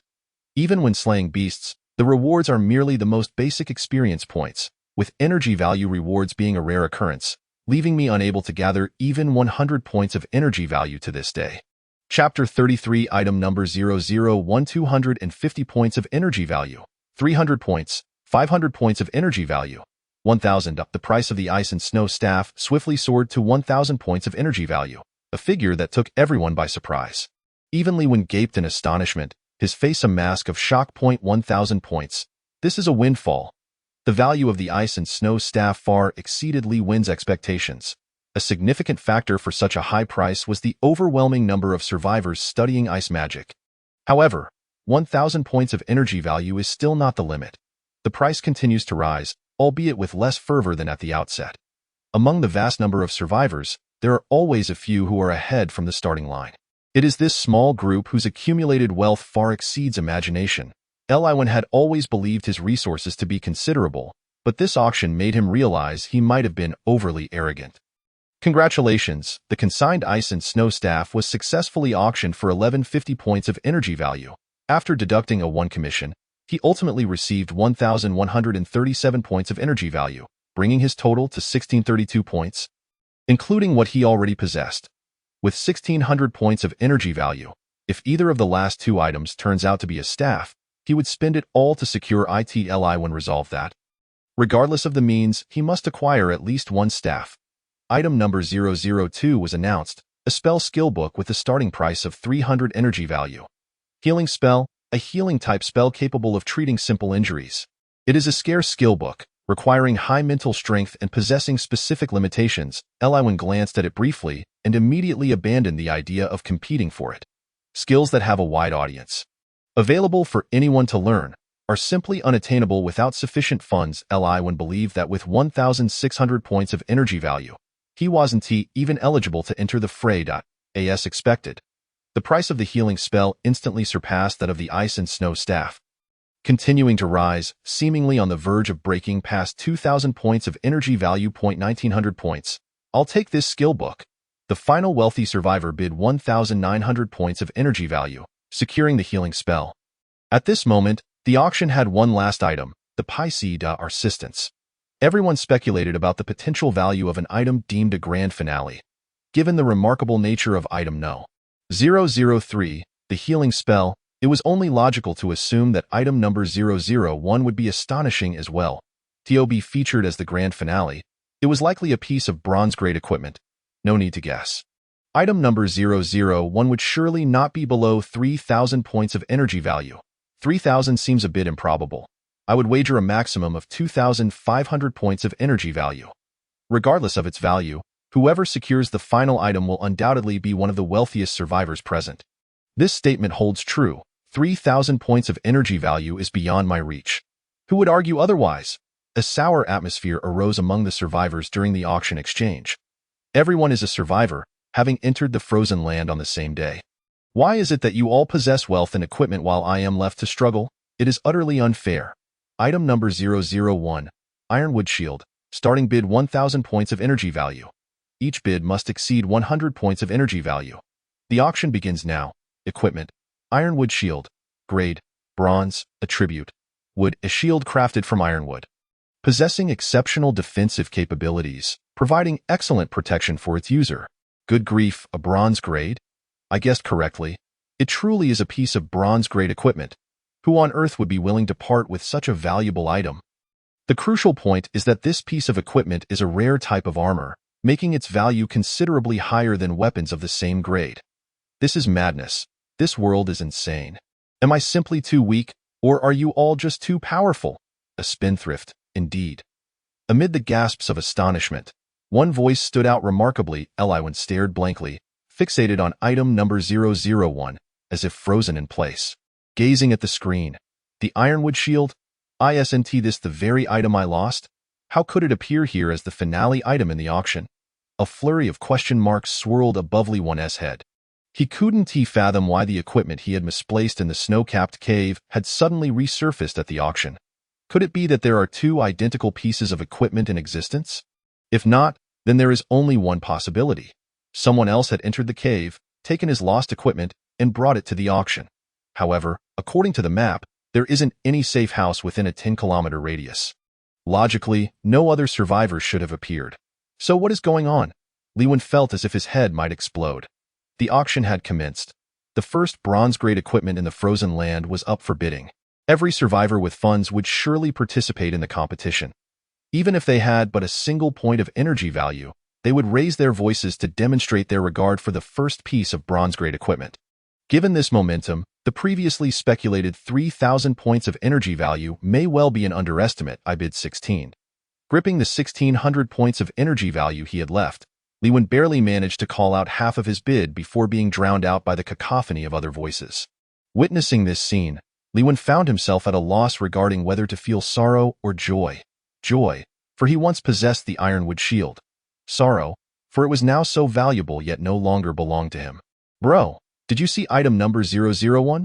The first bronze-grade equipment and the most scarce armor. Just gazing at the screen makes my mouth water. Han Fei sent a message expressing his admiration for the Ironwood Shield. If I were to say that item number 001 was originally mine but I accidentally lost it, would you believe me? You wouldn't, right? By the way, bro, what's up? Are you babbling with envy upon seeing bronze-grade equipment? No, I'm merely feeling a bit sentimental. I knew it. If it were truly your equipment, you wouldn't have been careless enough to lose it unless your head had been kicked by a donkey. Bro, don't get me wrong.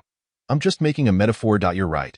A few days ago, my head did indeed get kicked by a donkey, and it was a particularly stubborn one. Chapter 34. The second system upgrade 3,100 points of energy value. A mysterious big shot bid 3,100 points of energy value, becoming the new owner of the Ironwood Shield. The first auction concludes successfully. Thank you to every survivor for participating. Let us all look forward to the next auction, and may everyone enjoy a pleasant life. The system's prompt echoed in everyone's ears. Pleasant? I am not pleased at all.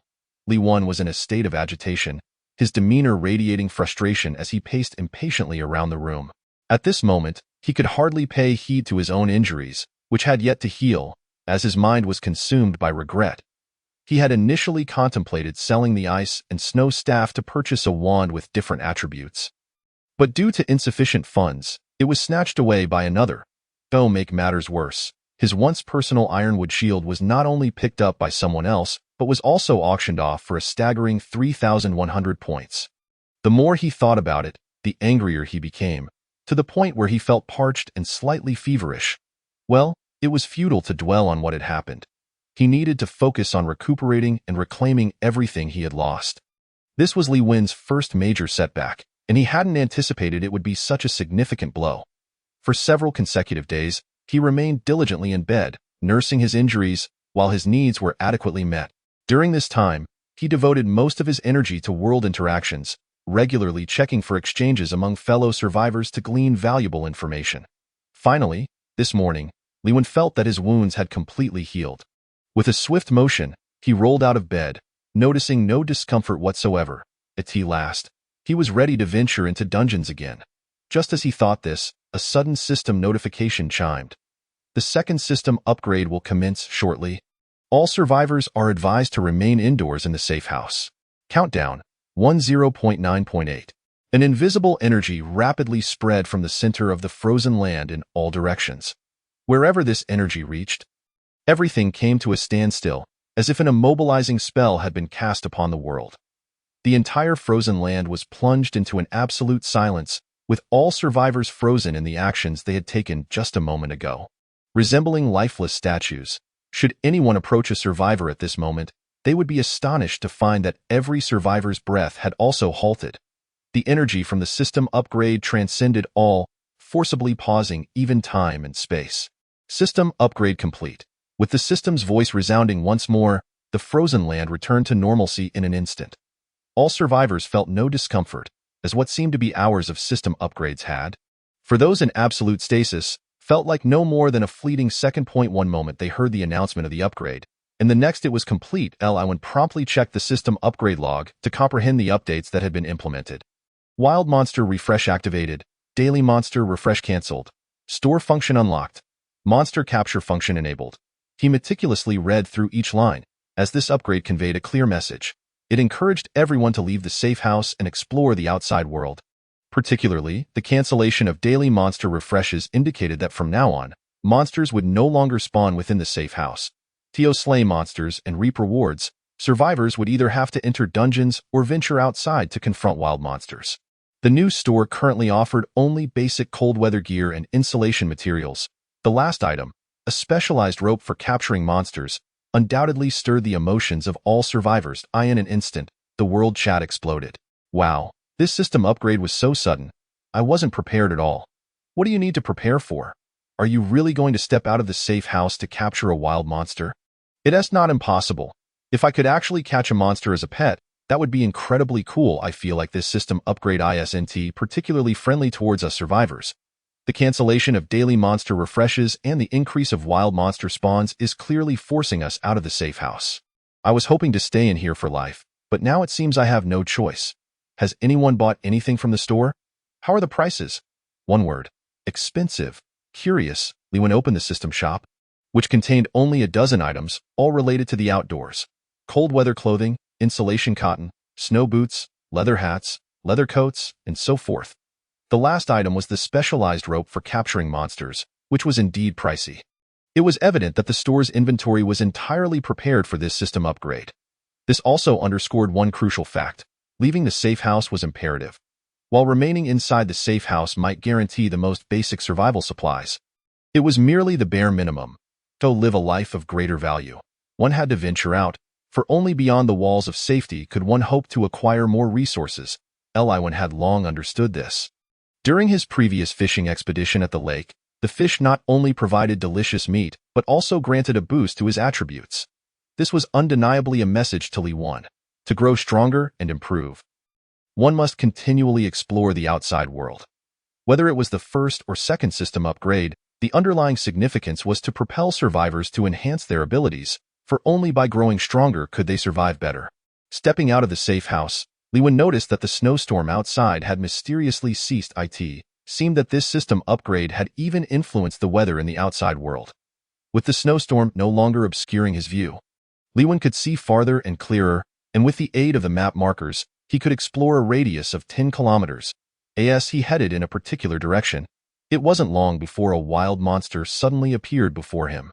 Wild monster, Ice Scorpion, level, Novice 6 star, Strength, 18, Constitution, 15, Defense, 19. Agility. 17. Spirit. 9. A creature that resides in the frozen land, adept at attacking targets with its tail stinger, which contains potent poison. Faced with a 6-star monster capable of poisonous attacks, Lewin felt a twinge of hesitation. If only his ironwood shield were still with him, he wouldn't have to fear the monster's stinger. But now, without any protective gear, a single sting could be fatal. Lewin was cautious, recalling the lessons learned from his previous encounter, and promptly retreated a few steps, seizing the opportunity while the monster was unaware. He turned to explore another direction. Chapter 35. Cave exploration. Changing his course, Lewin advanced several kilometers until he stumbled upon a mine. Discovered an abandoned mine. As he approached, he noticed various scattered parts of minecarts, all blanketed in snow, indicating that no one had visited this place in a long while. Curious, he pondered how a mine could suddenly appear. He distinctly remembered that it hadn't been marked on the map before. Checking the map again, he was astonished to find the mine coordinates had mysteriously appeared. A perplexing scene left Lewin in awe. Could it be that the mine only manifested on the map after he discovered it? He speculated a possibility.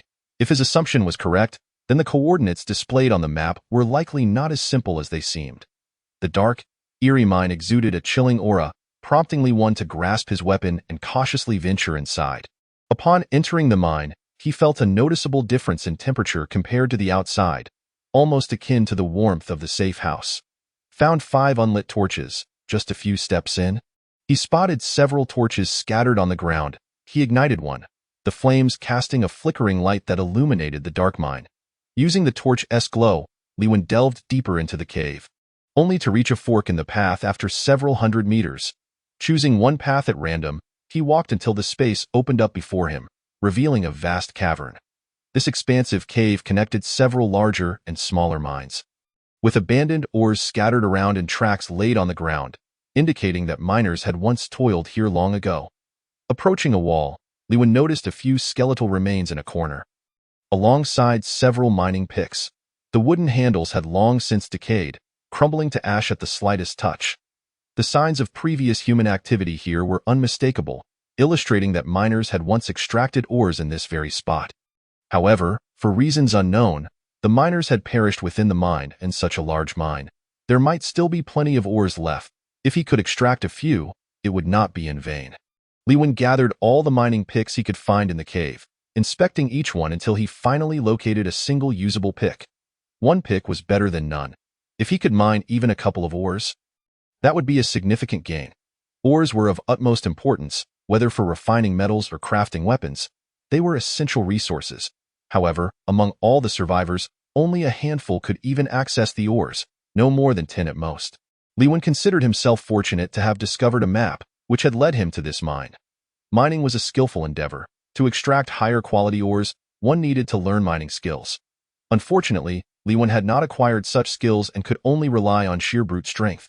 Striking the ore wall with his pick, in the vast, dark mine, the light from the burning torch provided the necessary illumination as Lewin focused on a section of the wall that appeared to be of higher quality.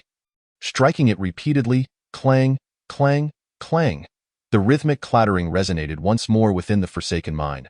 The sounds of long-lost pickaxes and ores colliding seemingly conjuring an eerie enchantment, attempting to awaken the spirits that ought to have faded into oblivion. Lewin paused momentarily, his ears detecting what seemed to be a peculiar sound, prompting him to halt and listen intently. The sound appeared to vanish, causing Lewin to wonder if he had misheard, attributing it to the prolonged solitude of the cavern that might have induced a slight hallucination. He resumed his work, but the strange noise returned, compelling Lewin to cease his actions and swiftly survey his surroundings. In the pitch-black mine, it seemed that aside from the sound of his own breathing, no other noise existed. Could it truly be an illusion? Lewin murmured to himself. After a brief wait, confirming that no further strange sounds emerged, he turned to continue his mining. Suddenly, his left ankle tightened violently, as if grasped by some unseen force, causing Lewin's eyes to widen in shock, his heart racing to his throat. Haunted. A terrifying thought surged through his mind. Lewin felt his entire body tremble, struggling against his fear as he looked down, his pupils constricting upon the sight of a skeletal hand, cold as death, clutching his ankle tightly. A ghost, with a shriek, Li Wen leapt as if he were a cat whose tail had been stepped on. In his jump, he inadvertently sent the skeletal hand flying into the darkness with a forceful kick. Upon landing, he turned and sprinted unhesitatingly towards the mine's exit, the eerie clattering echoing around him. Crack, crack, crack. The strange sounds multiplied, as if forming a surrounding formation, slowly converging upon Li Wen. Realizing something was amiss, Li Wen suppressed his rising terror, raising his torch high to discern the source of the unsettling noise.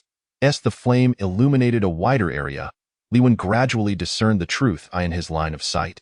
Skeletal figures approached him with a bizarre gait. With each step they took, their bony joints creaked and groaned, producing the very sounds that had unsettled him earlier.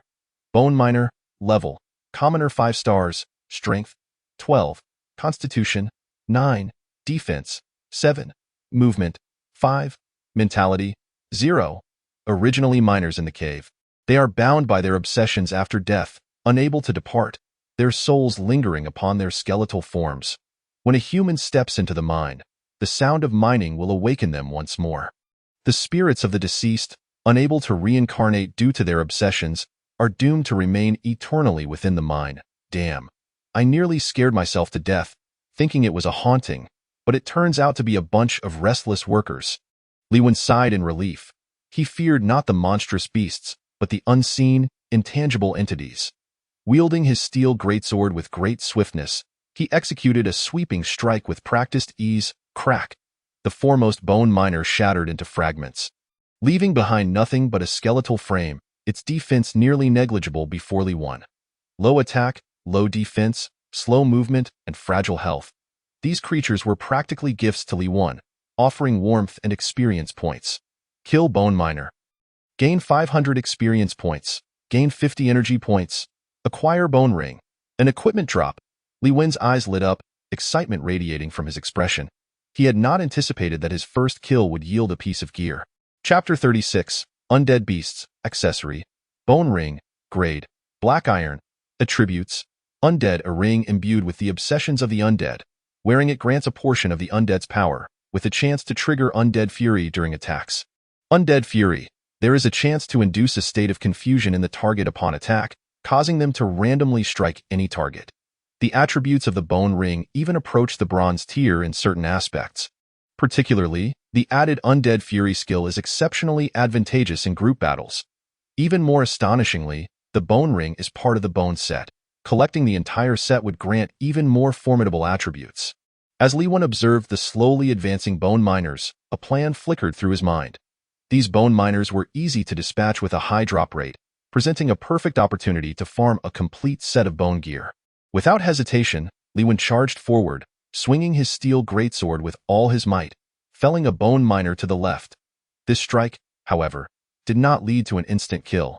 The bisected bone miner continued its assault on Li Wen. Not dead yet, Li Wen countered with another strike, piercing the skull of the bone miner, which shattered like a watermelon. Kill Bone Miner, gain 500 experience points. With 500 experience points secured, Li Wen's spirit soared. Utilizing his speed, he evaded the encroaching threats, delivering a flying kick that sent one bone miner sprawling. Lightning strike. A deafening clap of thunder resonated as it struck the bone miner on the far right, obliterating it into a shower of bone fragments. With a defense of merely 7, the bone miners stood no chance against Li Wen's 21 strength.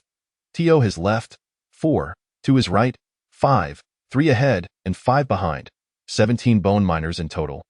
I hope you can provide me with a complete set of bone gear. Li Wen unleashed a searing aura, activating the flame-enhanced damage of his Frostfire armor, augmented by the fire effect of the Fire Pearl, transforming him into a being of flames. With multiple attributes bolstering his power, his attacks approached an almost absolute killing effect. Even if a single strike did not suffice, a follow-up would surely dispatch the bone miners. Kill Bone Miner, gain 500 experience points. Kill Bone Miner, gain 500 experience points. Kill Bone Miner, gain 500 experience points. As bone miners fell one after another, the system's notification echoed persistently in his ears. The surge of experience points propelled him to a new level. Li Wen, level, Commoner 7 stars, Strength, 26, Constitution, 22, Defense, 16, Movement, 9, Mentality, 15, Hidden Luck, 10, Special Ability, replication, energy points. 1982. The 5 attribute points gained from leveling up were all allocated to strength, significantly reducing the time taken to slay the bone miners. Only one bone miner remained. The death of its companions evoked no fear within it. It was merely a skeletal body, and even the lingering obsessions of the undead had long since lost the emotions characteristic of the living. The only remnants of its existence lay in slaughter and death. To kill every living being in sight was its sole fixation. Crack! Li Wen's sword swung forth, instantly dispatching the bone miner, perfectly showcasing the added strength from his level up. Kill bone miner, gain 500 experience points, gain 50 energy points. Acquire bone boots. Reviewing his newly acquired gear, Li Wen now possessed the bone ring, bone helmet, bone necklace, and bone boots. Only the final and most crucial piece, the bone armor, remained elusive. Within this mine, no more moving bone miners could be found. He would have to seek out another location. Entering a smaller adjacent mine, he sensed the presence of humans, causing all 9 bone miners within to rise instantly. Crack, crack, crack. The sound of bones grinding echoed once more. 1, 2, 3, 4.9. A total of 9. Li Wen counted the bone miners and prioritized the nearest one based on their speed. Minutes later, all 9 were dispatched. However, this time, no equipment dropped, only a pickaxe. Acquire pickaxe X1. Pickaxe increases mineral yield and has a chance to acquire higher-tier ores. This bone miner had hoarded a pickaxe before its demise. Fortunate for it that it encountered me. Or else it would have been wasted. Li Wen grasped the pickaxe, weighing it in his hand, finding it quite suitable, even better than his previous one. The old pickaxe had developed cracks from excessive use and would likely not withstand many more uses. With the new pickaxe in hand, which also enhanced his mining chances, Li Wen was confident he could mine even without mastering the mining skill in the vast mine. He dug and dug, hoping to unearth the finest ores. Ding! Acquire iron stone X1. The pleasing sound of the system notification resonated in his ears. Li Wen glanced down to find a mineral beneath his feet. Though one of the lowest tier ores, it was nonetheless significant as it marked Li Wen's first manually mined ore. With his first ore in hand, confidence surged within him, prompting him to intensify his efforts. Ding ding ding, clang clang clang. The sound of metal striking metal echoed throughout the mine, creating a melodious symphony. Ding! Acquire ironstone X1. Ding! Acquire ironstone X1. Ding! Acquire copperstone X1. The pickaxe's enhanced mining chances, coupled with Li Wen's extraordinary luck, led to an impressive haul of 4 ores in just half an hour. This mining speed and drop rate surpassed even that of the bone miners. While Li Wen was wholly absorbed in his task, a corpse slowly rose from the shadows in the darkness. The undead figure stood up, grasping a rusted weapon from the corner, its emaciated form shuffling slowly closer to Li Wen's back. 100 meters, 0.90 meters, 0.80 meters, 0.70 meters, 0.10 meters. The two parties grew increasingly closer as the decaying corpse slowly raised its rusted weapon, aiming for Li Wen's nape, and then brought it down with a sudden force. In an instant, a gust of foul wind surged forth. In a moment of peril, Li Wen's sixth sense erupted, and without hesitation, he ducked down to evade. At the very instant he lowered his head, he felt a malignant breeze brush against his hair, followed by a loud sound accompanied by sparks flying in all directions. Li Wen executed a lazy tumble to gain distance, swiftly turning his head to observe, only to have his pupils constrict in shock. Undead beast, level 8 stars, strength 30, vitality 18, defense 19, mobility 13, mentality 2. The souls of the deceased miners linger in resentment, their spirits residing within the flesh, forming the undead beast. Chapter 37. Hold your breath. 8 stars. An undead creature. The aura of death emanating from its body was so palpable that even from a distance, it was unmistakable. Li Wen furrowed his brow, his expression turning exceedingly grave. This undead being was undoubtedly the most formidable creature he had encountered, surpassed only by the Tiger King and the Snow Monkey King. With a staggering strength value of 30, even Li Wen's current defenses deterred him from taking a hit lightly. However, a glimmer of hope resided in the fact that the undead's defense and mobility were not as exaggerated. Remaining within an acceptable range, its 2 points of mental capacity appeared to be its sole weakness. Li Wen dared not let down his guard and focused intently. The undead seemed to lack vision. Relying solely on its senses to locate its target, incessantly shaking its head as if attempting to lock onto Li Wen's position. Thunderbolt. Li Wen took the initiative, summoning a bolt of lightning. A violet flash descended from the heavens. Striking the undead in that very moment, the creature emitted a horrific screech, accompanied by a surge of black mist. Due to the absence of a staff to amplify his attack, the summoned thunderbolt inflicted only minor damage on the undead. As Li Wen prepared to summon a second bolt, the undead launched an unexpected assault. Its rusted weapon surged towards him with a force that could shatter bone, leaving him no choice but to evade. Maintaining composure, he unleashed a second thunderbolt. Crack! The undead was struck once more, this time spewing forth even more black mist, its fury escalating. Each blow it landed against the cavern walls erupted in showers of sparks, and each strike against the ground created a deep crater. The rusted weapon, of unknown material, appeared on the verge of breaking, yet each assault showcased its surprising resilience.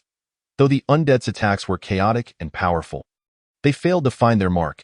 Initially cautious, Li Wen gradually relaxed after dodging several strikes, thinking to himself that it was not as terrifying as he had anticipated. Seizing the opportunity to counterattack, he was suddenly engulfed in darkness as the once-burning torch extinguished at a critical moment.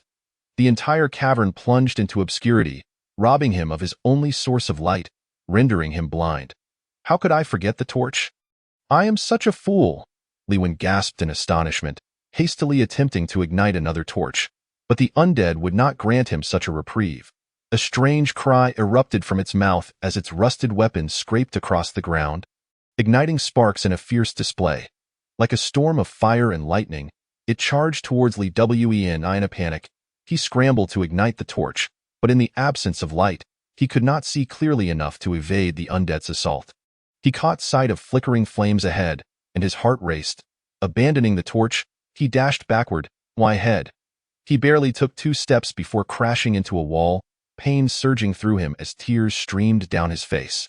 Zzz! The undead, trailing a shower of sparks, pursued him relentlessly. Li Wen hurriedly reignited the torch, the flames illuminating the space once more. In that instant, a gaunt, terrifying face loomed before him, so close that he could discern the intricate lines etched upon its visage. Gazing into its eyes, the atmosphere grew palpably awkward. The heightened tension momentarily rendered Li Wen breathless, as he struggled to suppress a gasp. Believing he was destined for demise, he realized that at such a close distance, the undead could easily snuff out his life with a single strike. Yet, in a bizarre twist of fate, the undead suddenly froze in place. Could it be that it was mesmerized by the allure of my handsome face? Li Wen quickly dismissed this outlandish thought, motionless, breathing, holding my breath. Wait, I understand now. Li Wen spoke. The undead seemed to detect his presence, its rusted weapon descending toward his head. I must evade. Li Wen narrowly avoided the lethal blow and hastily sealed his lips, holding his breath. Indeed, upon ceasing to breathe, the undead fell silent once more. It turned out that it relied on detecting his breath to target its attacks. No wonder, when he ignited the torch moments ago, it seemed oblivious to his proximity. Having dwelled in darkness for years, the undead, being a type of spectral beast, had long since lost its sense of sight. Their method of pursuit hinged upon discerning the breath of their targets, particularly the unique scent emitted by humans, which was easily recognizable.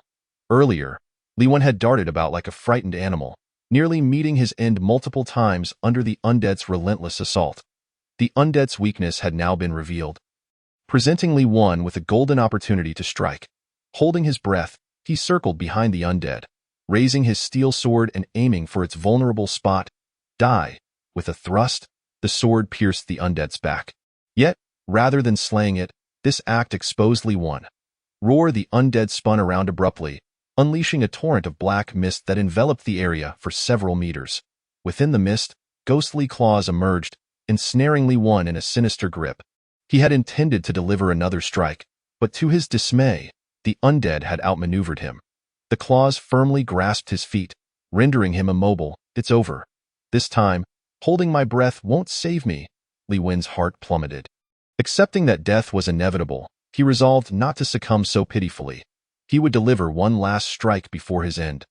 Gritting his teeth, he summoned every ounce of strength, gripping the sword's hilt tightly and thrusting forward with all his might.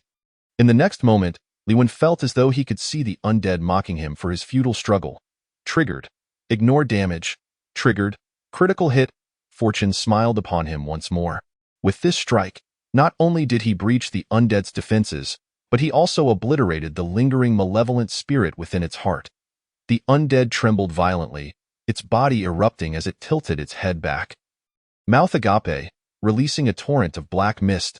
Eventually, before Li Wen's astonished gaze, the undead disintegrated into a cloud of ash, scattering across the ground. Clink! The sound of metal clattering was a melodious delight to his ears.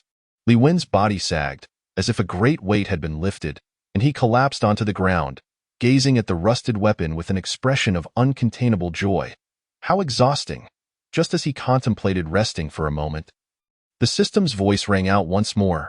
Undead slain. Gained 800 experience points. Gained 200 energy points. Gained bone armor X1. A delightful double surprise.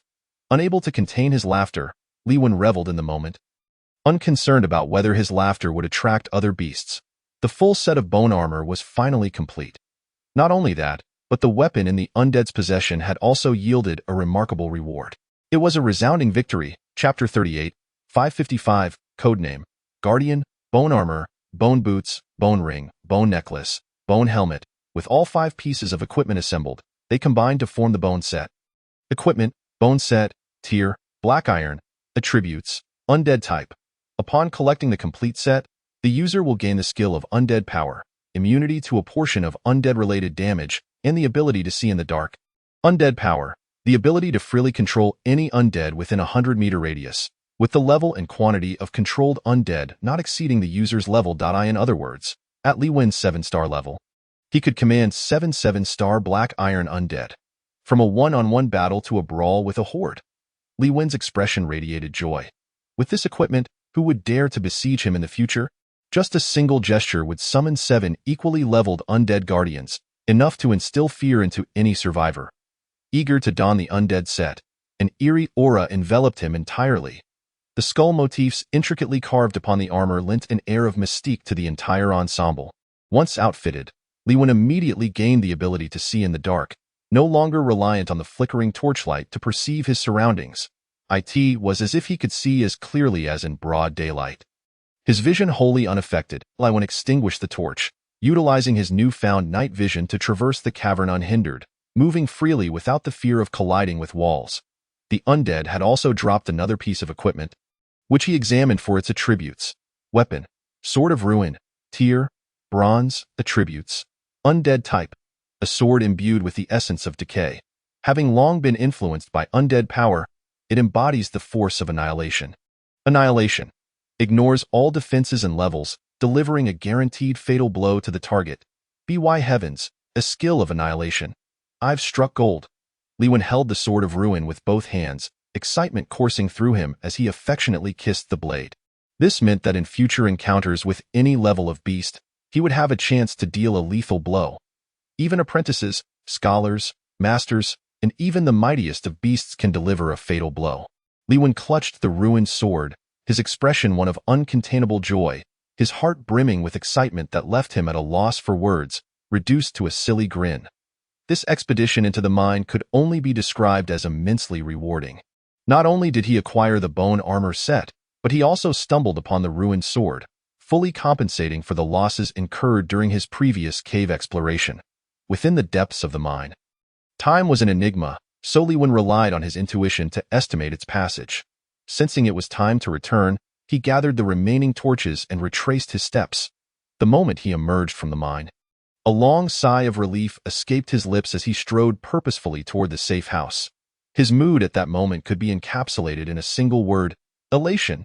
It had been quite some time since Li Wen had felt such happiness. His entire face radiating with joy, upon returning to the safe house, he carefully stowed away his spoils, removed the bone armor, and collapsed onto the bed, grabbing an apple to devour with gusto. The prolonged and intense battles had pushed his body to the brink. In the instant he lay down, he experienced a profound sense of relaxation.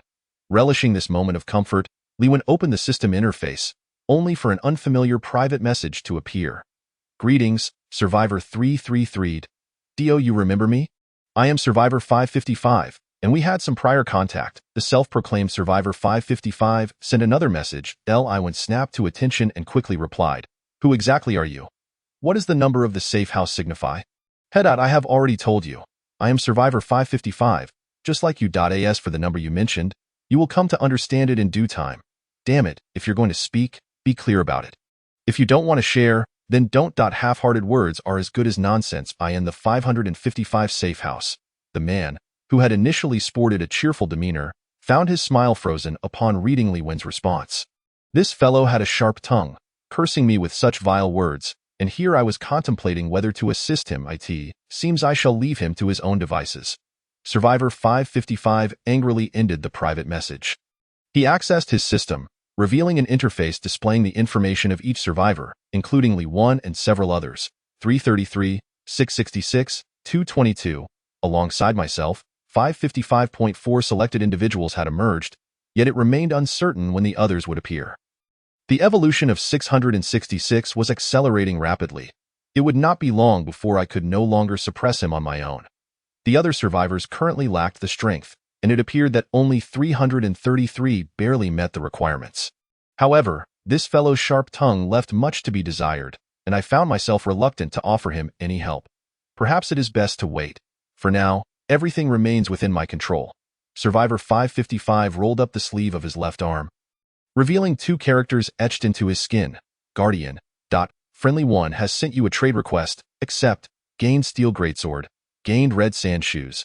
Gained cold-resistant fire armor. Han Fei, who had been munching on bread, was momentarily stunned by the sudden trade request. He rubbed his eyes in disbelief and looked again at the 3 pieces of equipment Li Wen had traded. Confirming he was not dreaming, the next moment, a shrill scream pierced the air. "Dude, are you crazy?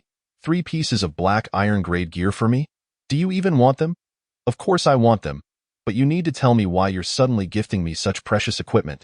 Otherwise, I can't accept." Han Fei's tone was serious.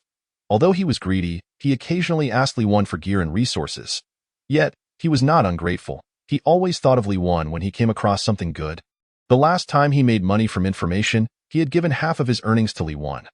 Thus, it was evident that Han Fei was a person worth befriending. "Don't worry, I'm not in a bad place. And I'm doing quite well. I just happened to have some good luck recently and found a few pieces of gear I won't be using. So I'm giving them to you." I asked, that explanation acceptable? Completely acceptable. Now I can rest easy. However, speaking of luck, how come you always manage to find good gear? Ha ha ha. Just a stroke of luck. Nonsense, I don't believe that. You must have some secret to increasing gear drop rates that you're unwilling to share. Han Fei said with a hint of jealousy. Joking aside, Han Fei accepted the 3 pieces of equipment, significantly boosting his overall strength, and began dancing joyfully in the safe house like a child weighing 180 pounds. Chapter 39. Treasure Map, Underground Space. Don't think I'm ungrateful. You gifted me 3 pieces of equipment, and I don't have anything of value to offer in return. Just this reward I received recently? Han Fei sent you a trade request. Li Wen thought, what could you possibly have that is valuable? Except, he initially expected it to be an inconspicuous basic resource, but upon witnessing what was traded, Li Wen was rendered speechless. Gained treasure map X1. At first, Li Wen thought he had misread, but after confirming he had not, he couldn't help but take a sharp breath. A treasure map? Where did you get this? From a dungeon. A few days ago, I completed a dungeon run and opened a chest to obtain it. You lucky rascal. Your fortune knows no bounds, Li Wen exclaimed, filled with a W.E.to obtain a treasure map from a chest after clearing a dungeon.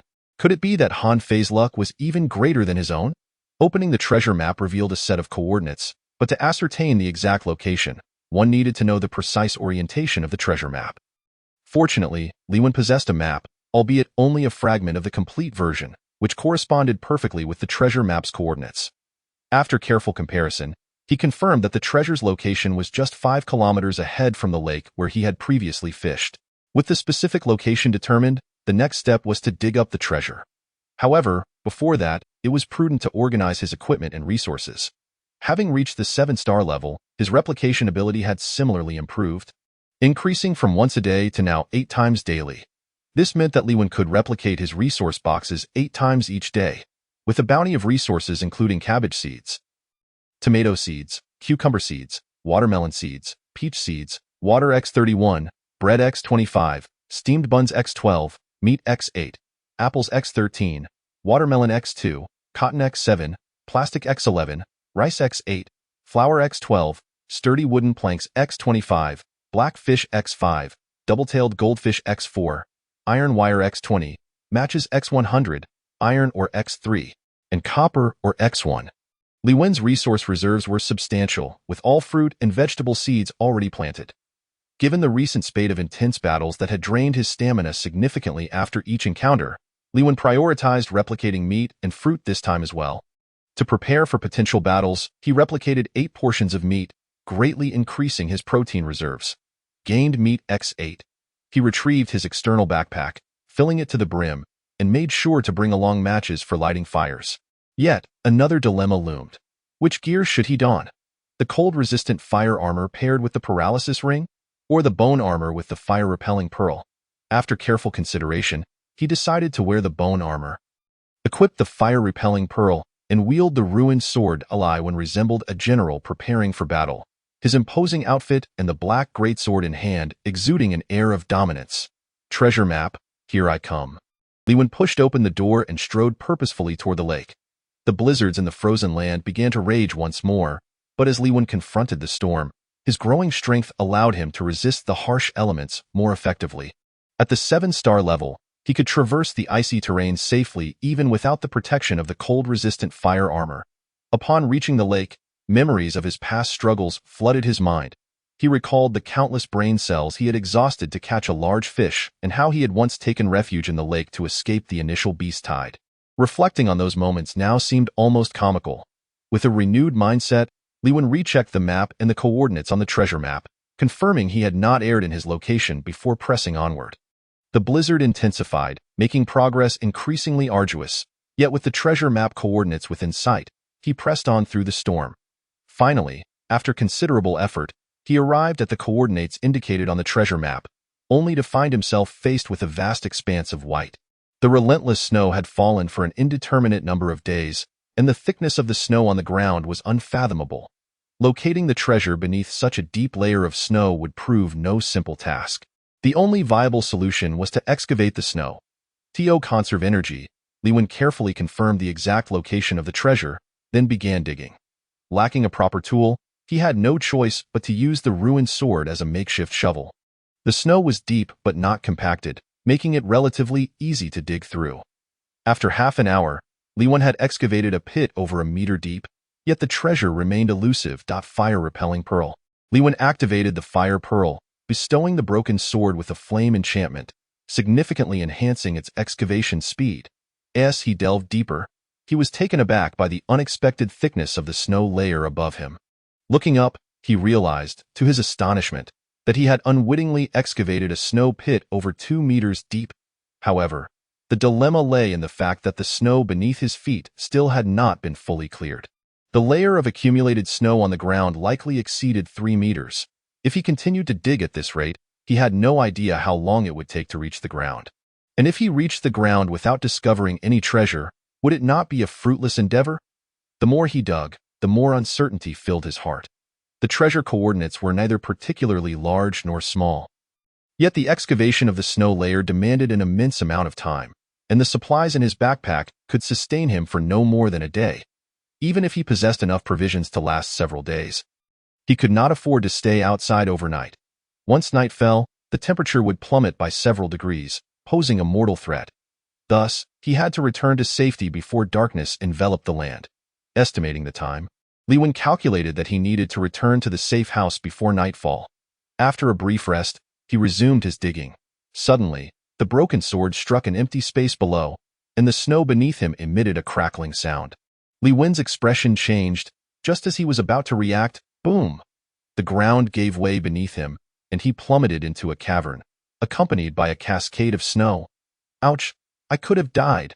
Li Wen rubbed his backside, which had hit the ground first. While observing his surroundings, he found himself in a small space resembling a cellar, narrow at the top and wider at the bottom. Fortunately, having donned the bone armor earlier, he possessed night vision capabilities. Otherwise, he would have been engulfed in utter darkness, unable to see anything. With his night vision, Li Wen could clearly discern everything within the subterranean chamber. As he scanned the area, his expression shifted to one of astonishment, and he instinctively took a step back. Not far in front of him lay a multitude of eerie white bones, and amidst them blossomed a single golden flower. Chapter 40. The Legend of the Golden Flower. Within the pitch-black cavern, among the hundreds of skeletons, a magnificent golden flower flourished. The golden flower had 3 petals, each appearing as if meticulously crafted from pure gold. Just a glance captivated his gaze, rendering him unable to look away. Flawless, Li Wen instinctively uttered those words. The juxtaposition of the golden flower against the white bones created an extraordinarily bizarre visual contrast, leaving one to ponder the scene that could give rise to such an eerie tableau. Could it be that the treasure hidden on the map was indeed the golden flower among the bone grave? Although he found it hard to believe, Li Wen had long since grown accustomed to such phenomena. The frozen land was rife with entities that transcended comprehension. Thus, the existence of a golden flower was hardly surprising. For the sake of safety, Li Wen meticulously searched the entire cavern, confirming the absence of other magical beasts before daring to approach the golden flower.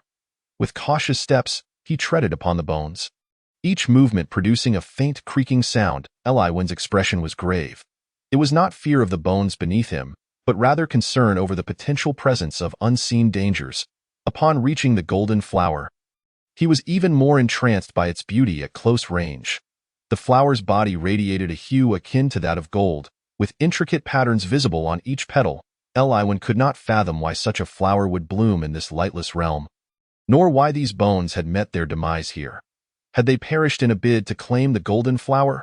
With a multitude of questions swirling in his mind, Li Wen reached out to pluck the golden flower. However, at the moment his fingers brushed against the stem, he glanced downward and was startled to discover a half-golden, half-white skeleton lying directly beneath the flower.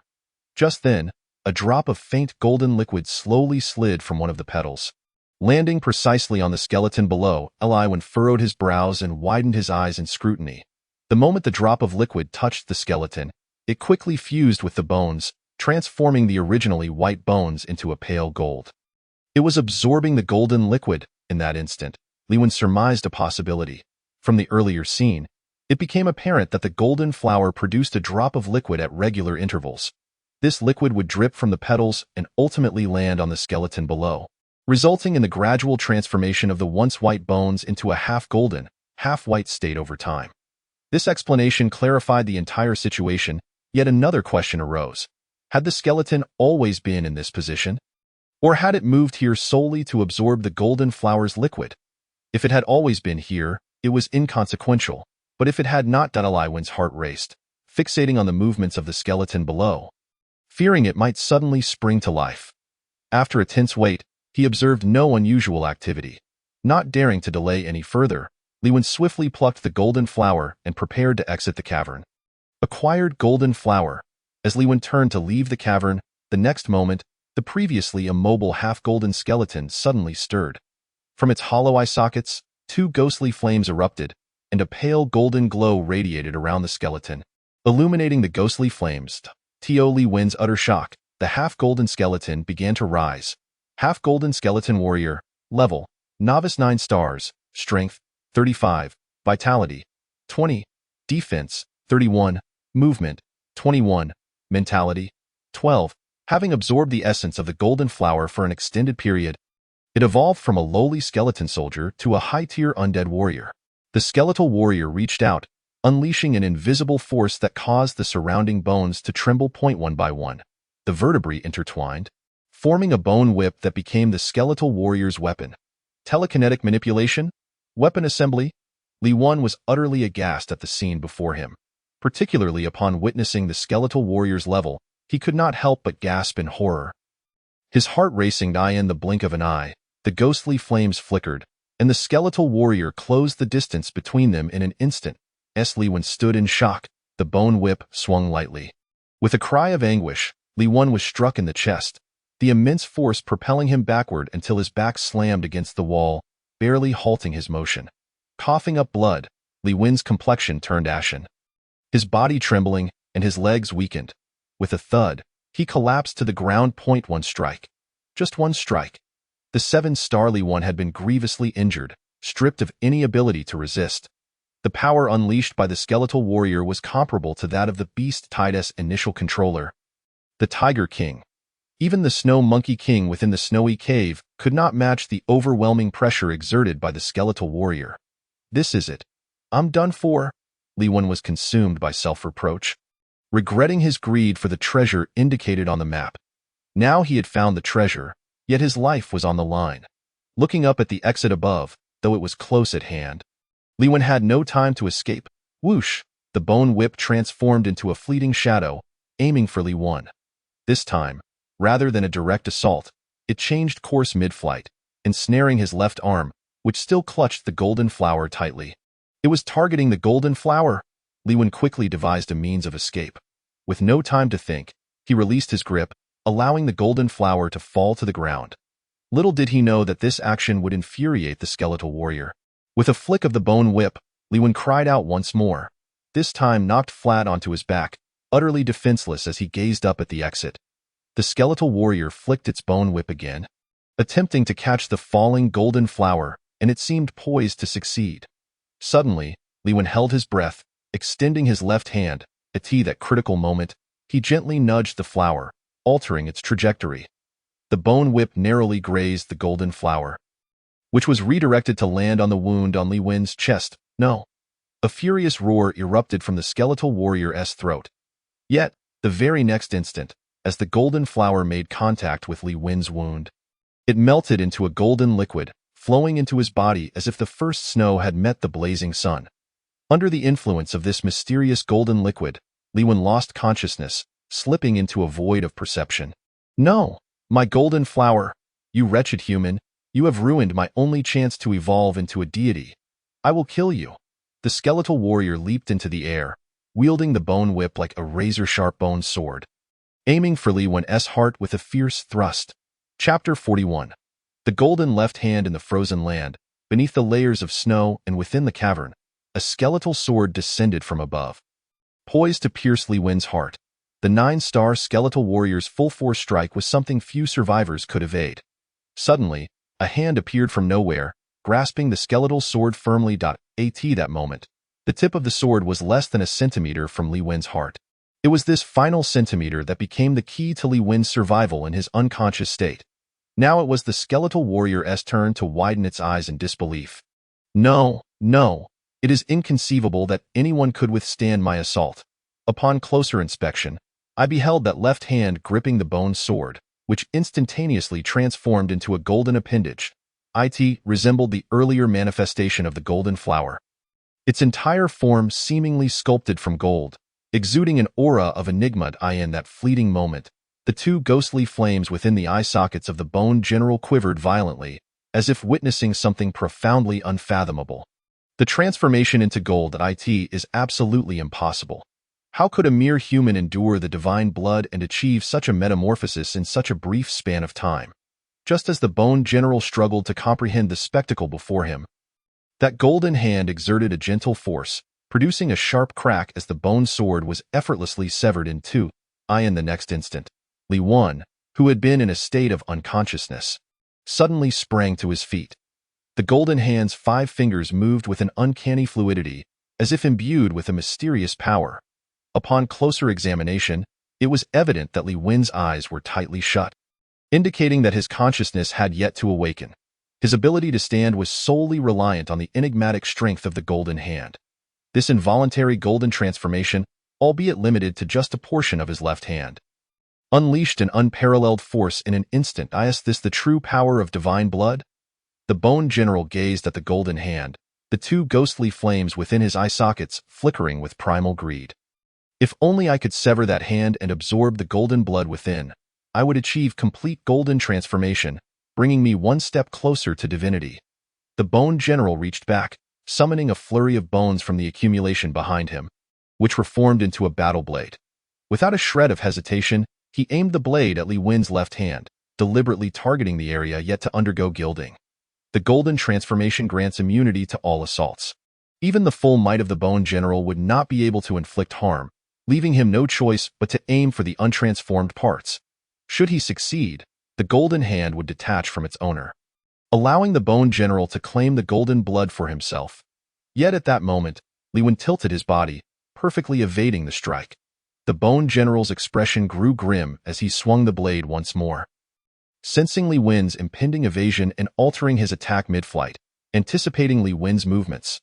Now, how will you evade this? The Bone General envisioned the scene of the golden hand being severed. With a resounding clash, sparks flew as the blade aimed at Li Wen was suddenly halted in midair, blocked by none other than the golden hand itself. But that was not the end. The golden hand, seemingly aware of the animosity emanating from the Bone General, exerted its fingers without hesitation, shattering the weapon once again. Could it possess a semblance of self-awareness? The Bone General dared not underestimate the situation. As he prepared to conjure a third weapon, a flash of golden light erupted. In the blink of an eye, Li Wen's golden left hand pierced through the Bone General's chest, the sheer power propelling him away with great force. With a single strike, it sent the 9-star Bone General flying. Such terrifying strength emanated from a mysterious golden hand. Struggling to rise, the Bone General looked down at the wound in his chest, a gaping hole the size of a fist, surrounded by a mysterious golden energy that began to consume his skeletal structure. This is dire.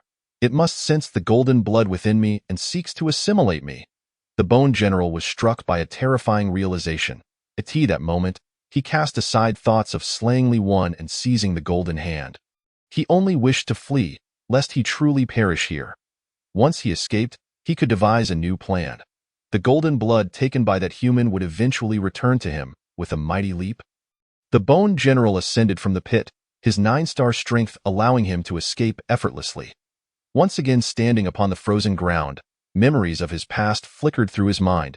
He recalled how, in years gone by, he and his companions had sought the fabled divine blood, only to find themselves trapped in this cursed place, enduring countless hardships, ultimately leading to their demise. Had I not been vigilant, hiding beneath the golden flower before my death, I would have perished alongside the others, becoming like those bones, with no hope of resurrection. The Bone General gazed down at his skeletal frame, now nearly half gilded, and could not suppress a few triumphant chuckles. If only I were granted more time, I could complete my transformation, and then, suddenly, a shadow erupted from the depths of the pit, soaring upward with astonishing speed, seizing the Bone General's skull with a firm grip. You dare to emerge. Crack! The golden hand unleashed its might, effortlessly crushing the Bone General's skull. Deprived of its head, the skeletal form collapsed, void of any vitality. With the Bone General slain, the golden hand rested upon the pale skeletal frame. A surge of energy emanating from its palm, spreading throughout the entire body in the blink of an eye. The golden hue from the upper half of the Bone General's body was entirely absorbed, reverting it to its original white. The golden hand now shone even brighter, especially against the backdrop of the swirling snow in the frozen expanse, resembling the form of a deity. Having completed this, the gilding on the left hand gradually receded, and as it returned to its normal hue, Li Wen's body began to slump. The wind and snow intensified, quickly threatening to engulf him entirely. Where am I? A weak groan escaped Li Wen's lips as he regained consciousness. The first sight that greeted his eyes was the flurry of snowflakes dancing in the air. Recalling the events that had transpired, he hastily sat up to assess the injury on his chest. The wound is gone. Tearing open his shirt revealed a previously battered chest, now miraculously unscathed, devoid of even the faintest scar. Checking the system logs, he was astonished to find a notification. You have slain the Bone General. Kill the Bone General, gain 900 experience points, acquire 300 energy points, obtain the skill book Void/X1. I killed a 9-star Bone General and obtained a skill book. How on earth did I accomplish this? Why can I remember nothing? Li Wen was engulfed in profound confusion. Chapter 42. Golden blood. The golden flower, it is said, was formed from the blood of a fallen deity, gathering over countless years into a new form. Containing divine blood, its hue is golden, hence its name. The Bone General, in life, desperately sought the whereabouts of this golden blood, only to meet his demise in a cataclysmic battle, leaving him and his companions to perish within the pit in his final moments. The Bone General positioned himself beneath the golden flower, and through the absorption of its petal's essence, he was reborn. Gradually achieving a state of semi-golden transformation, evolving toward divinity. Once his entire skeletal frame fully transformed into gold, he would be but a step away from godhood. However, this process is exceedingly protracted, potentially requiring tens of thousands of years for even a glimmer of hope. Furthermore, the essence derived from merely one golden flower could not sustain a full golden transformation of the body. Much likely one who inadvertently absorbed the golden flower, even with a perfect affinity for the divine blood. Only his left hand might achieve gilding. Of course, Li Wan was entirely unaware of this. A rumbling sound echoed from behind, prompting Li Wan to glance down and discover that the snow cave he had painstakingly excavated had suddenly collapsed. The cave's collapse seemed to serve as a warning. Li Wan dared not linger for a moment longer and swiftly made his way back to the safety of his shelter. Upon successfully returning and firmly closing the door, he exhaled a sigh of relief, his body deflating like a punctured balloon. Reflecting on the events that transpired within the cave, he recalled being struck by the Bone General, sustaining a grievous injury that rendered him incapable of resistance. What of the golden flower? Searching his person meticulously, he found no trace of it.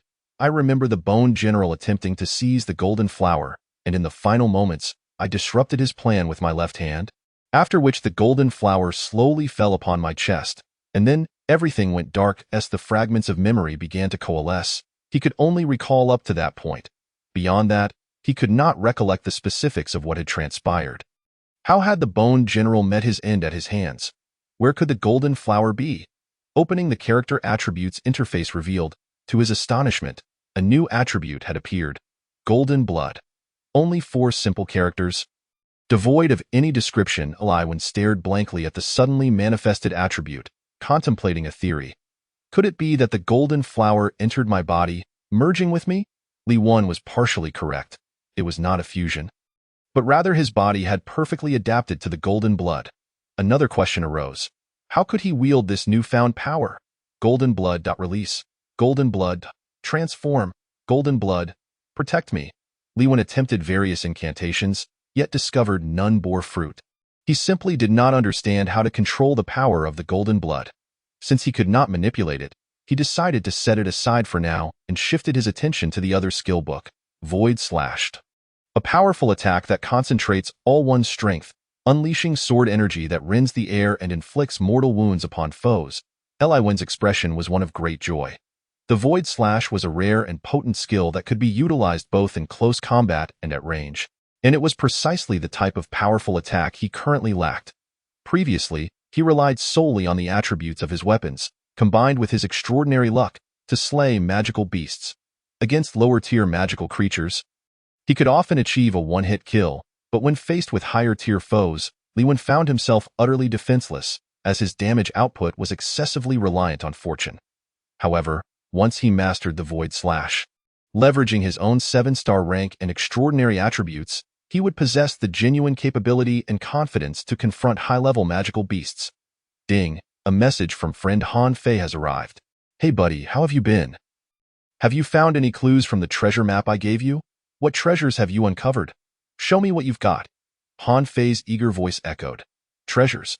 Not a single thing. Impossible. That treasure map is supposed to be incredibly valuable. I've heard from others that every treasure map conceals riches worth a fortune. How could there be nothing at all? Humph. Do you know how long I spent digging in the snow? I toiled for a whole half-day. And when I finally reached the bottom, I stumbled upon countless skeletons. The worst part was that there lay a 9-star skeletal general among them. Had it not been for my good fortune, I might be speaking to you as a ghost right now. Li Wan recalled the arduous journey of searching for treasure, his tone filled with grievance and sorrow. That's quite serious. I had no idea such things could happen. Are you all right? Do you feel unwell? Do you need my help? No need.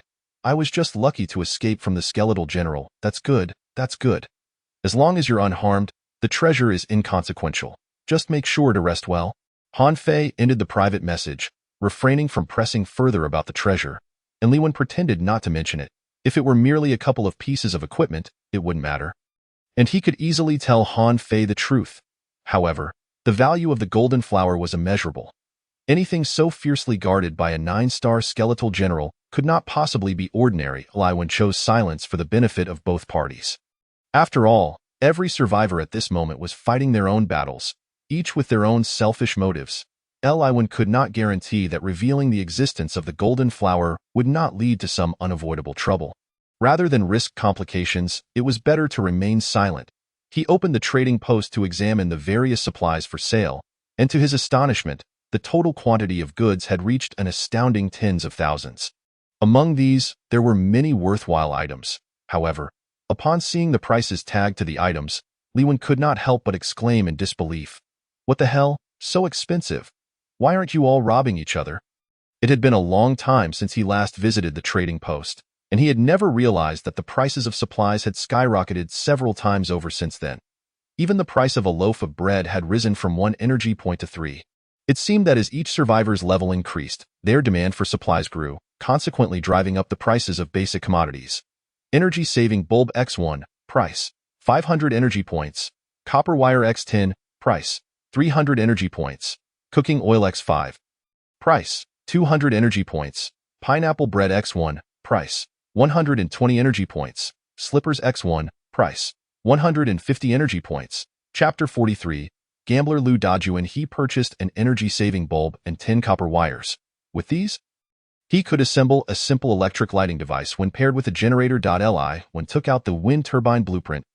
Motor core X1, blade X3, copper wire X10, steel X15. To manufacture a wind turbine, the aforementioned 4 materials were required, though ordinary wires could substitute for copper wire. What remained were the motor core, blades, and steel. He opened the trading post and searched for these 4 materials. After a thorough search, he finally found both steel and blades, spending 500 energy points to purchase them all. He posted a message in the world chat seeking to buy copper wire or motor cores, inviting anyone who had the materials to contact him. He was willing to negotiate on price or exchange for other supplies. Hello? Sorry to bother you. Do you have any spare blades or steel? Not at the moment. All right, thank you. He moved on to the next person. Hello, I'm looking to buy a blade and a motor core. Do you know where I might find them? Sorry, I haven't heard of those items. Okay, thanks. After countless inquiries, he had asked over a dozen people without finding anyone who possessed the materials. In desperation, he placed his last hope in the world chat, wishing that any survivor with the needed supplies would reach out. Hey buddy, did you just post a buying request in the world chat? That's right, you saw it? Wow, it really is you. I thought it was some mysterious big shot looking to buy materials, but it turns out to be you. What's up? Do you have them? Of course not. Motor cores and blades are high-level materials. How could I have them? But I think I know someone who is steel. Who? Li immediately pressed for details. Hanfei chuckled, explaining that a few days ago, while boasting with others, he had overheard someone claiming to have steel. He had kept that in mind, not expecting it would come in handy. Is it really that simple? Li found it hard to believe. Hanfei quickly replied, originally, we were just having a friendly bet, but then this guy suddenly popped up, insisting on joining and even put up steel and a few other materials as stakes. I could tell from his betting style that he must be an old gambler. So I remembered him. Li did not press further about the specifics of the bet. He simply requested Hanfei to share the other person's information. He intended to contact that individual directly, employing any means necessary to acquire the steel. No need to complicate things. I can initiate a group chat. A group chat? Li was taken aback. He had never heard of such a feature. Hanfei's eyes widened in disbelief. No way. Are we even living in the same world? Or have you moved on from the frozen lands? Just a day prior, the system had updated the communication system, introducing several new features, including group chat. It was rumored that video chat and 3-dimensional virtual projection chat would also be available in the future, among other possibilities, though it remained uncertain when these updates would occur. Li forced a smile, realizing that so much had transpired during his time of unconsciousness. Even the crucial system updates had escaped his notice. It seemed he would need to pay closer attention to system updates in the future. He could not afford to be solely focused on grinding away, as every announcement from the system could have significant implications for his survival. He silently reminded himself of this. Before long, Hanfei, acting as the intermediary, contacted the survivor who possessed the steel and opened the group chat, pulling Li in. Hanfei invites you to join a group chat. Do you accept? Accept, entering the group chat interface. A semi-transparent dialog box appeared before Li. On the right side was his information, while the left displayed the details of Hanfei and another survivor in 2 rows. Hanfei, what on earth do you need me for? Why drag me into a group chat? I'm busy placing bets with others. Lu Dajuan, calm down. I brought you in here mainly for you to make some money. Yeah, right, you think you're being generous? Who doesn't he know that your conscience is as black as night? Hey, you can eat whatever you want, but don't go saying random things. Have I ever tricked you out of your money or slept with your wife? Come on, you've tricked me plenty of times. Wasn't he the last betting round where you cheated and won from all of us? That's nonsense. I was just clever. Clever my foot. You were clearly being devious. As the two bickered more fiercely, Liwen found no opportunity to interject. Finally, once they both seemed exhausted, he seized the moment to speak. Can you both calm down for a moment and hear me out? Lu Dajuan retorted, Who the hell are you? Han Fei, unwilling to back down, shot back, Hey, be more polite. Yes, my buddy. My buddy? Humph. Looks like you've got some skills. Not many can earn Han Fei's acknowledgement as a buddy. You're the only one so far. Lu Dajuan's tone carried an inexplicable hint of jealousy. Liwen wasted no time and got straight to the point. Lu Dajuan, I heard from Han Fei that you have steel supplies that I'd like to buy them from you. What is your price? Lu Dajuan did not hesitate and immediately replied, Sure, I have 20 units of quality steel. Since you want them, I'm willing to sell .as for the price. It's not expensive. 100 energy points each. How much? Han Fei was taken aback. 100 energy points for each unit. Are you selling gold or something? Why don't you just go rob a bank? Before Liwen could speak, Han Fei was the first to vehemently refute. Lu Dajuan chuckled softly, remaining silent as he patiently awaited Liwen's response. Han Fei? Liwen first called for Han Fei to cease, then turned to Lu Dajuan and remarked, A share of 100 energy points is indeed affordable for me. Han Fei raised an eyebrow, on the verge of speaking, but was silenced once more by Liwen. However, I believe that among all the survivors in the frozen land, there must be others with steel resources besides yourself. What exactly are you trying to convey? If others also possess the materials I desire, why should I spend 100 energy points to purchase from you? You must provide me with a compelling reason to part with my energy. The young man is intriguing. You come seeking to buy, yet you turn the tables and demand justification from me. With such sharp wit, I shall sell you the goods at 20 energy points a share. Chapter 44. Jiang Mingfei, the beautiful merchant. Lu Dajuan's abrupt change in attitude was indeed unexpected. Even Han Fei, who had known him for quite some time, was momentarily taken aback, almost ready to unleash a torrent of curses. You bastard. The latter part of his exclamation was quickly swallowed as realization dawned. I misspoke. I was just thinking, how could old Lu be so heartless? 20 energy points is hardly exorbitant, quite a fair price. Wouldn't you agree, Liwen? Indeed, quite fair. I shall take all 20 shares of steel. Liwen promptly initiated the transaction. Consume 400 energy points. Acquire steel x20. At long last, one item was settled, while the remaining ones would need further contemplation. Lu Dajuan, observing the influx of 400 energy points, wore an expression of sheer delight. With this newfound wealth, he could partake in various gambling ventures. When prepared to exit the group chat interface, he was suddenly halted by Lu Dajuan. Liwen, the information regarding the procurement of materials in world exchanges was also disseminated by you, correct? Indeed. How fortuitous. I know who possesses the materials you require. Would you be interested in learning more? Certainly. Name your price. A clever individual. I relish conversing with astute minds like yours. For 100 energy points, I shall facilitate contact. Deal. Liwen swiftly initiated the transaction interface and readily paid the 100 energy points. Upon receiving the funds, Lu Dajuan instinctively inquired, You pay in advance. Aren't you afraid I might renege later? What is there to fear? With me as the intermediary, why would you run? Should you dare to flee? I shall expose your unscrupulous actions to the world, revealing that Lu Dajuan is enough. I was merely speaking offhandedly. No need for such severity. Lu Dajuan, clearly intimidated by Han Fei's sharp tongue, first exited the group chat. Then privately messaged another survivor to explain the situation. The latter, upon agreeing, promptly added the individual into the group chat. Jiang Mingfei has joined the group chat. Do you accept? Liwen chose to accept. As the initiator, he held the authority to grant or deny entry to anyone wishing to join the chat system. Welcome. Han Fei was the first to express his greetings. I am Jiang Mingfei. Pleased to meet you all. I have been informed by old Lu that someone among you requires the materials I possess. May I inquire who that might be? Jiang Mingfei offered a brief self-introduction. I am Li Wan. I seek to purchase the materials in your possession. What do you need? 3 fan blades and 10 copper wires. I have both of those. Jiang Mingfei's response caused Li Wen's eyes to widen, his heart racing as he eagerly pressed on. What is your asking price? The fan blades are 300 energy points. The copper wires 200 energy points, totaling 500 energy points. Additionally, I have a generator core. Might you be interested? You possess a generator core as well? Li Wen's face was a canvas of disbelief.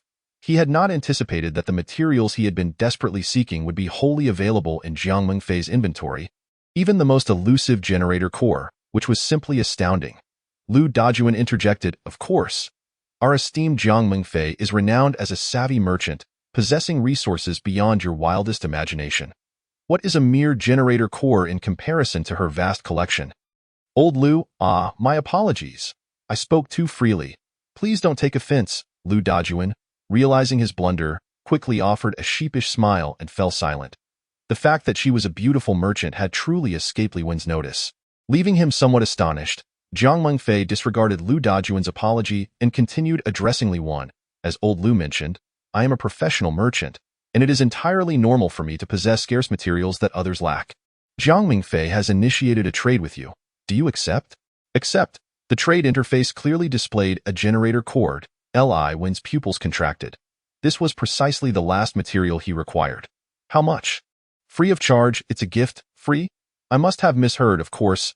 I, Jiang Mingfei, am a woman of my word. I cannot accept something for free. Please state a price. Any amount is negotiable. Li Wen politely declined her generosity. After all, in this world, nothing comes without a cost. Even if it appeared to be free, accepting it could lead to unforeseen obligations in the future. Thus, Li Wen preferred to pay a fair price, ensuring he felt justified in his purchase without any moral burden. People are inherently selfish. No one willingly gives without expecting something in return. Jiang Mingfei, being a merchant, prioritized profit above all else. A flicker of surprise crossed her face, clearly taken aback by his response. She had anticipated Li Wan would agree without hesitation, yet he had chosen to refuse. Interesting. You may have misunderstood my offer of free. I heard from others that you possess many and used items. Let us be friends? And in the future, if you have any surplus equipment, could you pass it on to me? Of course, I will not take them without compensation. Each item will be paid for at market price. Ensuring you do not incur any losses, if you agree to this condition, consider this generator core as an advance for your troubles. What do you think? Jiang Mingfei sent a lengthy private message, detailing her reasoning for the gift. If I am not mistaken, the person you referred to must be Han Fei, correct? Li Wen deduced immediately. After all, no one else was privy to the information regarding the equipment he possessed. Do not misconstrue. Han Fei did not disclose your information. I merely made an educated guess during our conversation, especially since he recently acquired some new equipment, and piecing things together led me to you. That is of no concern. How do you propose we proceed with this transaction? Are you in agreement? Naturally, since my surplus equipment is either sold or given away, selling to you is just as acceptable. Provided the price is right. Li Wan appeared indifferent, considering the verbal agreement to trade his unwanted equipment for the crucial component of a wind turbine as a profitable exchange. Jiang Mingfei promptly outlined the specifics of their collaboration. She would purchase all of Li Wen's surplus equipment at no less than market price. Should the quantity be substantial and of good quality, the price would be adjusted accordingly. Deal.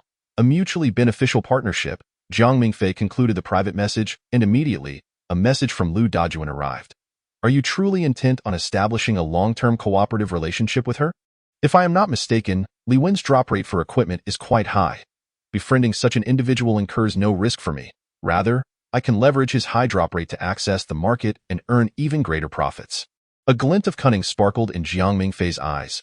Chapter 45. Wind Power Generation. Accomplished. Wind Power Generation. Generator X1, fan blades X3, copper wires X10, steel X15. With all materials collected, it was time to complete the manufacturing process. Use wind turbine blueprint X1, acquire wind turbine X1. With a single blueprint and the 4 materials combined, a radiant light descended upon the ground. A brand new small wind turbine was successfully constructed. At last, Li Wan exclaimed in exhilaration, quickly placing the small wind turbine onto the sofa. He then retrieved the energy-saving light bulbs and copper wires he had purchased earlier, connecting the 3 components together. He installed the small wind turbine outside the safe house, threading the copper wire through the gap in the glass point. One end of the wire connected to the generator, while the other linked to the sole energy-saving bulb within the house. As everything was set up, he awaited the fan blades to spin and activate the generator, providing ample power for the energy-saving bulb. With eager anticipation, Liwen watched as the 3 blades were propelled by the cold wind. Increasing in speed, the generator began to hum, and within moments, the energy-saving bulb flickered to life. Seconds later, a steady flow of electricity illuminated the bulb, completely dying in that instant. Liwen successfully transitioned from agriculture to electrification, achieving a pivotal milestone in modern development. With electricity, countless possibilities could be realized. However, one crucial issue remained unresolved: how to store the generated electricity. Liwen's most straightforward solution was to utilize batteries to store excess electricity. With only a high school level of physics knowledge, this was the only method he could conceive. However, where could he possibly find a storage battery? After much contemplation, he resolved to contact Jiang Mingfei, hoping she might have one at her disposal. "Jiang, are you busy? I have something I would like to ask your assistance with." "Speak." "I need a storage battery." "Do you have one?" "No." Jiang Mingfei's response was anticipated by Li Wan. Indeed, at this stage, acquiring a storage battery was no easy feat. "All right, thanks." Just as Li Wan was about to end the call, the other party sent another message: "I will keep an eye out for the storage battery. If I receive any news, I will inform you at the earliest opportunity. However, shouldn't you also adhere to our agreement and sell me any surplus equipment you have?" "But I currently have no surplus equipment." "You wouldn't consider running dungeons to farm gear?" Fine." Li Wen's expression darkened, feeling a twinge of regret. It turned out that free things were not so easily obtained. The adage to owe a favor is to be beholden resonated deeply with him at that moment. "Would you like to enter a low-level dungeon?" "Yes." In a flash of light, Li Wen found himself in a sandy expanse. The sight of swirling yellow sand evoked a familiar sensation within him. A sand dungeon? To confirm his suspicion, he immediately searched for hidden monsters lurking beneath the sand. Suddenly, a creature emerged from the sand, a beast approximately 1 meter long, resembling a mutated sand rat. Sand rat monster. Level: Novice 2-star. Strength: 7. Vitality: 7. Defense: 6. Movement: 10. Mentality: 2. A low-level beast born from the sand, adept at burrowing and ambushing foes. The familiar sensation and recognizable monster confirmed his initial thoughts. This was indeed the desert dungeon he had first entered. To his surprise, after many days, he found himself back within its confines. He had nearly forgotten about it, and now, re-entering the desert dungeon meant that his red sand set was finally within reach. In truth, the current level of equipment when possessed rendered the red sand set entirely obsolete. However, this particular set was the first he had ever obtained, holding significant sentimental value. Thus, even though he could not utilize it at present, he was determined to find a complete set, fulfilling a dream he had yet to realize. Squeak! The sand rat monster detected the intruder and swiftly burrowed into the sand to launch an attack. Had this been his first encounter, Li Wan would have panicked. Yet, this time was entirely different. Before the sand rat could close the distance, he unleashed a thunderbolt spell, summoning a bolt from the heavens that struck the sand. A scream pierced the air as a plume of black smoke billowed from the spot just a meter away from him, accompanied by the aroma of roasted meat. As the sand settled, a pitch-black sand rat monster struggled to emerge, but before it could catch its breath, a large black sword sliced through the air before him. Defeated sand rat monster, gained 200 experience points. Easily dispatching the first sand rat monster, Li Wen maintained a calm demeanor as he continued deeper into the dungeon. In the internal area of the dungeon, he soon encountered another familiar monster, one of the primary targets he was seeking. Desert worm. Level: Novice 3-star. Strength: 15. Vitality: 14. Defense: 12. Movement: 1. Mentality: 1. A creature residing deep within the desert, known for preying on any passing beings, naturally averse to flames. A piece of the red sand set had originated from the desert worm. He recalled his first encounter with it, where he had exploited the monster's innate fear of fire to defeat it. Both the desert worm and the sand rat monster shared a similar attack style, favoring surprise assaults from beneath the sand. They would ensnare their target tightly and drag them into the yellow sand, suffocating them in the process. However, this time, the desert worm had misjudged its target. before it could attempt to pull Li Wan into the sand. A terrifying force erupted, effortlessly breaking its grip. With a simple swing of his ruined sword, the sharp blade cleaved through the desert worm as if slicing through vegetables, reducing it to several segments in mere moments. Obtained 300 experience points. Regrettably, it did not drop any equipment. Li Wan remained unconcerned. This time he had ample time to explore the entire dungeon, ensuring he would not overlook a single monster. Defeated desert worm, gained 300 experience points. Obtained red sand armor X1. Defeated desert spider. Gained 300 experience points. Obtained 20 energy points. Defeated sand wolf. Gained 400 experience points. Obtained red sand boots. This marked the second pair of red sand boots he had acquired. The first had been given to Han Fei due to the prolonged inability to complete the set. With the armor, boots, necklace, ring, and helmet, he had collected the first two pieces. He pondered whether he would be able to gather the entire set after defeating all the monsters. Li Wan had reached the final area of the dungeon, with only a few monsters remaining.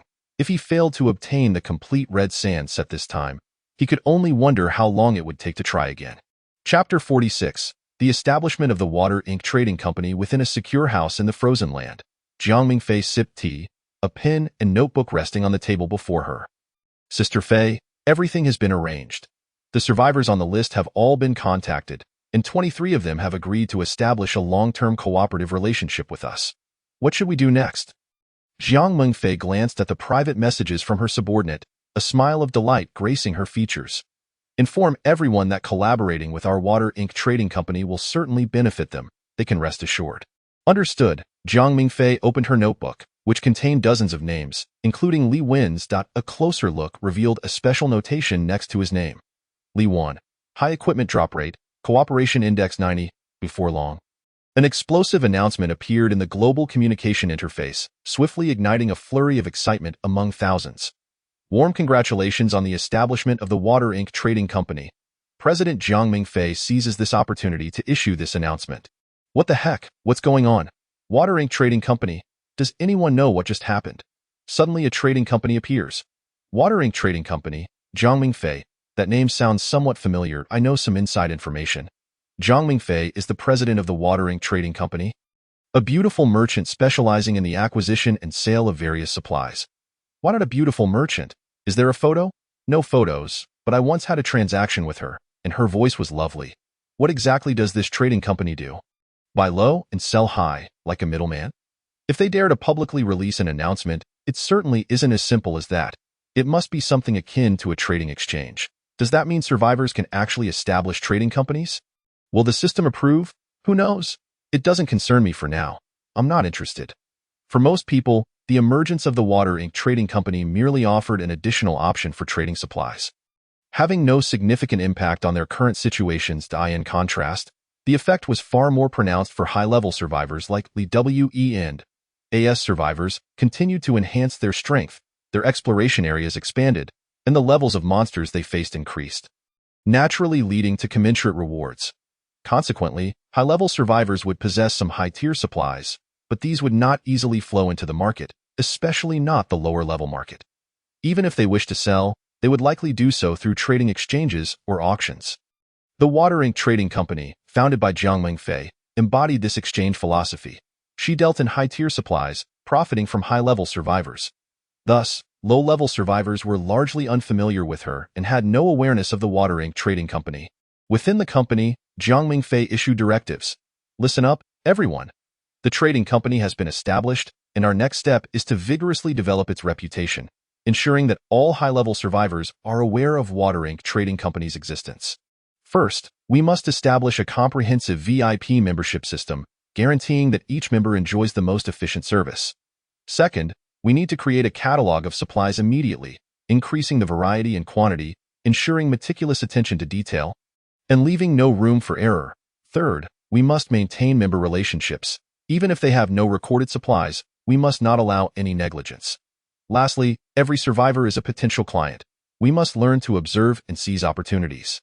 Together, we shall achieve future success.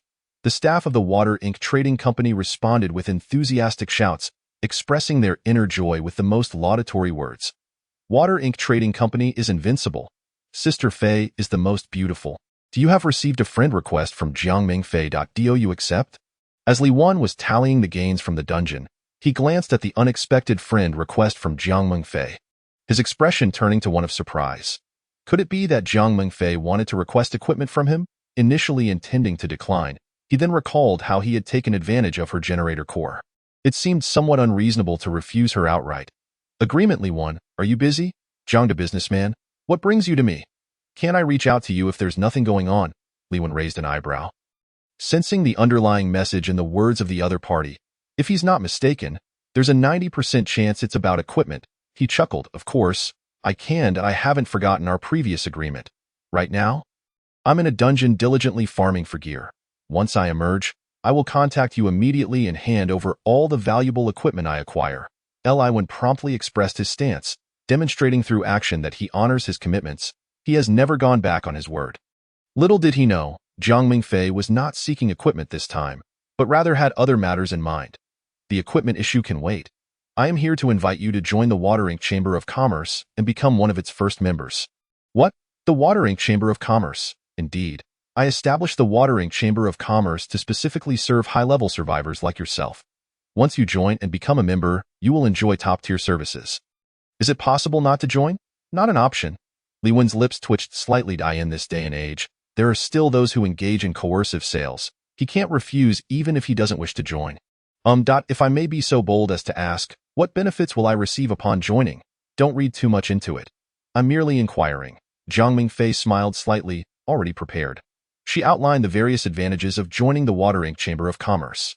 The most direct benefit is that members can request any needed materials directly from the chamber, which will promptly assist each member in locating them, thereby saving a significant amount of time.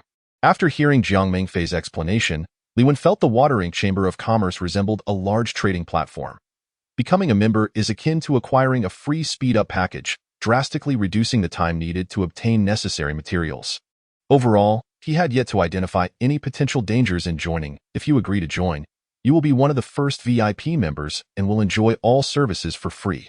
What do you think? Jiang Mingfei continued to present various conditions, hoping to entice Li Wen into joining. She was convinced that his participation would bring immense benefits to the Watering Chamber of Commerce, as his high equipment drop rates were unmatched by ordinary survivors. After careful consideration, Li Wen agreed to join the chamber. I look forward to our prosperous collaboration and mutual success. To express his sincerity, he presented her with several pieces of equipment he had just obtained. Chapter 47.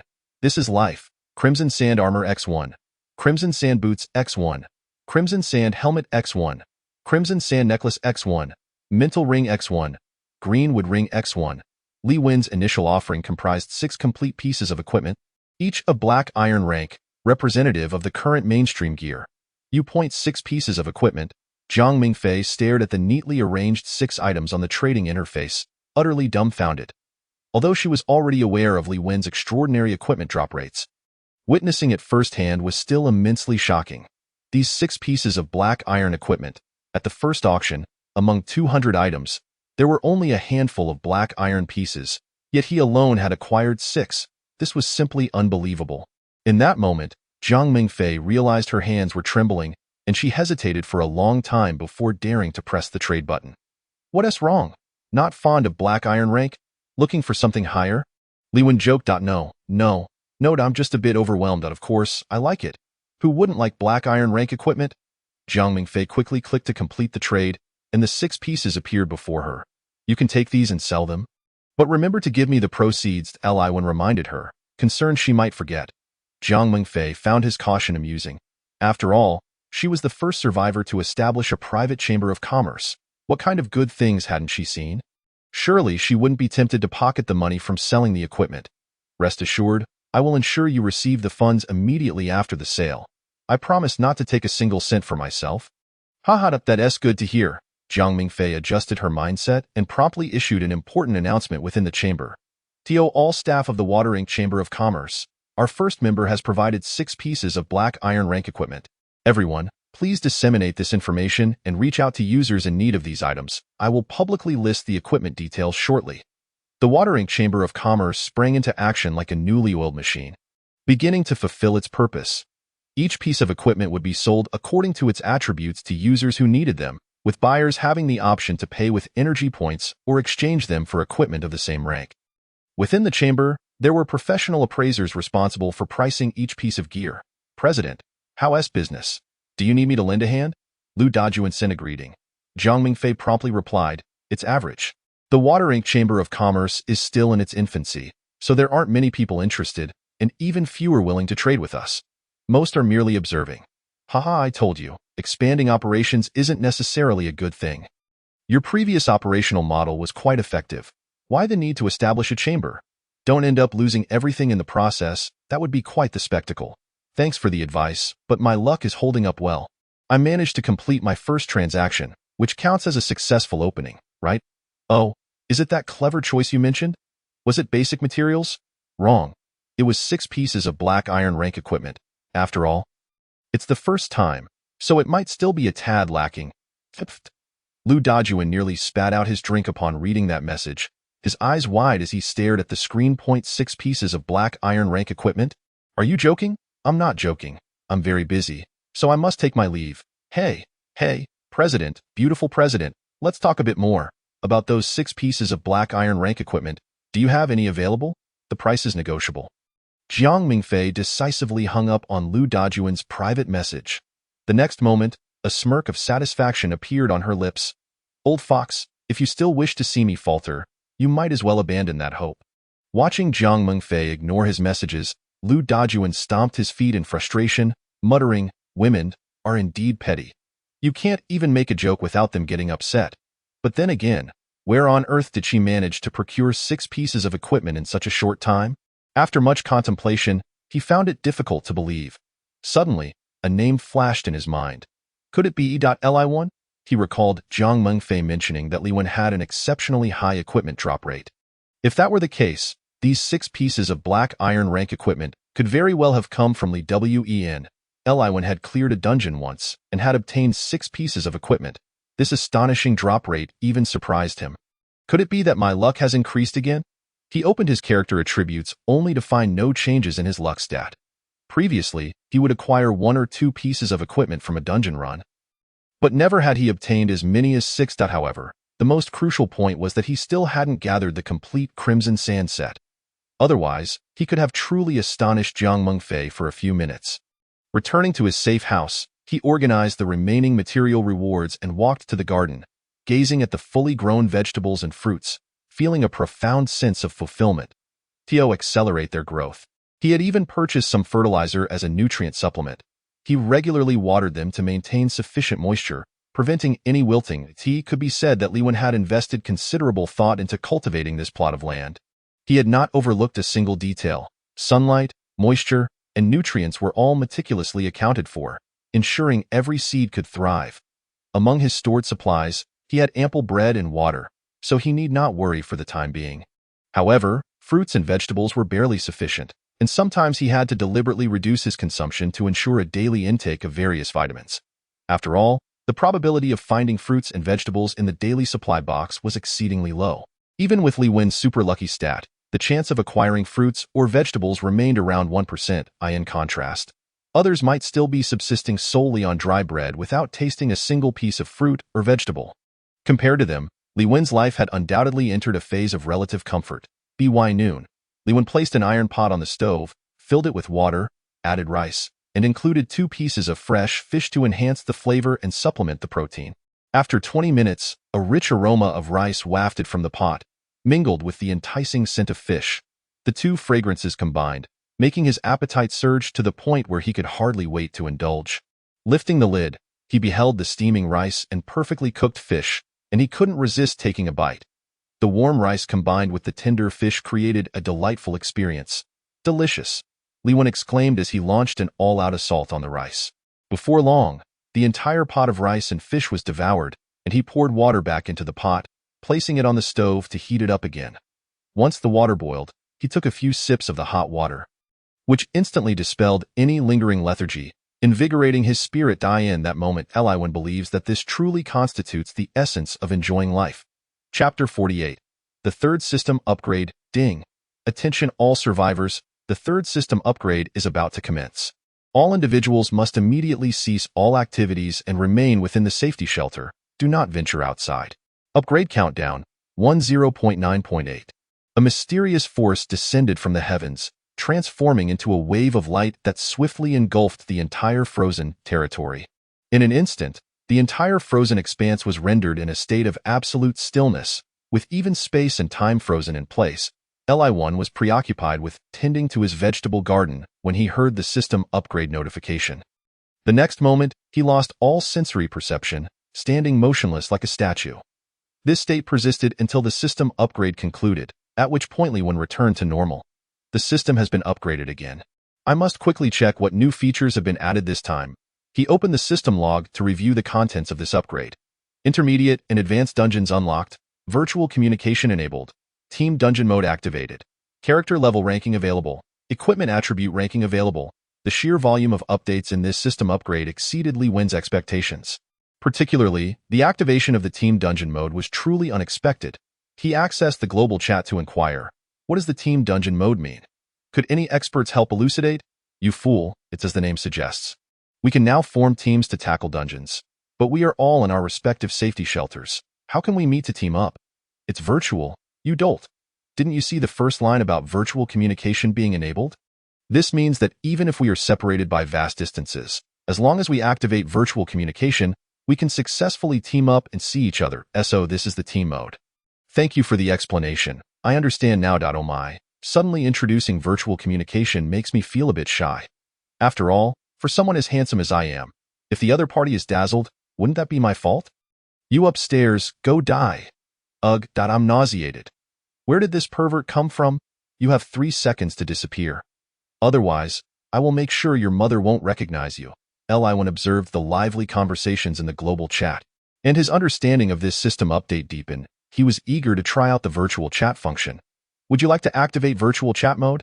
This activation requires a consumption of 100 energy points, lasting for 1 minute. It costs money? Li-Wen couldn't help but curse at the system. In a wonder, virtual communication was enabled. It turns out it comes at a price, and such an exorbitant one at that. 100 energy points for 1 minute. Why not just rob me? Li-Wen glanced at the energy points in his pocket, totaling just over 2000.18 most. He could activate virtual communication for 20 minutes. This is simply outrageous. Those survivors who had already discovered the charge for virtual communication were likely expressing their dissatisfaction in the global chat. Indeed, upon checking, the chat was filled with various exclamations of frustration directed at the system. Damn it, why does it cost to make a call? This scene involuntarily reminded me of the 3 major telecommunications operators in the real world, which seem to operate on a similar model. It's outrageous. 100 energy points. Do you have any idea how many beasts I need to slay to earn enough for just 1 minute of talk time? I can barely afford 5 minutes of virtual communication. After that, I will have to survive on the wind. What I was fantasizing about chatting with handsome guys, but alas, funds are insufficient. Who was it that said this system upgrade was great? Step forward and take your punishment. The imposition of a call fee instantly shattered the morale of all survivors. What was initially perceived as a boon turned out to be a cunning scheme by the system. Within a certain safety shelter, congratulations, you have successfully formed a team. Dio, you wish to proceed into the dungeon with the current number of team members? Yes. Team dungeon requires a payment of 500 energy points. What the hell? 5 survivors had finally managed to team up, eager to be the first to venture into a dungeon, only to be informed by the system that there was yet another fee. They stood in stunned silence, with the team leader unable to restrain his expletives. This is ridiculous. It's clearly a per-head charge, 100 energy points per person. Is the system insane? Charging for virtual communication and for team dungeons too? What is going on? I can't hold it in anymore. It hasn't been long, and my pockets are nearly emptied. Don't talk to me about your woes. I've spent 400 just to get contacts, finally formed a team, and now need to pay 500 to enter the dungeon. I've lost a total of 1,000 energy points. The team leader grew increasingly despondent, lamenting how the money he worked so hard to earn by slaying beasts had been swiftly depleted in mere moments. A tear of regret slipped down his cheek. Are we still going into the dungeon? One team member inappropriately inquired. Of course. Why wouldn't we? I must recover the 1,000 energy points I lost. But didn't you only spend 900 in total? Shut up. The team leader exploded in frustration. What kind of person are you, stabbing me in the back when I'm down? Once we clear the dungeon, I'll be the first to kick you out of the team. Li Wan, too, was curious to explore the contents of the intermediate and advanced dungeons. In the intermediate dungeon, the lowest monster level is Apprentice 1 star, and the highest is Apprentice 9 star. In the advanced dungeon, the lowest monster level is Scholar 1 star, and the highest is Scholar 9 star. There are no entry restrictions for intermediate and advanced dungeons, meaning even if you are a novice 1 star, you can choose to enter any dungeon, provided you ensure your survival within. Higher level dungeons imply greater danger, but correspondingly, the rewards from these dungeons will also significantly increase. Dungeon rewards are no longer limited to weapons and gear. They also encompass various auxiliary items. Based on his current level and strength, Li Wan assessed that if he were to level up to 8 stars, he would have a chance to test the waters in the intermediate dungeon. At 7 stars, he felt a bit underprepared, especially since the lowest monsters in the intermediate dungeon are 1-star apprentices, a 3-level gap, leaving him somewhat uncertain. His gaze shifted to the last 2 updates, the weapon equipment level ranking and the character level ranking. First, he checked the character level ranking. First, Zhou Tong, apprentice 3 stars. Second, Ma Su, apprentice 2 stars. Third, Jiang Mingfei, apprentice 1 star. Fourth, Zhang Fan, novice 9 stars. Fifth, Li Huiying, novice 9 stars. Sixth, Xie Yiting, novice 9 stars. Seventh, Li Jin, novice 9 stars. Eighth, Zhang Nan, novice 8 stars. Ninth, Bai Jinzhong, novice 8 stars. 10th, Li Wan, novice 7 stars. Chapter 49. Rallying teammates. Jiang Mingfei is 3rd. Apprentice 1 star? Clearly, her level of strength was far beyond Li Wen's expectations. He had initially thought of her as merely a clever merchant, but he hadn't anticipated her to rank among the top 3 survivors in terms of strength. Impressive. One cannot help but admire Jiang Mingfei's true capabilities. As a woman, being able to carve a path amidst numerous survivors to secure a position in the top 3 of the level ranking is commendable enough to make countless male survivors feel a sense of shame. I am ranked 10th. This position is passably decent. Although I am the last among the top 10, I am still on the list, allowing those who see the ranking to feel a modicum of admiration upon seeing my name. Li Wen's expectations were not lofty. He had no desire to pursue a spot in the top 3. For him, simply surviving and savoring life to the fullest was the greatest happiness. Rankings were inconsequential. Safety above all had always been Li Wen's guiding principle. However, Li Wan was still curious about who the top-ranked Zhou Tong was, a figure so formidable that he had elevated his character level to apprentice 3 stars. He was an overwhelmingly terrifying presence, far ahead of everyone else. With Li Wan at novice 7 stars and Zhou Tong at apprentice 3 stars, there was a staggering 5-level difference between them, truly frightening.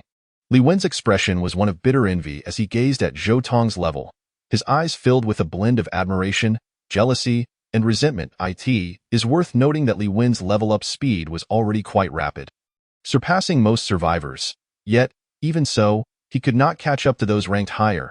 He had no idea how the top 3 managed to level up so efficiently. He then opened the weapon equipment ranking. First, Elemental Staff, Silver Grade. Second, Honor Medallion, Silver Grade. Third, Roaring Battle Armor, Bronze Grade. Fourth, Forgotten Battle Boots, Bronze Grade. Fifth, Dark Reaper, Bronze Grade. Sixth, Ice Shield, Bronze Grade. Seventh, Wind Speed Ring, Bronze Grade E. 8th, Ruin Sword, Bronze Grade E. 9th, Fire Prevention Pearl, Bronze Grade. 10th, Radiant Holy Bow, Bronze Grade. The list on the weapon ranking invigorated Li Wan. Both of his weapons ranked within the top 10. Though they were merely in the 8th and 9th positions, Li Wan felt elated compared to the majority who had not made the list. The fact that any weapon could ascend to the rankings attested to its value, marking it as an exceptional item. TSK, the Silver Tier Elemental Staff and the Badge of Glory. Surely the attributes of these 2 pieces of equipment must be extraordinary, far surpassing any Bronze Tier gear. Li Wan gazed at the top 2 Silver Tier items on the leaderboard, his eyes shimmering with avarice, saliva unconsciously trickling down. He quickly wiped his mouth, took a deep breath, and resolved to enter a dungeon to farm for equipment. Initially, he had intended to play it safe and bide his time. But upon catching sight of those gleaming Silver Tier items, an inexplicable desire surged within him. No, I too must possess Silver Tier equipment. Just as Li Wan was about to enter the intermediate dungeon, a private message chimed in. Bro, are you interested in teaming up for a dungeon run? Han Fei exclaimed in an exaggerated tone. Teaming up for a dungeon? The danger level of the intermediate dungeon is quite significant. and going solo would be rather perilous. However, teaming up would certainly enhance safety. Shall it just be the two of us? Of course not. Two people tackling an intermediate dungeon would be akin to courting death. I'll find more players. All right. While Li Wen waited, he idly passed the time, glancing over his friends' list. To his dismay, he found only two friends. One was Han Fei, and the other was Jiang Mingfei. Could she also be interested in joining the dungeon run? A thought crossed Li Wen's mind as he instinctively opened a private chat with Jiang Mingfei. President Jiang, are you busy? After a brief moment, the reply came. Not really. Li Wen continued. I'm looking for someone to team up for a dungeon run. Would you be interested? Absolutely. To his surprise, Jiang Mingfei responded without hesitation. Li Wen was momentarily taken aback by her forthrightness. He had merely asked out of whim, assuming that as a president, she would be inundated with tasks and would surely decline. Yet, unexpectedly, Jiang Mingfei readily agreed that you're on board. What else would I be? I thought you would refuse outright. Haha. I personally extended the invitation. No matter how busy I am, I must carve out time to join you in the dungeon. Otherwise, how could I demonstrate your significance in my eyes? That's a bit exaggerated. Li Wen felt an unusual flush of embarrassment, his words stumbling. Meanwhile, Han Fei contacted two other survivors and initiated the team dungeon. Pulling them into the group, Han Fei created a team dungeon, inviting you to join. Zhong Shi joined the team. Li Yao joined the team. 3 virtual projections materialized. Although merely projections, each individual's appearance and equipment were clearly visible. Why are there only the 3 of us? What about the other 2? Yeah, Han Fei, didn't you say there would be 5 of us? Don't worry, they'll be here shortly, Han Fei reassured. Gesturing for them to remain patient, Zhong Shi jested, I say, Han Fei, I can't fathom your thought process. With just us few, do you really think we can challenge the intermediate dungeon?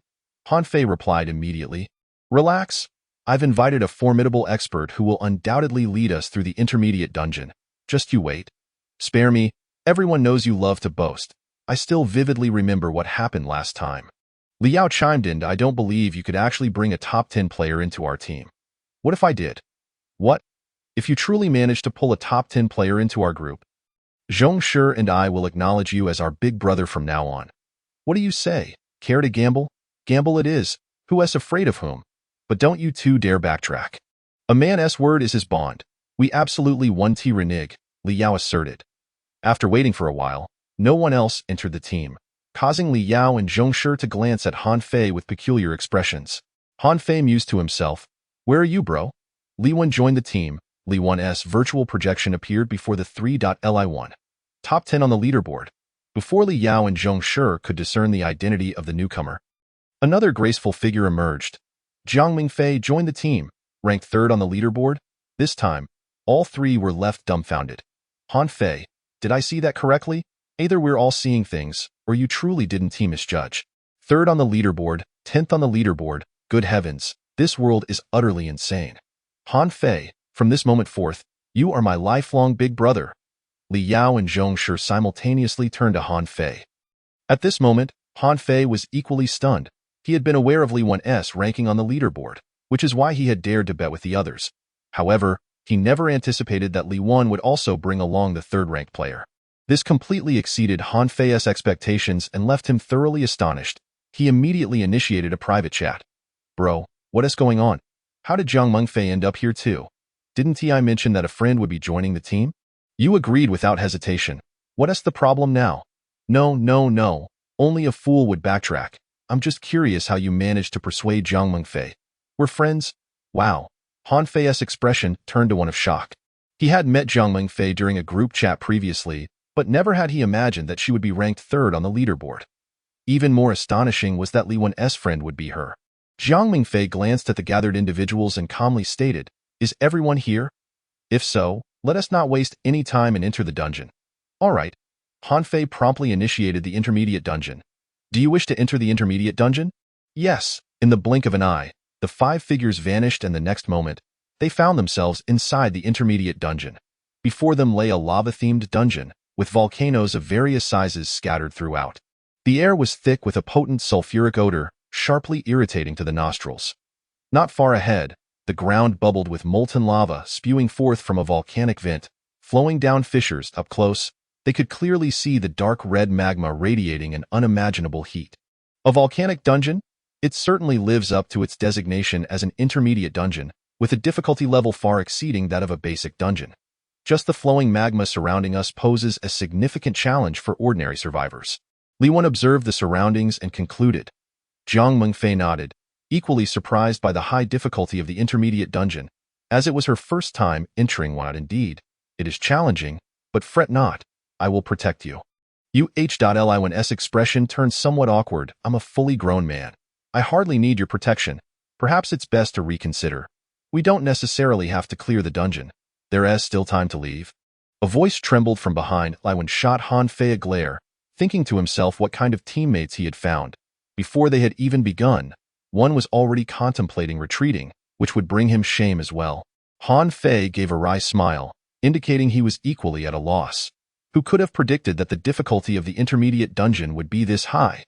Nonetheless, in front of a beautiful woman, even if fear lingered in their hearts, they must feign indifference. A man's pride should never falter. What are you saying? She is just a girl, and you two big guys are afraid? After saying this, he winked at the two. Li Yao and Zhong Shi exchanged glances with Han Fei, then looked at the composed Jiang Mengfei. With a resolute determination, they stomped their feet. Who says we're afraid? We just concerned that Beauty Jiang might be scared. Shut up. Han Fei hurriedly hushed them, whispering, she's ranked third on the leaderboard. Do you think she would be afraid? Turning back to Jiang Mengfei, he flashed a smile and said, those two are fine. Let us proceed. Jiang Mengfei chuckled softly, shaking her head. Her keen gaze swept the surroundings and quickly spotted a beast lurking within the nearby lava. There's a beast. Everyone be cautious. The five immediately heightened their vigilance, intently observing their surroundings. Lava Fire Serpent, level, Apprentice 1 star, Strength, 53, Constitution, 51, Defense, 56, Mobility, 62, Spirit, 51, a beast born from the volcanic magma. It possesses innate abilities to control flames and can navigate freely within the lava. Li Wen promptly relayed the information regarding the beast to the others. All four were momentarily taken aback. Even Jiang Mengfei displaying a hint of surprise. You can see the beast's level information? Of course, can't you see it? Now it was Li Wen's turn to be astonished. Han Fei quickly explained. Only those at the same level or higher than the beast can view its level information. Yet, you're clearly 3 levels below it. How is that possible? Li Wen was taken aback, never having considered such a mechanic. Yet he could indeed see the beast's information.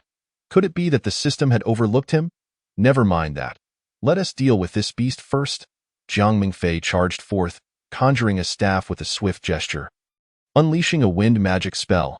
Hurricane Slash, numerous wind blades materialized around Jiang Mengfei, and with a command, they shot forth. The Lava Fire Serpent, sensing the formidable power concealed within that woman, chose not to confront the oncoming wind blades directly. Instead, it recoiled and submerged into the lava to evade the attack. Jiang Mengfei furrowed her brow, taken aback that this beast was cunning enough to dodge the wind blades. It appears that the apprentice-level magical beasts possess a certain level of intelligence, making it exceedingly difficult to confront them using previous methods. With this thought in mind, Jiang Mengfei once again invoked wind magic to bestow upon herself a beneficial state. Wind's protection. This wind magic caused her speed to surge dramatically for a brief period, granting her an astonishingly swift movement capability, as well as the ability to hover just above the ground in the blink of an eye. Jiang Mengfei transformed into a fleeting shadow, swiftly arriving above the lava where the magical beast sought refuge. Chaotic Wind's Dance. The third type of wind magic was unleashed. A powerful gust swiftly coalesced in the sky and, under Jiang Mengfei's command, morphed into a 1-meter-wide tornado, targeting the lava below and launching a ferocious assault. As the tornado howled towards the magma, its formidable winds whipped the molten rock into the air, forcefully dragging out the lava fire serpents that had been hiding within. This was the moment Jiang Mengfei had been waiting for. Upon seeing the lava fire serpent being extracted from the lava, she flicked her fingers. With a sharp whoosh, a blade of wind sliced through the in the next instant. The lava fire serpent was cleaved in two. Its severed remains plummeting into the magma below, vanishing without a trace. Lava fire serpent slain, gained 1,000 experience points, gained 300 energy points, acquired lava gauntlets, the system's notification echoed in everyone's minds. Li Wan and the others each received 100 experience points and 10 energy points, while Jiang Mingfei monopolized the remaining experience and energy points. According to the team's monster-slaying rules, the one who contributed the most would reap the greatest rewards. Along with priority in selecting item rewards. Chapter 51. Elite Magical Beasts, Part 1. As the effect of wind's protection dissipated, Jiang Mingfei descended gracefully from the sky, resembling an ethereal fairy as she landed softly on the ground.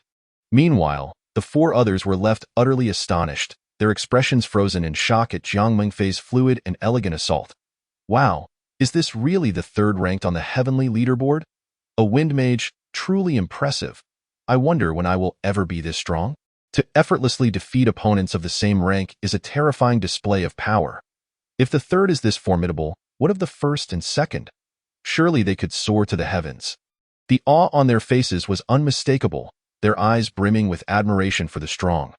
Jiang Mingfei had no time to observe their expressions. Her beautiful gaze immediately locked onto the equipment dropped by the lava fire serpent. Equipment: lava gauntlets, tier, bronze, attributes. Fire. These gauntlets, forged from iron or found within volcanoes and tempered through rigorous processes, possess exceptional fire resistance and significantly enhance fire damage. Bronze tier equipment, ranking just below battle armor in terms of drop rate. Jiang Mingfei's expression held a hint of surprise, as she was acutely aware of her own luck. The chances of obtaining equipment during dungeon runs were typically minimal. It was rare to see the first magical beast drop an item. Could it be that her personal drop rate had increased, or was it due to the team dynamics? To confirm her speculation, Jiang Mingfei instructed Li Wan and the others to remain still. Jiang, you can't possibly be thinking of clearing this dungeon solo, can you? Li Wan, concerned for her safety, attempted to catch up, only to be halted by her words that it's fine. Just leave me be. Jiang Mingfei located a second lava fire serpent and, after a brief struggle, managed to slay it. However, this time, aside from experience points, nothing else dropped. Witnessing this, Jiang Mingfei became certain that her drop rate had not increased but rather that the presence of others in the group had influenced the overall team drop rates. Could it be Li Wan? Turning her gaze back, she met Li Wen's eyes, and they instinctively averted their gazes. Li Wan quickly looked up at the sky, feigning interest in the passing clouds. Jiang Mingfei waved her hand, and the four hurriedly approached her. What is going on? You're not planning to keep the experience all to yourself, are you? Impossible.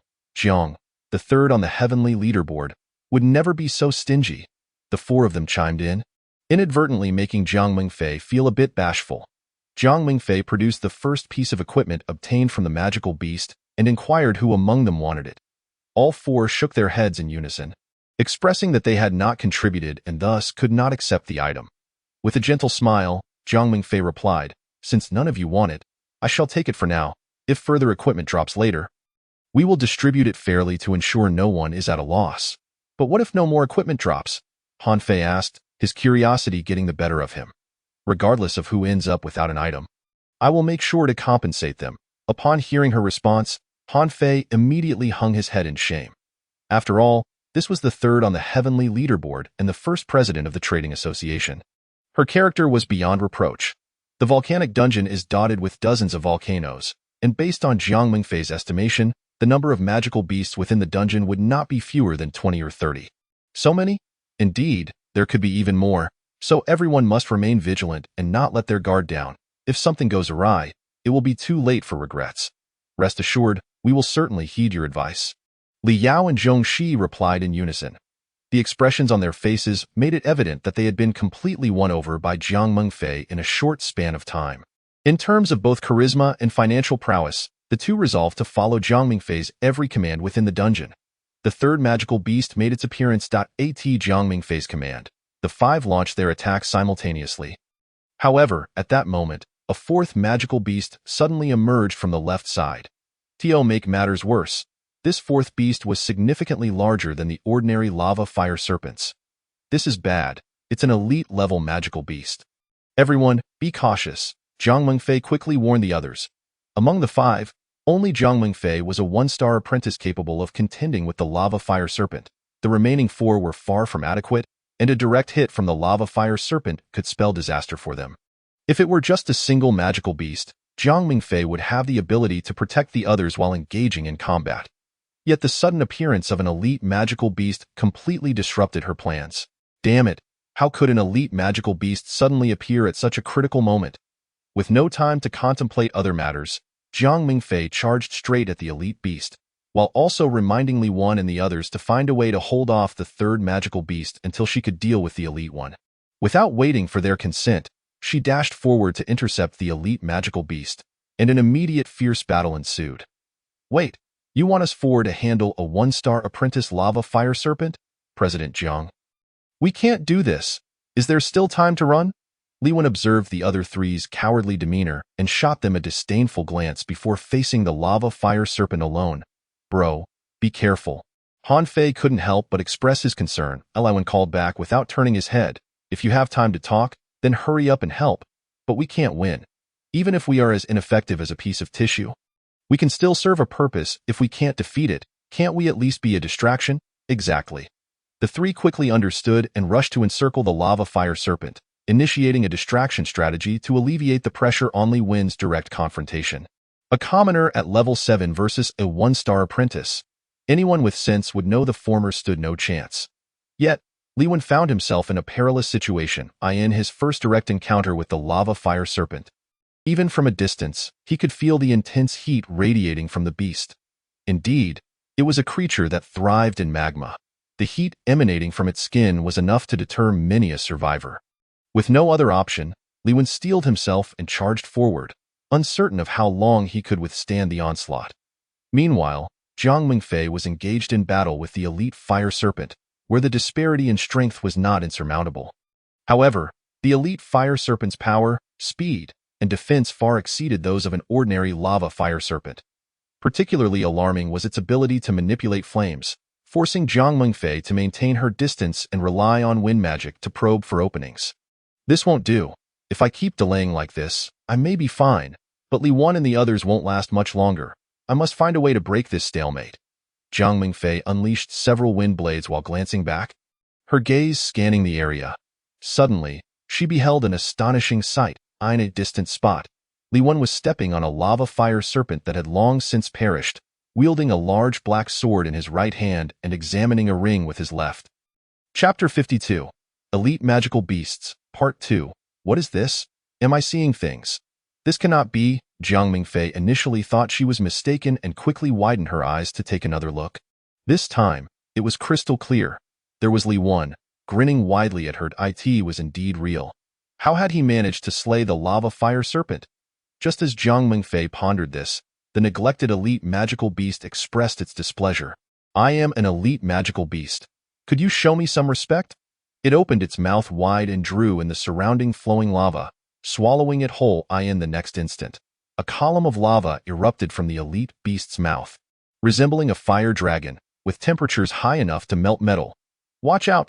Li Wen's expression changed dramatically as he pointed behind Jiang Mingfei to warn her. Jiang Mingfei furrowed her brow, immediately sensing the terrifying heat erupting behind her. Without a moment's hesitation, she summoned a wall of wind for protection. Boom! Under the watchful eyes of several onlookers, the fiery column collided violently with the wind wall. Though it lasted but a fleeting moment, it became evident that the wind wall was utterly incapable of withstanding the might of the fire.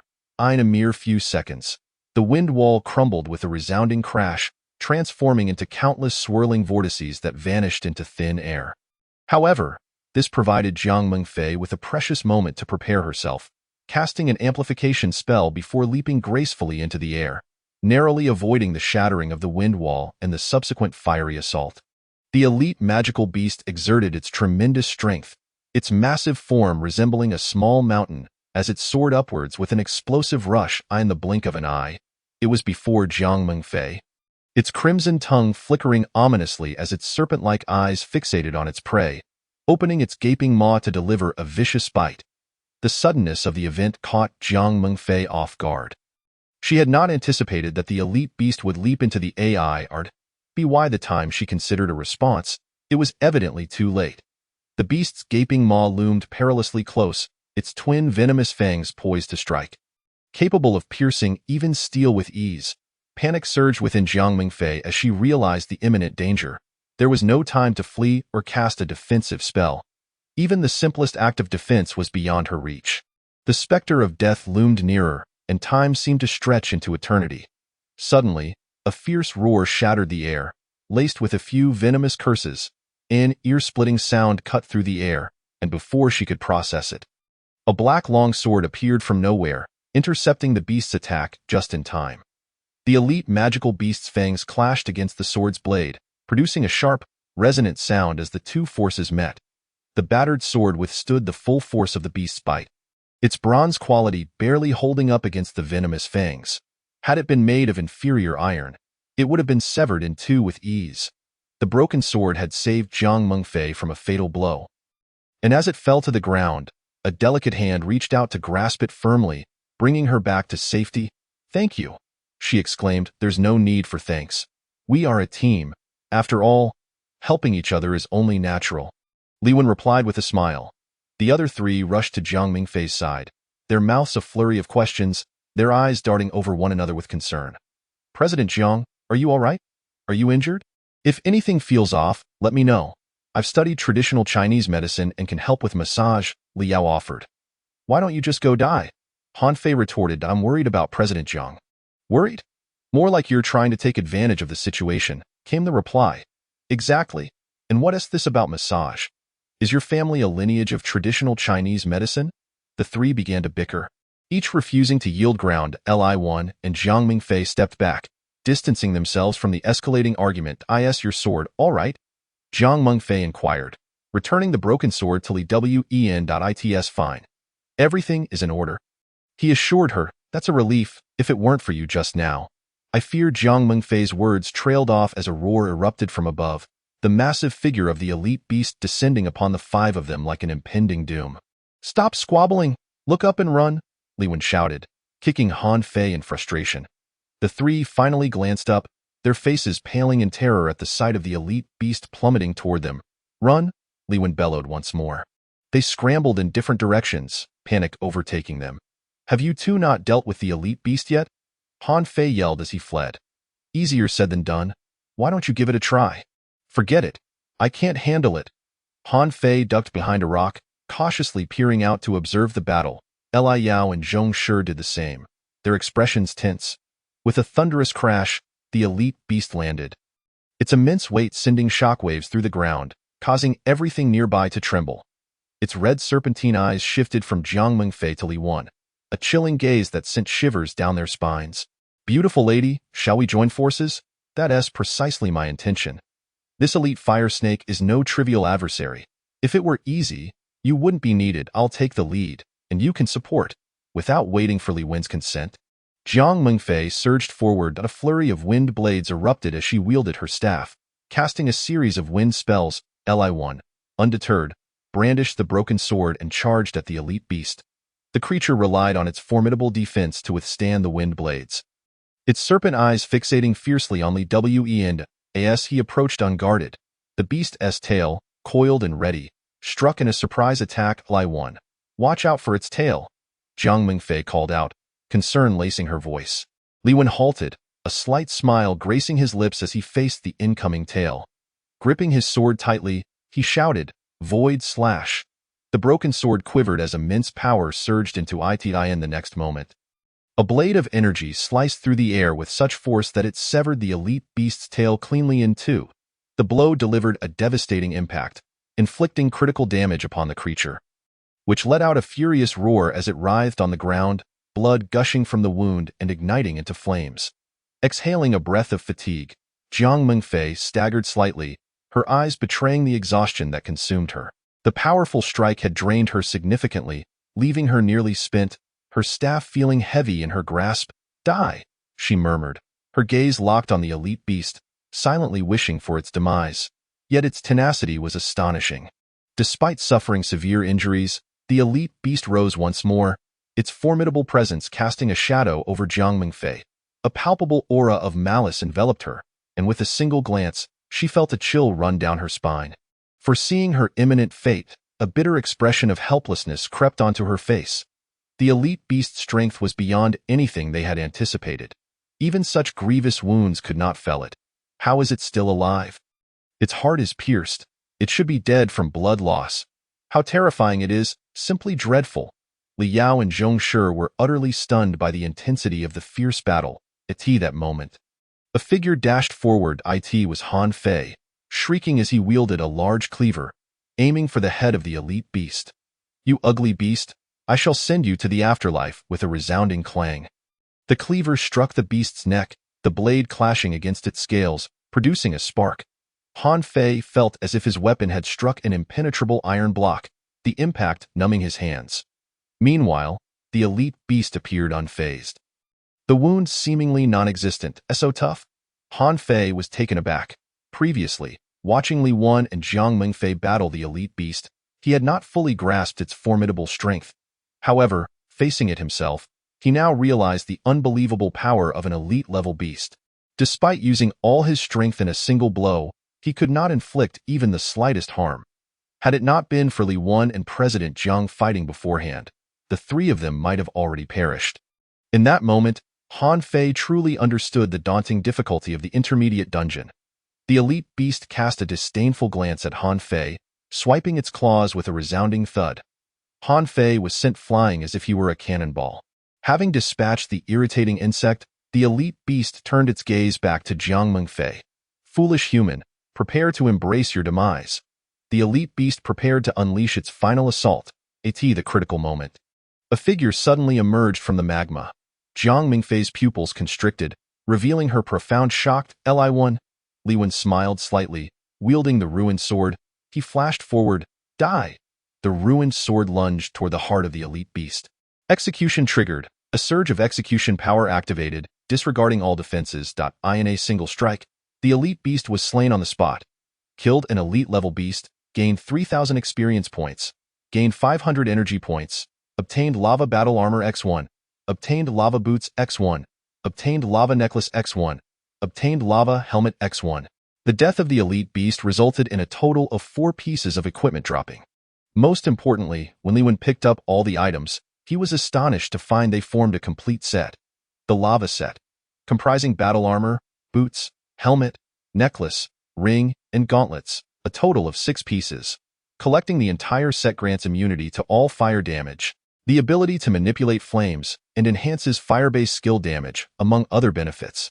This bronze-tier equipment set, once fully assembled, could reach silver-tier status. Excitement sparkled in Li Wen's eyes. You didn't die?" Jiang Mengfei's tone was filled with joy and relief. Li Wen grinned, producing a red orb, indicating that thanks to the fire-repelling orb, he had been immune to magma damage. Otherwise, he would have likely been consumed by the magma, reduced to ashes. Chapter 54. Novice 8 stars. What is that? Jiang Mengfei's beautiful eyes were fixed on the red orb in Li Wen's hand, curiosity filling her gaze. The fire-repelling orb, a bronze-tier artifact, Li Wen explained. Jiang Mengfei immediately recalled the weapon ranking list, where this item held the 9th position. What specific abilities does it possess? It has a certain chance to ignore fire attribute attacks. The magma released by the Lava Elite Fire Serpent is entirely a fire-type attack. When the magma struck you, it triggered the fire-repelling orb's ability, which is why you were unharmed. That certainly makes sense. But what about your attack that killed the elite beast? Li Wen chuckled, discreetly revealing the attributes of the ruined sword. Upon seeing the word execution, Jiang Mengfei's understanding dawned. The execution ability explained why it could deliver a lethal blow.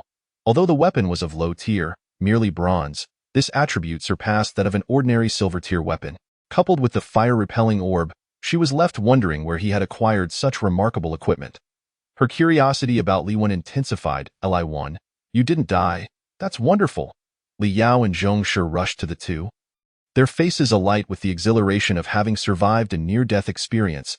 Li Wen smiled and nodded to the two, assuring them he was fine. Yet, they merely glanced at him for a moment before their eager attention shifted back to Jiang Mengfei. "President Jiang, are you all right? Are you injured? My traditional Chinese massage is very effective for treating internal and external injuries. Should I give it a try?" "What are you talking about? Can't you see Mengfei looks exhausted and needs rest? You call her Mengfei too? Come on, we're all on the same team. Why can't I call her Mengfei?" Their banter grew increasingly heated, threatening to escalate into another skirmish. Jiang Mengfei observed the two with a hint of amusement, her brows slightly furrowed in discontent. "Guys, A pained groan echoed from the distant ruins. The four turned to see they had forgotten one member of their team. Han Fei? The four hurried to the ruins and pulled Han Fei, who was sprawled on the ground, upright. Gasping for breath, he clutched Li Wen's hand tightly, his voice weak. "Buddy, I thought you were dead. It's so good to see you alive. Don't speak. Your earlier performance truly moved me. Having a friend like you fills me with gratitude." Buddy. Li Wen's trembling hand reached out to grasp Jiang Mingfei's hand. However, witnessing this, Li Wen immediately sprang up, tossing Han Fei back to the ground. My. But Li Wen dusted himself off and turned to Jiang Mingfei. "Shall we continue?" "All right." The two turned toward the depths of the dungeon, completely disregarding the groans of Han Fei on the ground. Liao and Zhongshi exchanged glances, unsure of how to proceed. "Hey, what are you two waiting for? Hurry up and help me up." "Oh, right." The two finally helped Han Fei to his feet. "Li Wen, are you okay?" "Don't worry, I'm fine." Li Wen glanced down at his chest, relieved he had donned the cold-resistant armor beforehand. Otherwise, a blow from the elite beast would have left him gravely injured. The one who delivered the final blow to the elite beast. Li Wen received a 50 experience point distribution, gained 1,500 experience points, gained 250 energy points, level increased. Li Wen, level, novice 8 stars, strength, 26, constitution, 22, defense, 16, mobility, 9, spirit, 15, hidden luck, 10, special ability, replication, energy points, 30-32.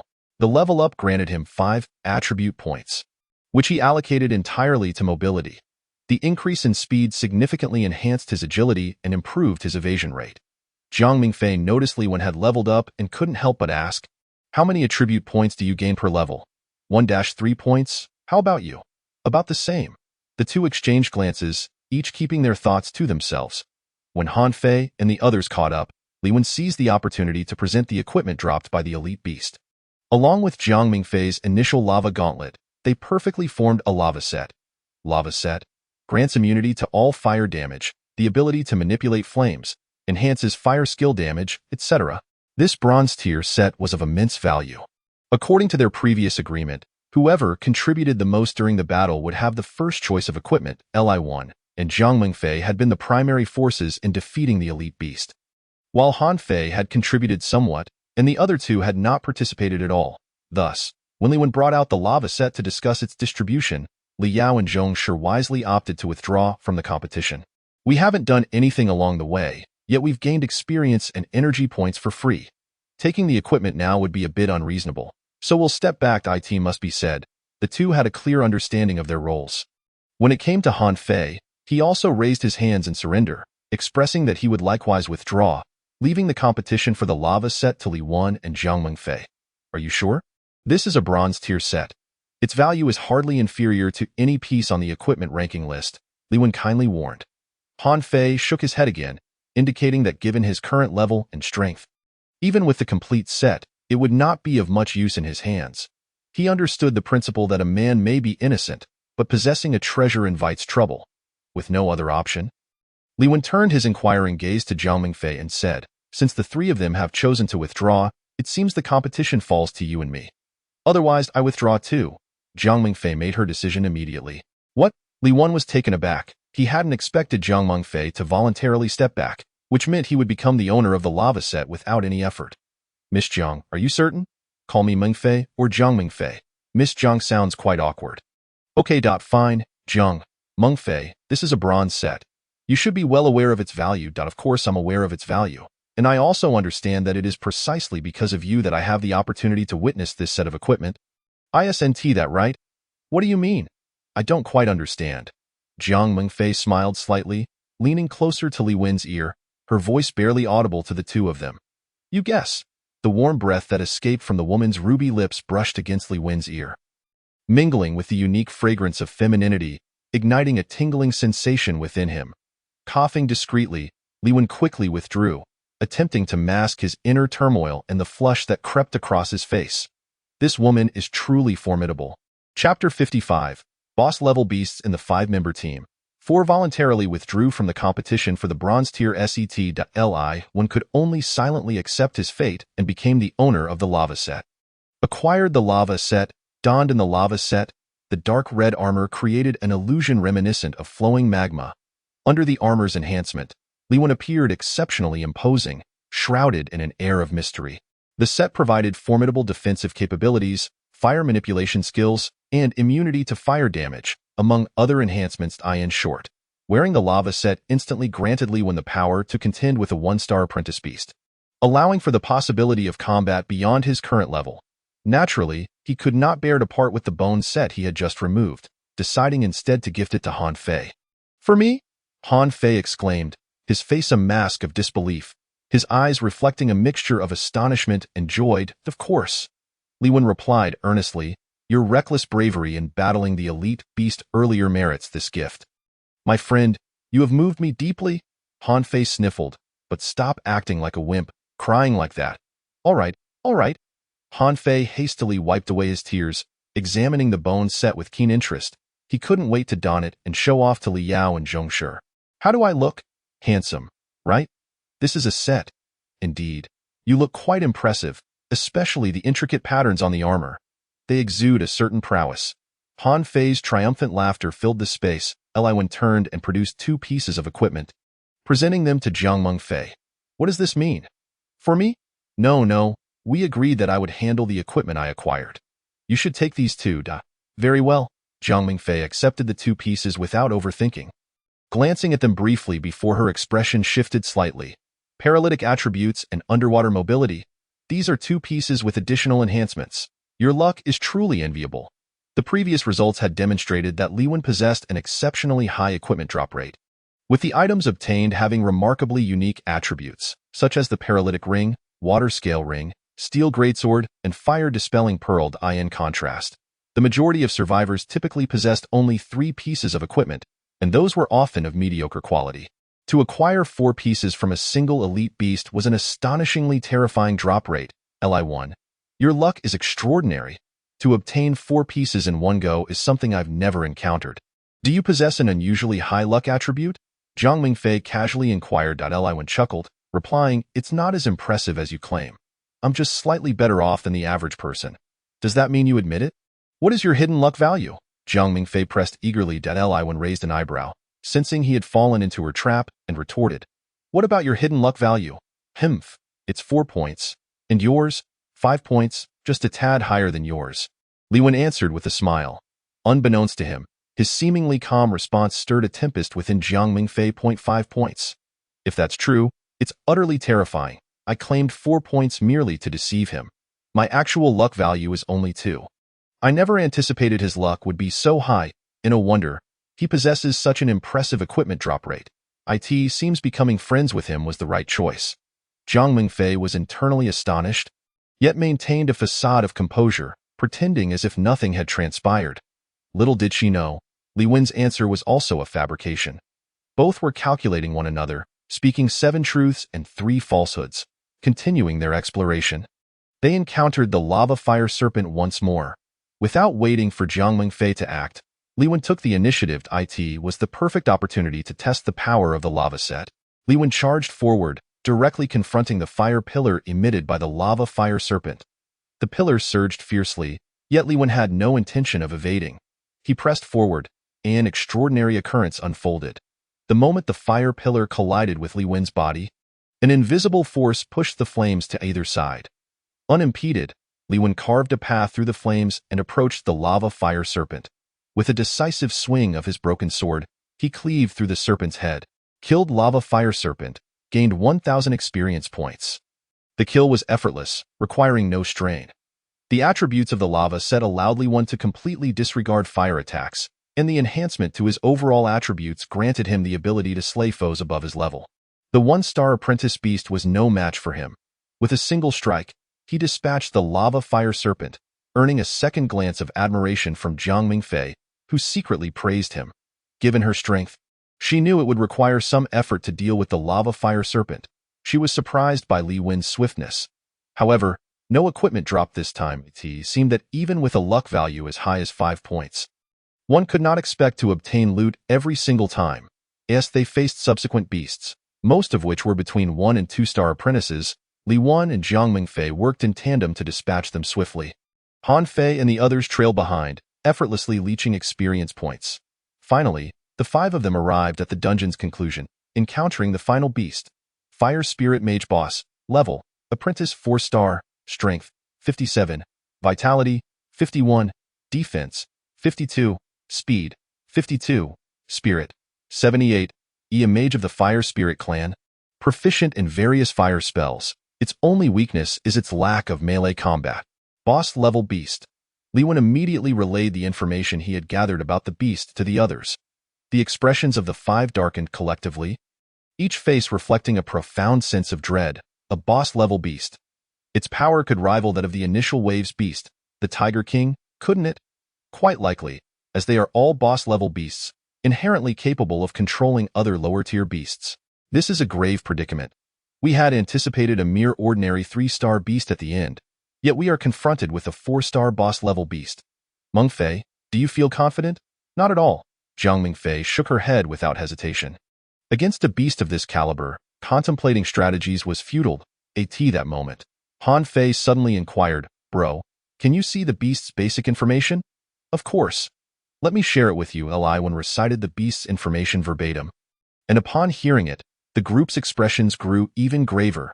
Chapter 56. Fire Spirit Mage Apprentice 4-star, Spell System Beast, Boss Level, Master of various fire skills. Each detail weighed heavily on the 5. Instilling a profound sense of helplessness and extinguishing any flicker of resistance within them. Li Wan and Jiang Mengfei exchanged glances, recognizing the despair mirrored in each other's eyes, while Han Fei and the others were visibly gripped by fear. "Fight. We can't win. Escape. There's no way out." Li Wen's expression was grave. Their only option was to exploit the Fire Spirit Mage's weakness. "Mengfei, I have a plan, though I cannot guarantee its success." "What plan?" "Close-range attacks. We must somehow trigger the slaying ability of the broken sword. Perhaps it might present a sliver of hope for victory." Li Wen articulated his thoughts. Jiang Mengfei understood that they had little choice but to resort to this strategy. No turning back. We might as well go all out against the Fire Spirit Mage.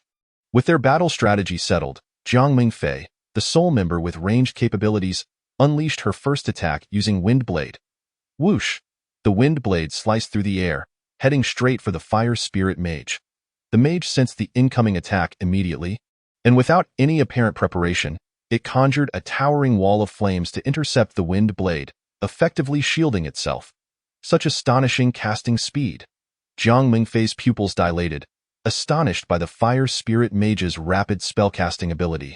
It was widely understood that mages required a certain amount of time to prepare their spells. The more powerful the spell, the longer the preparation. For instance, Jiang Mengfei needed 1 to 3 seconds to cast her wind spells.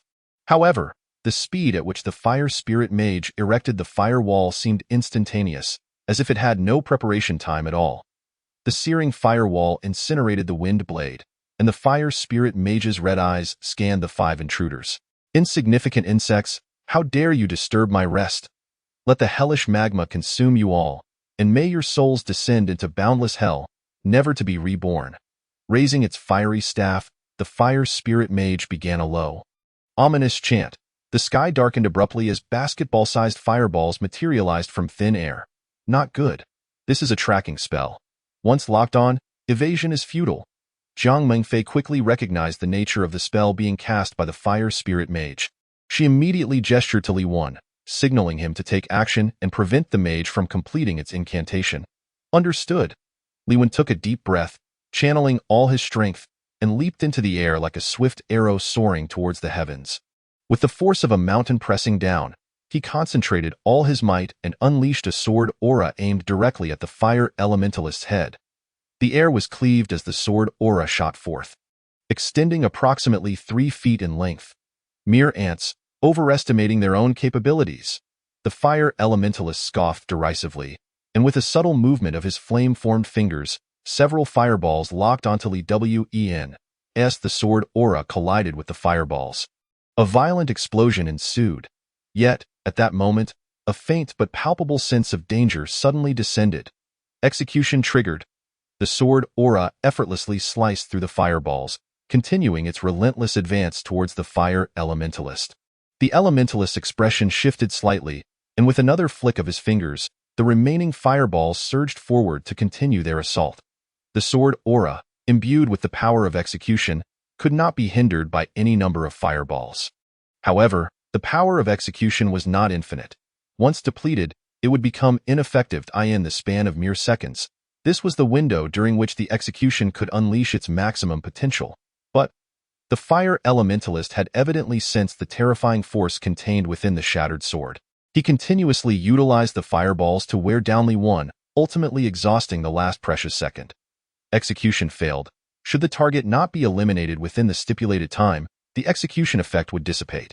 Li Wan, too, was taken aback, realizing that all his hard-earned execution effect had been squandered on those fireballs. Run. Without a moment's hesitation, a singular thought dominated his mind. Li Wen's expression changed dramatically as he abruptly halted, turning to flee without a second thought. Planning to escape? The fire elementalist let out a series of triumphant laughs, and with a sweep of his hands, a ring of fire surged forth, ensnaring Li Wan just as he attempted to flee. Capture! The fire ring tightened suddenly, akin to a rubber band, binding its target securely. Simultaneously, upon ensnaring him, the fire ring ignited into searing flames, the crimson fire consuming Li Wan in an instant, leaving no time for even a scream of anguish to escape his lips. Having dealt with one insignificant insect, the fire elementalist turned his gaze towards Jiang Mingfei and her companions, gesturing with his fingers as if selecting his next victim. Yet, he overlooked one crucial detail. Li Wan, engulfed in flames, had not perished. The lava suit's immunity to fire damage manifested at that moment, once again shielding Li Wan from harm. However, the fire ring proved exceptionally resilient, despite Li Wen's various attempts. He could not budge it even slightly. This was troublesome. While the flames could not kill him, he was equally unable to escape the ring. Would he truly be forced to endure this stalemate? Li Wen furrowed his brow as he looked down at his left hand, a sudden thought flashing through his mind. Could the mysterious golden blood break the fire ring? You will do. The fire elementalist's fingers ceased their movement, finally settling on Jiang Mingfei's face. Jiang Mingfei's countenance darkened, an instinctive sense of panic rising from the depths of her heart. To be targeted by a 4-star apprentice-level fire elementalist was undeniably terrifying. What should we do, beautiful Jiang? Are we to flee? Fool. If you manage to escape alive in its presence, I would consider you remarkable. Unable to fight back, unable to flee, must we truly await our demise? Damn it, what are you waiting for, bro? Han Fei stared intently at the swirling flames before him, his heart tormented, realizing it was time to strike back. The lava suit's immunity to fire damage was well known among them. Only the fire elementalist remained unaware. Thus, when they saw Li Wen consumed by flames, none of the four felt a shred of worry or fear. They understood that fire damage was the least of Li Wen's concerns. The plan was to feign being engulfed by flames, biding their time to seize an opportunity for a decisive strike. This was the battle strategy the five had hastily devised, amidst the fire elementalist's cruel laughter. An unmistakable aura of murderous intent radiated. The intent locked onto Jiang Mingfei as a fireball was conjured from thin air. Die. The four exchanged alarmed glances, their eyes widening in unison as they felt the terrifying heat emanating from the fireball.